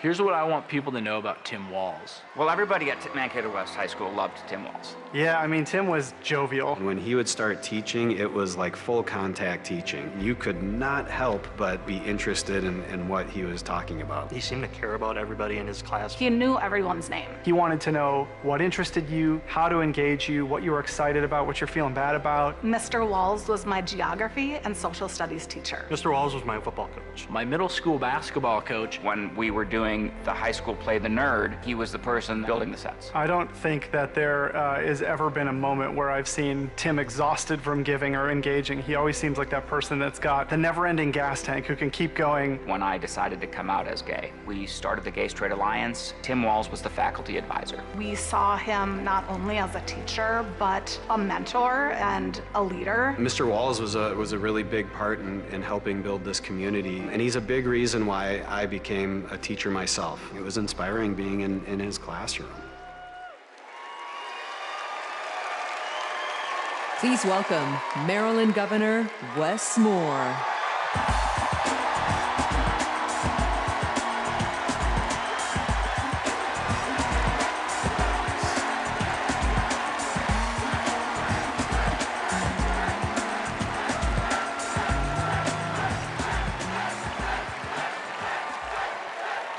Thank you.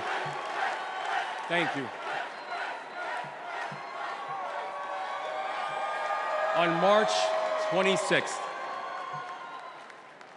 at 1:30 in the morning, a container ship the length of 3 football fields slammed into the Francis Scott Key Bridge in Baltimore, and the bridge collapsed. A port that drives 13% of our state's economy was now closed. Thousands of workers were hours away from waking up and realizing they no longer had a job. 6 Marylanders who had been on the bridge in the middle of the night fixing potholes lost their lives. And one of the first phone calls that I got that morning started with these 3 words. Gov, it's Kamala. She said, I know you spoke to the president, and I want you to know we are here with you every step of the way.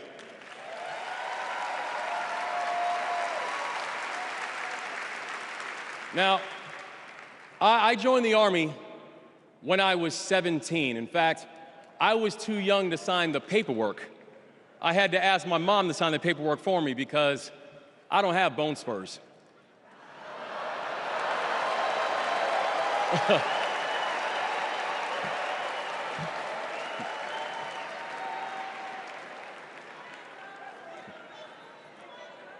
I led soldiers in combat in Afghanistan.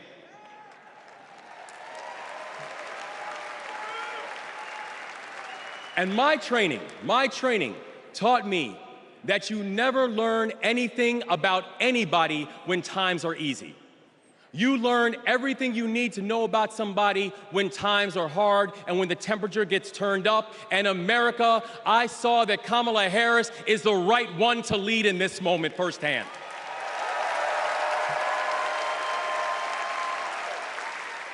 And united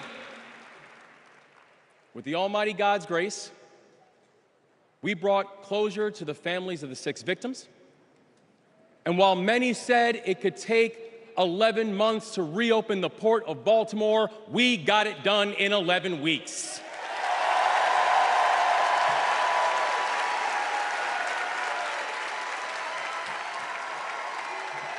Because that is the story of America.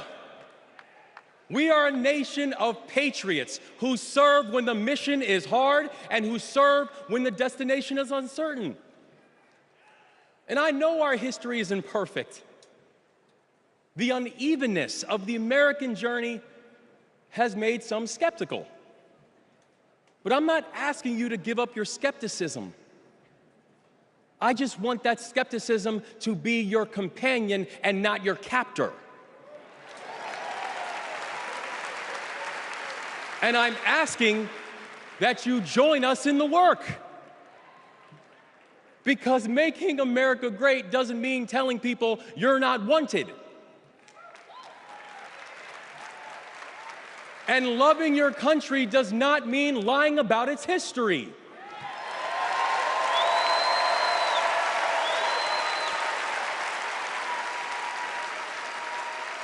Making America great means saying the ambitions of this country would be incomplete without your help.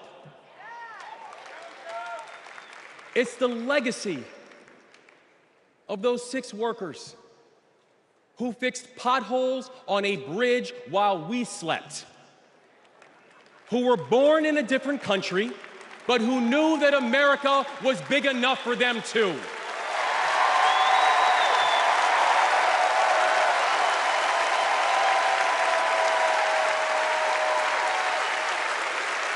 It's the journey.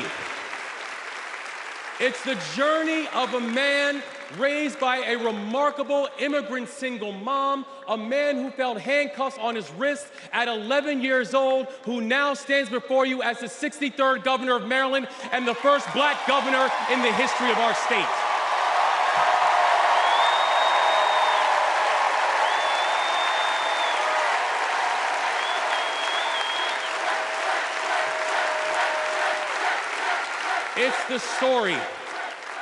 It's the story of a prosecutor who defended our freedoms and had Maryland's back when we needed it most. And now, MVP, we've got your back as well.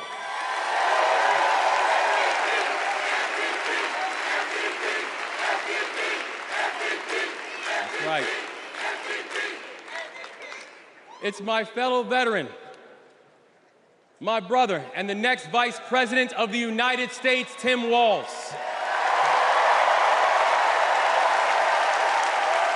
And now,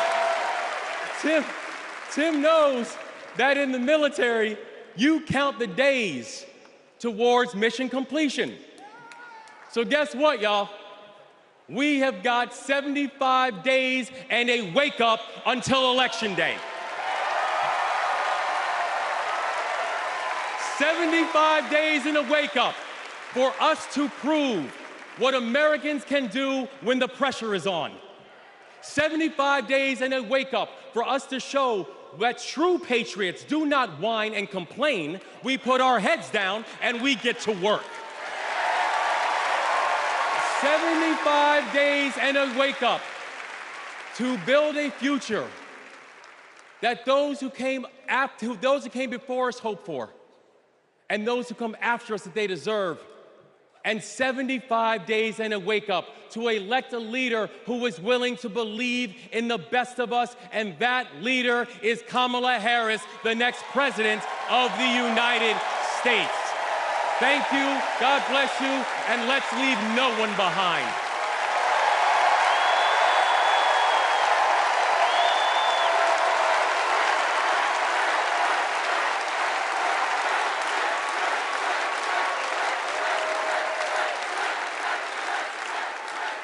Please welcome former South Bend, Indiana Mayor Pete Buttigieg.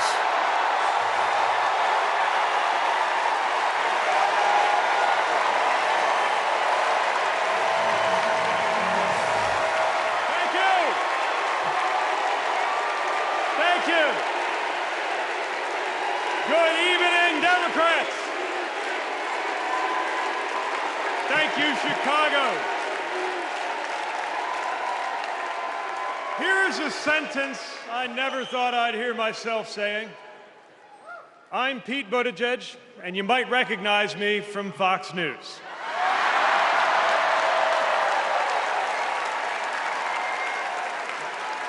I believe in going anywhere, in service of a good cause, and friends, we gather in a very good cause, electing Kamala Harris and Tim Walz, the next President and Vice President of the United States.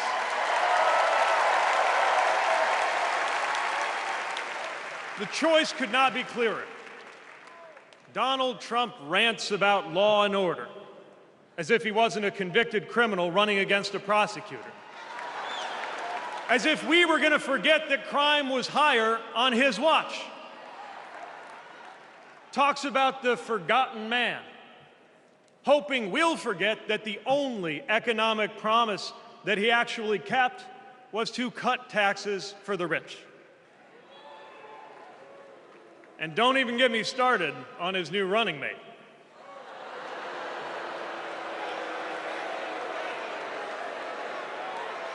At least Mike Pence was polite. J.D. Vance is one of those guys who thinks if you don't live the life that he has in mind for you, then you don't count. Someone who said that if you don't have kids, you have, quote, no physical commitment to the future of this country. You know, Senator, when I deployed to Afghanistan, I didn't have kids then. Many of the men and women who went outside the wire with me didn't have kids either. But let me tell you, our commitment to the future of this country was pretty damn physical.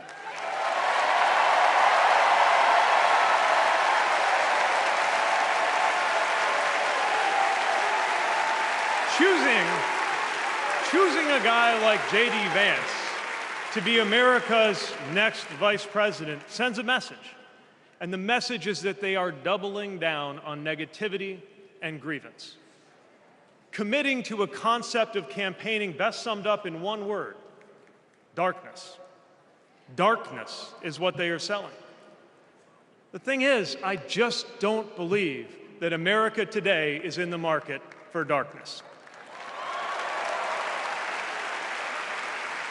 I believe America is ready for a better kind of politics. Yes, politics at its worst can be ugly, crushing, demeaning, but it doesn't have to be. At its best, politics can be empowering, uplifting. It can even be a kind of soul craft. My faith teaches me that the world isn't made up of good people and bad people, but rather that each of us is capable of good and bad things. And I believe leaders matter because of what they bring out in each of us, the good or the bad. Right now, the other side is appealing to what is smallest within you. They're telling you that greatness comes from going back to the past. They're telling you that anyone different from you is a threat. They're telling you that your neighbor or nephew or daughter who disagrees with you politically isn't just wrong, but is now the enemy. I believe in a better politics, one that finds us at our most decent and open and brave. The kind of politics that Kamala Harris and Tim Walz are offering. And as you have felt these many days, that kind of politics also just feels better to be part of. There is joy in it, as well as power. And if all of that sounds naive, let me insist that I have come to this view not by way of idealism, but by way of experience. Not just the experience of my unlikely career. Someone like me serving in Indiana, serving in Washington, serving in uniform. I'm thinking of something much more basic.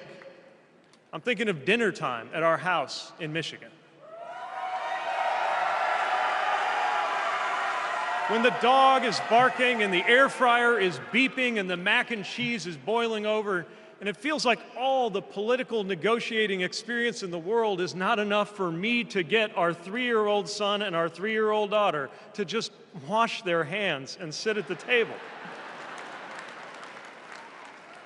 It's the part of our day when politics seems the most distant, and yet the makeup of our kitchen table, the existence of my family, is just one example of something that was literally impossible as recently as 25 years ago, when an anxious teenager growing up in Indiana wondered if he would ever find belonging in this world.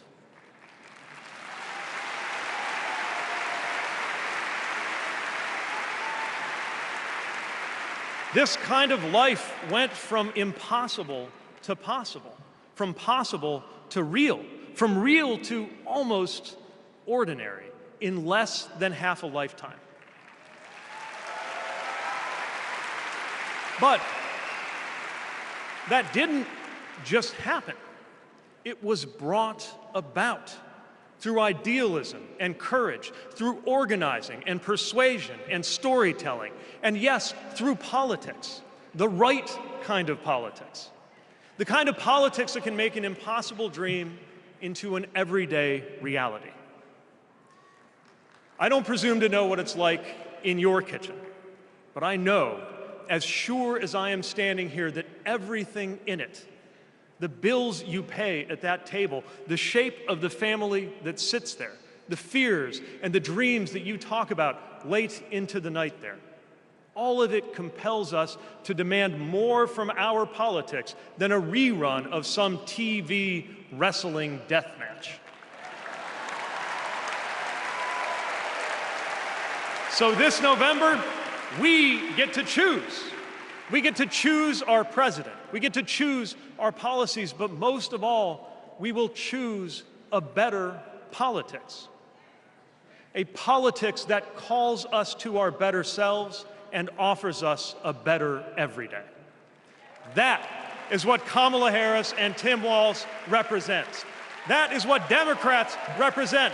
That is what awaits us when America decides to end Trump's politics of darkness once and for all.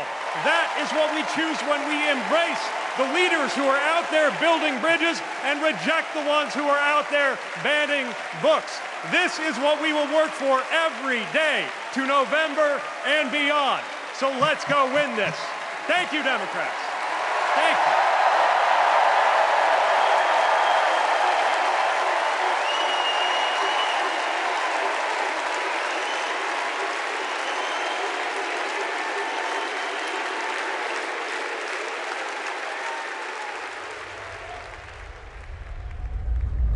Seeing Governor Walz going to Congress and then becoming governor, I see the guy that was a first sergeant. I see a guy that's full of energy, always busy. And like he says, you get enough time to sleep when you're dead. I first met Governor Walz and Congressman Walz when I was transitioning out of the Marine Corps, going back to school. He really wanted to know what the experience was of those that were actually using the GI Bill and how it could be improved. It seemed to be a continuation of focus on improving the lives of veterans. Governor Walz in our unit always would say his catchphrase was, "We'll get it done," and we always did.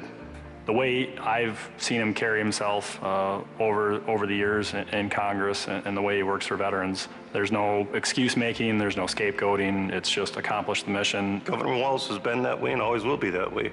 Having Governor Walz on the House Veteran Affairs Committee was instrumental in getting the post-9/11 GI Bill not only introduced, but also passed.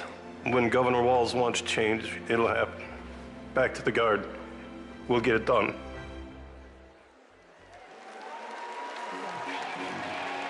Please welcome EGOT-winning multi-platinum artist and activist, John Legend, and Queen of Percussion, Sheila E.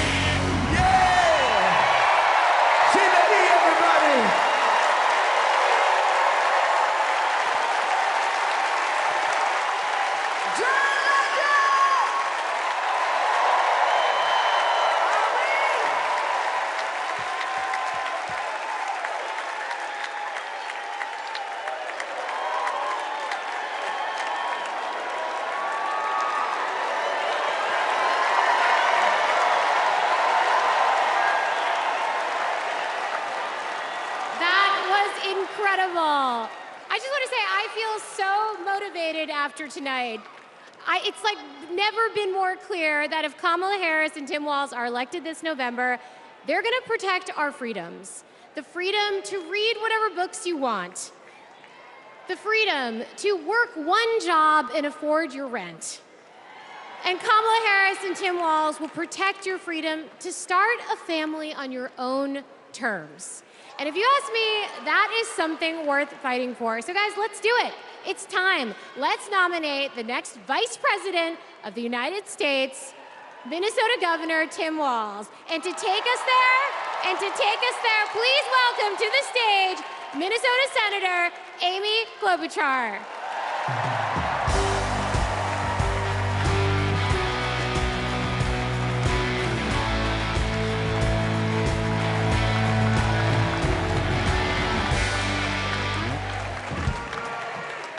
Okay, that was a warm-up act. On behalf of the great state of Minnesota, where purple reigns, I stand before you in support of our next Vice President, Tim Walz.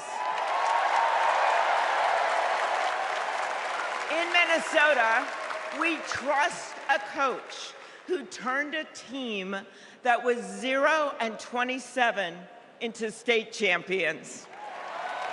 In Minnesota, we trust a hunter who has stood in a deer stand in 10-degree weather. In Minnesota, we trust a candidate who has made a viral video on how to change a burnt-out headlight.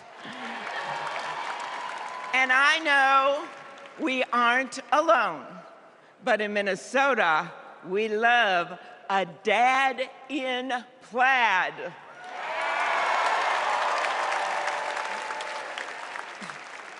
So Tim and I go way back. He taught high school right down the road from where my husband John grew up. My mother-in-law even brought him and Gwen a Parmesan chicken dinner when their son was born. That's what we do in America. We look out for our neighbors. Tim has been doing that his whole life, on the farm and in the factory, with his students and his fellow service members. And the truth is, that matters. Who better to take on the price of gas than a guy who could pull over to help change your tire? Who better to serve our nation than a guy who has served in uniform? Who better to find common ground than a guy with Midwestern common sense? A former football coach knows how to level the playing field. And a former public school teacher knows how to school the likes of J.D. Vance.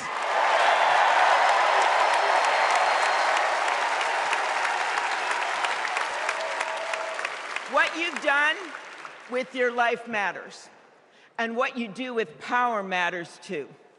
Tim has delivered paid leave, school lunches, and the biggest tax cut in Minnesota history. A Democrat from a red district in a purple state, Tim has brought Minnesota together.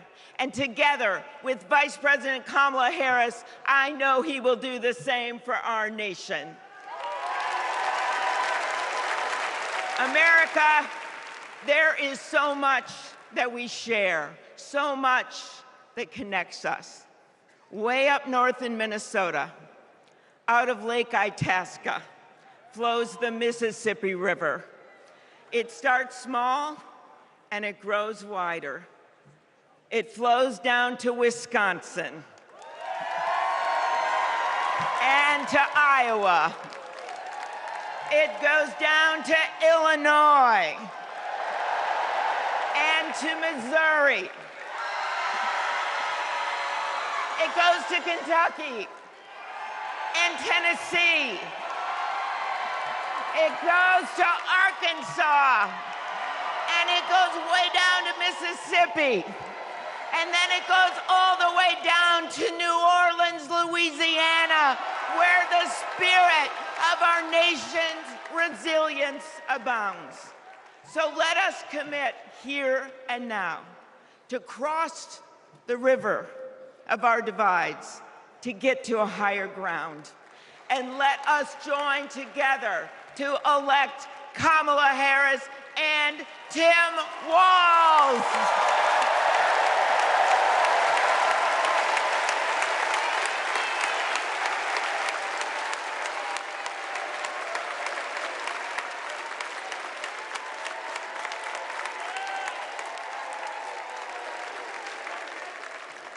Please welcome Ben Ingman from Minnesota.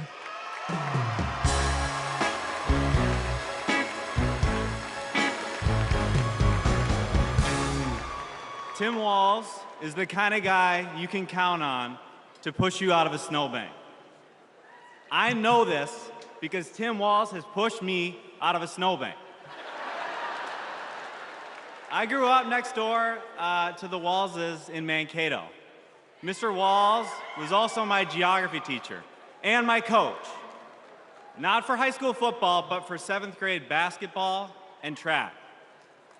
So what was a high school football coach doing, coaching 7th grade basketball and track? Well, there was a kid in the high school who couldn't afford to pay for lunch, and he ran up a lot of debt. And Tim and Gwen decided they'd help pay it off. They started calling around the district to see if there were any positions they could fill to make a little extra money, and that's how he wound up coaching us 7th graders. That's right. Coach Walz got us excited about what we might achieve together. He believed in us, and he helped us believe in each other. And his leadership stuck. That track team went on to win a state title, just like the football team. That's right. Speaking of which, come on out, Scarlets. Yeah!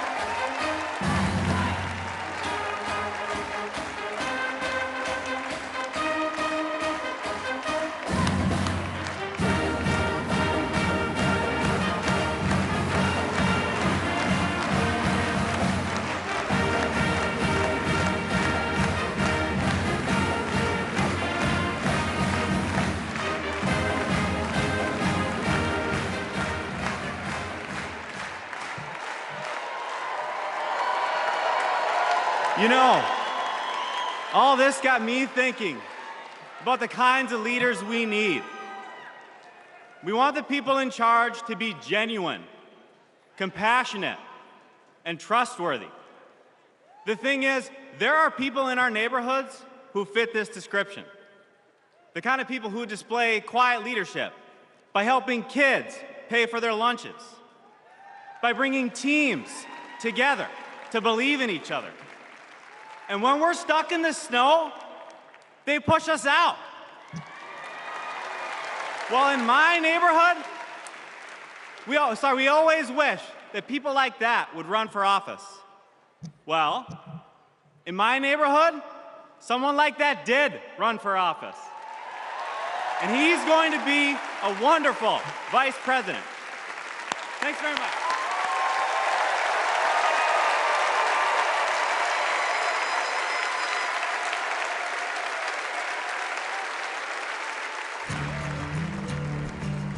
Out here, in the wide open spaces, we are reminded of the values we share: a commitment to community, country, and standing up for what's right. Tim Walz grew up in a small town in Nebraska, where he spent summers working the family farm. There were just 24 students in his graduating class. His dad served during the Korean War, and that meant a lot to Tim. So he enlisted right after his 17th birthday and served 24 years in the National Guard, rising to Command Sergeant Major. Tim went to college on the GI Bill and became a social studies teacher. That's where Tim and I met. We shared a classroom with a divider right down the middle. His classroom was a lot louder than mine, but I could hear how engaged his students were. Tim taught for over 15 years, and he coached football, helping lead the team to a state championship after 0 wins just a few years before. Tim taught them how to believe in themselves and that we're all in this together. When one of our students started the school's Gay Straight Alliance, Tim agreed to serve as faculty advisor because he knew how impactful it would be to have a football coach involved. He inspired his students, and he changed lives. He is just so joyful in everything that he does, but I think also standing up for, what he believes to be right, stands up to bullies. Then, Tim's students inspired him to run for Congress in southern Minnesota. Tim spent a lot of time working with Republicans, fighting to help farmers and expanding veterans' benefits. Whether it was in Congress or as governor, his focus has always been helping working people like those he grew up with. That's why he fought for the largest tax cut in Minnesota state history. But Tim Walz was there for small businesses like ours. With the urging of Governor Walz, we were able to pass the Alex Smith Insulin Affordability Act, and it has saved lives in Minnesota. With Tim as governor, Minnesota is one of the best places to raise a family and one of the best states for business. Tim's a lifelong hunter and gun owner.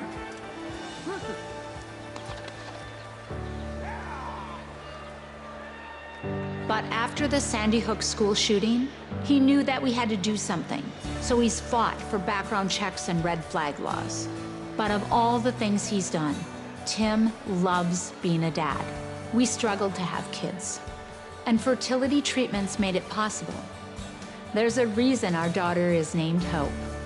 Hope and Gus mean the world to us. Governor Walz making good on a promise to his son and family yesterday by getting them a puppy. Then we're gonna go get some food, corn dog. I'm vegetarian. Turkey then. And Turkey's meat. Not in Minnesota, turkey special. He's as at home on a farm, a fishing boat, a football field, or a factory floor as he is on the floor of Congress. Tim's commitment to service all comes back to the values we grew up with. Love your country, help your neighbor, and fight for what's right. Because that's what America is all about. 2 middle-class kids. One, a daughter of Oakland, California. The other, a son of the Nebraska Plains, only in America. Is it possible for them together to make it all the way to the White House?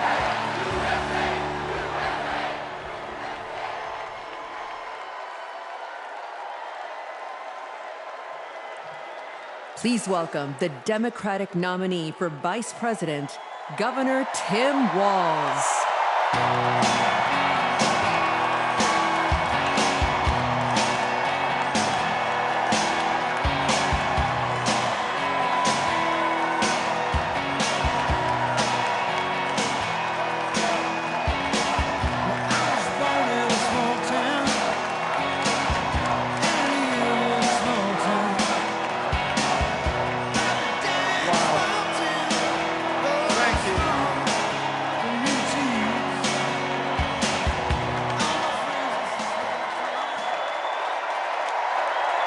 Thank you.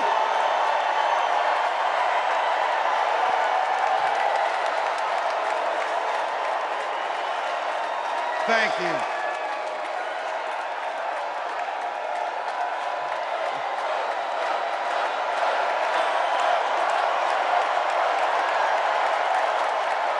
Wow. Well, thank you. Thank you, first of all, to Vice President Harris. Thanks for putting your trust in me and for inviting me to be part of this incredible campaign.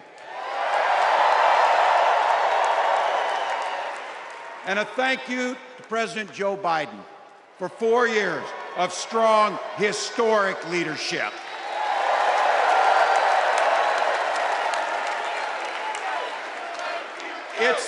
It's the honor of my life to accept your nomination for Vice President of the United States.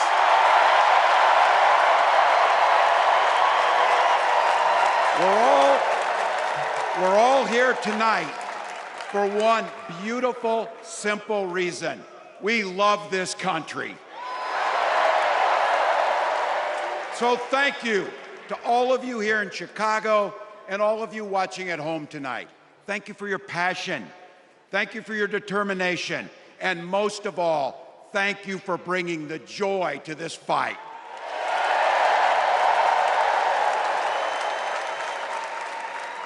Now, I grew up in Butte, Nebraska, a town of 400 people.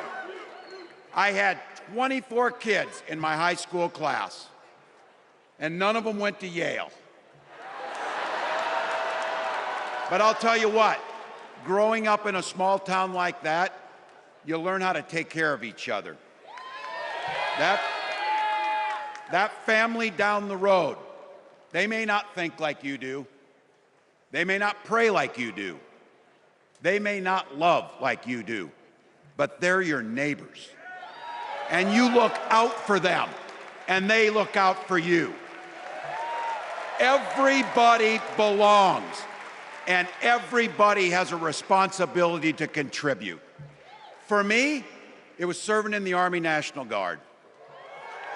I joined up 2 days after my 17th birthday, and I proudly wore our nation's uniform for 24 years. My dad, a Korean War era Army veteran, died of lung cancer a couple years later. He left behind a mountain of medical debt.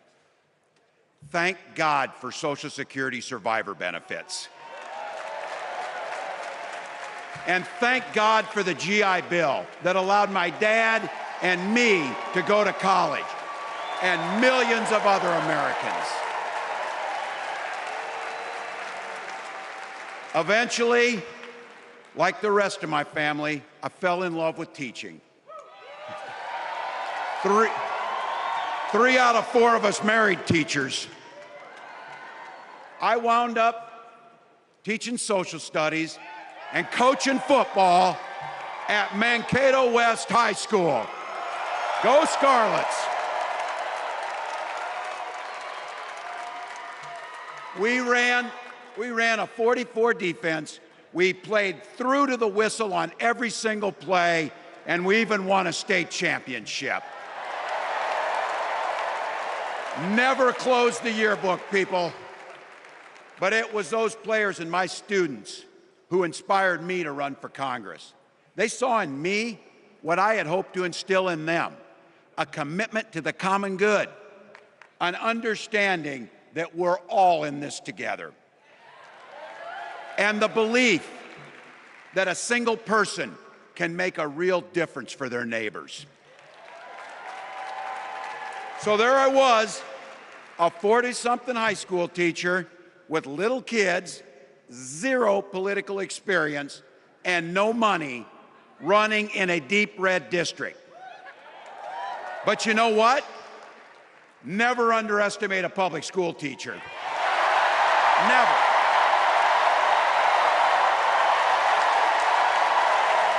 I represented my neighbors in Congress for 12 years, and I learned an awful lot. I learned how to work across the aisle on issues like growing the rural economies and taking care of veterans. And I learned how to compromise without compromising my values. Then I came back to serve as governor, and we got right to work making a difference in our neighbors' lives. We cut taxes for the middle class. We passed paid family and medical leave. We invested in fighting crime and affordable housing. We cut the cost of prescription drugs and helped people escape the kind of medical debt that nearly sank my family.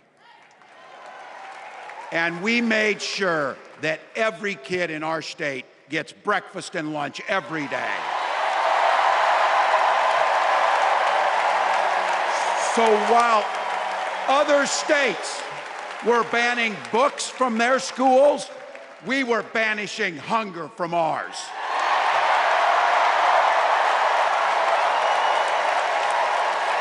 We also protected reproductive freedom because in Minnesota, we respect our neighbors and the personal choices they make. And even if we wouldn't make those same choices for ourselves, we've got a golden rule. Mind your own damn business.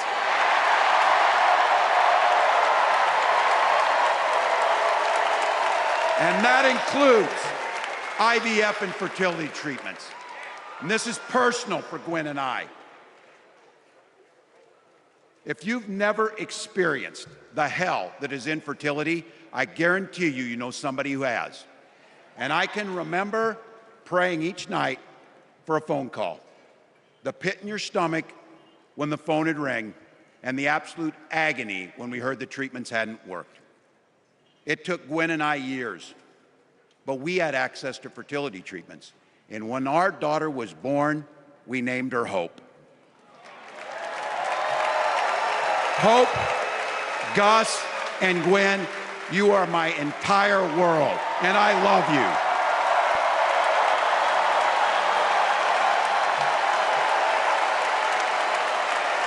I'm letting you in on how we started a family because this is a big part about what this election is about.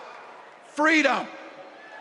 When Republicans use the word freedom, they mean that the government should be free to invade your doctor's office.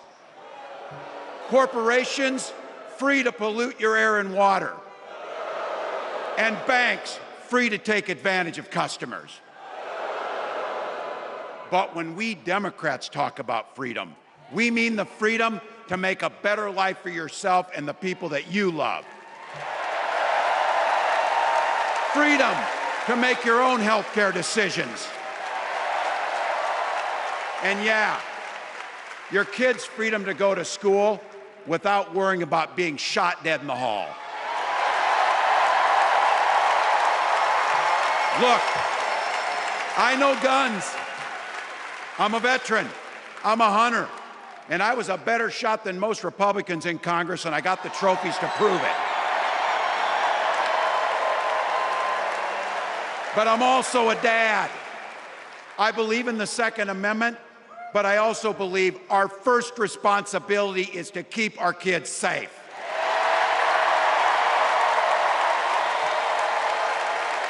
That's what this is all about. The responsibility we have to our kids, to each other, and to the future that we're building together, in which everyone is free to build the kind of life they want. But not everyone has that same sense of responsibility. Some folks just don't understand what it takes to be a good neighbor. Take Donald Trump and J.D. Vance. Their Project 2025 will make things much, much harder for people who are just trying to live their lives. They spent a lot of time pretending they know nothing about this. But look, I coached high school football long enough to know, and trust me on this, when somebody takes the time to draw up a playbook, they're going to use it.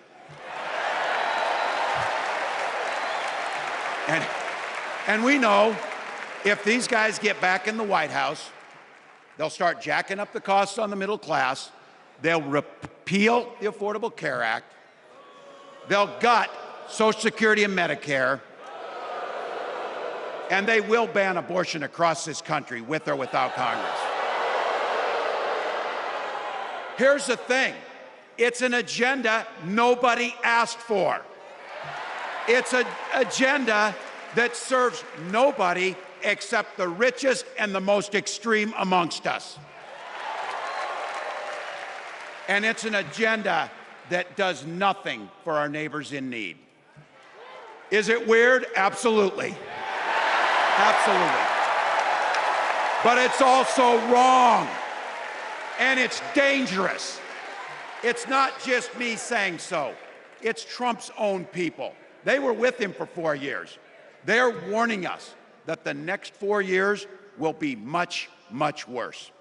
You know, when I was teaching every year, we'd elect a student body president. And you know what? Those teenagers could teach Donald Trump a hell of a lot about what a leader is. Leaders don't spend all day insulting people and blaming others. Leaders do the work. So I don't know about you, I'm ready to turn the page on these guys. So go ahead, say it with me. We're not going back.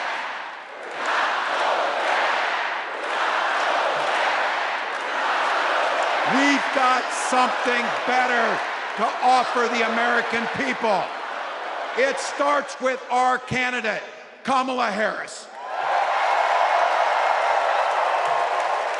From her first day as a prosecutor, as a district attorney, as an attorney general, as a United States senator, and then our vice president, she's fought on the side of the American people. She's taken on the predators and fraudsters. She's taken down the transnational gangs, and she stood up to powerful corporate interests. She has never hesitated to reach across that aisle if it meant improving your lives. And she's always done it with energy, with passion, and with joy. Folks, we've got a chance to make Kamala Harris the next president of the United States.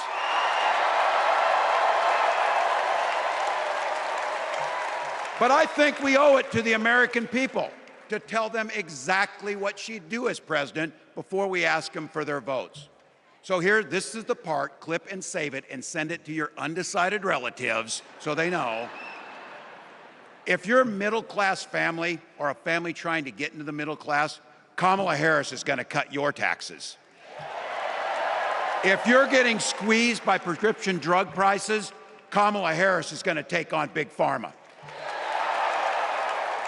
If you're hoping to buy a home, Kamala Harris is going to help make it more affordable.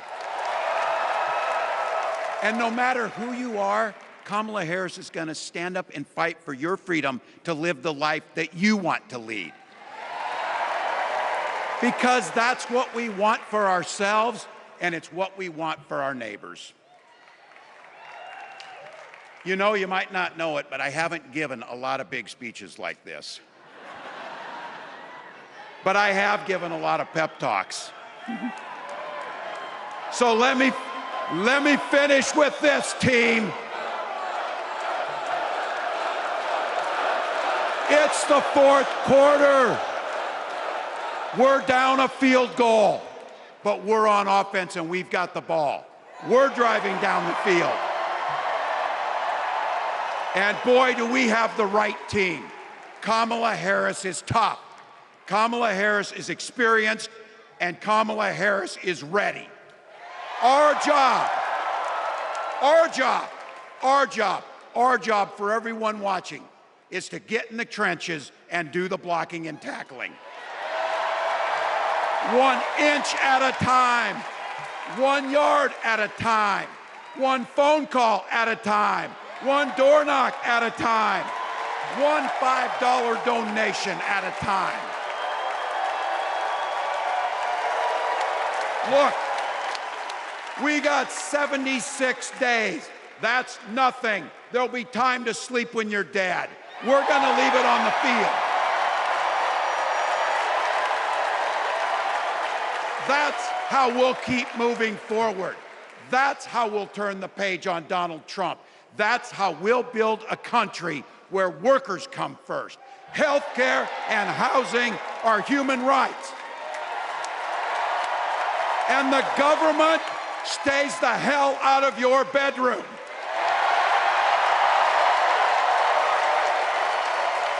That's how we make America a place where no child is left hungry, where no community is left behind, where nobody gets told they don't belong. That's how we're gonna fight. And as the next president of the United States always says, when we fight, when we fight, when we fight, thank you. God bless.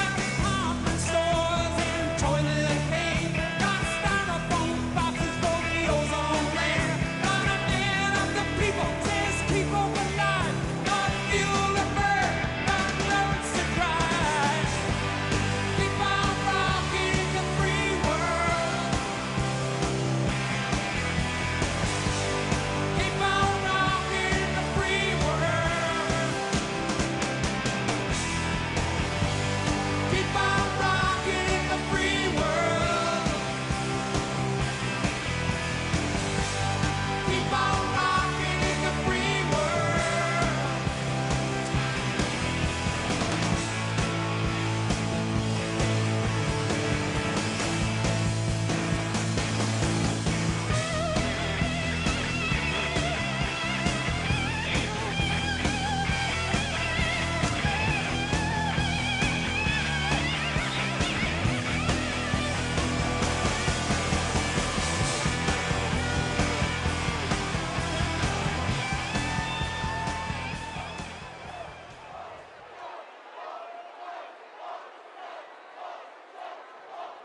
Please stand if you are able for this evening's benediction, offered by Pastor William Hall and Tahil Sharma.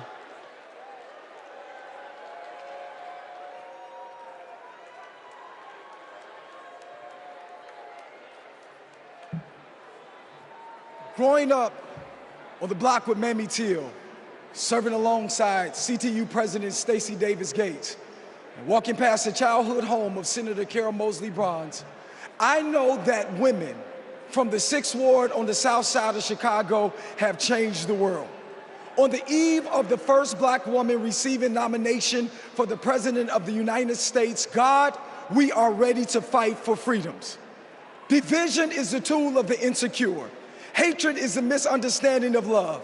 Help us to come together and paint a brighter future, the one that Shirley Chisholm dreamed of, Maya Angelou spoke of. And let there be peace tonight. Peace in Palestine, peace for Palestinians, peace for Israelis. When we come together, we win. When we serve together, we change lives. Tonight, by faith, we rise together. Tonight, by faith, we work together. Tonight, by faith, we get information together. We will not wait till November, but by faith, we will shout in victory tonight. As a Hindu, a Sikh, and an Angelino coming from Tongva lands, I invite you to pray or reflect. In Sikhi, Vaheguru is Nirbhau and Nirvaid, the one without fear and without hatred. If the divine possesses these qualities with making the universe, then we are responsible to achieve equity with those same values. As a Hindu, I'm reminded that divisiveness is a choice because our dharam, our duty, is towards all of humanity and nature. We are working towards righting the wrongs of our past and preventing a future harm, paving a path for restoration we deserve. May justice and peace evolve from their status as empty words to become calls to action against the status quo of oppression. Om Shanti Shanti Shanti Nanak Naam Chardi Kala Tere Pane Sarpatata Pala.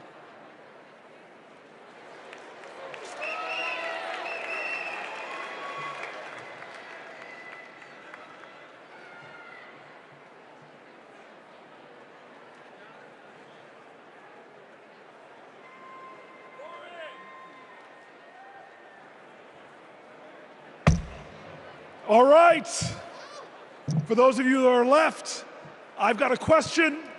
Is there a motion to recess our convention? Oh, you guys are moving me. Is there a second? Okay, before I ask for the final vote, I don't have my phone, I can't do a selfie. Some people are asking me for a selfie. All those in favor, say aye. Aye. All those opposed, say nay. In the eyes of the chair, the ayes have it. We are now officially recessed until 5:30 p.m. tomorrow. Folks, it's closing time. I don't care where you go, but you can't stay here.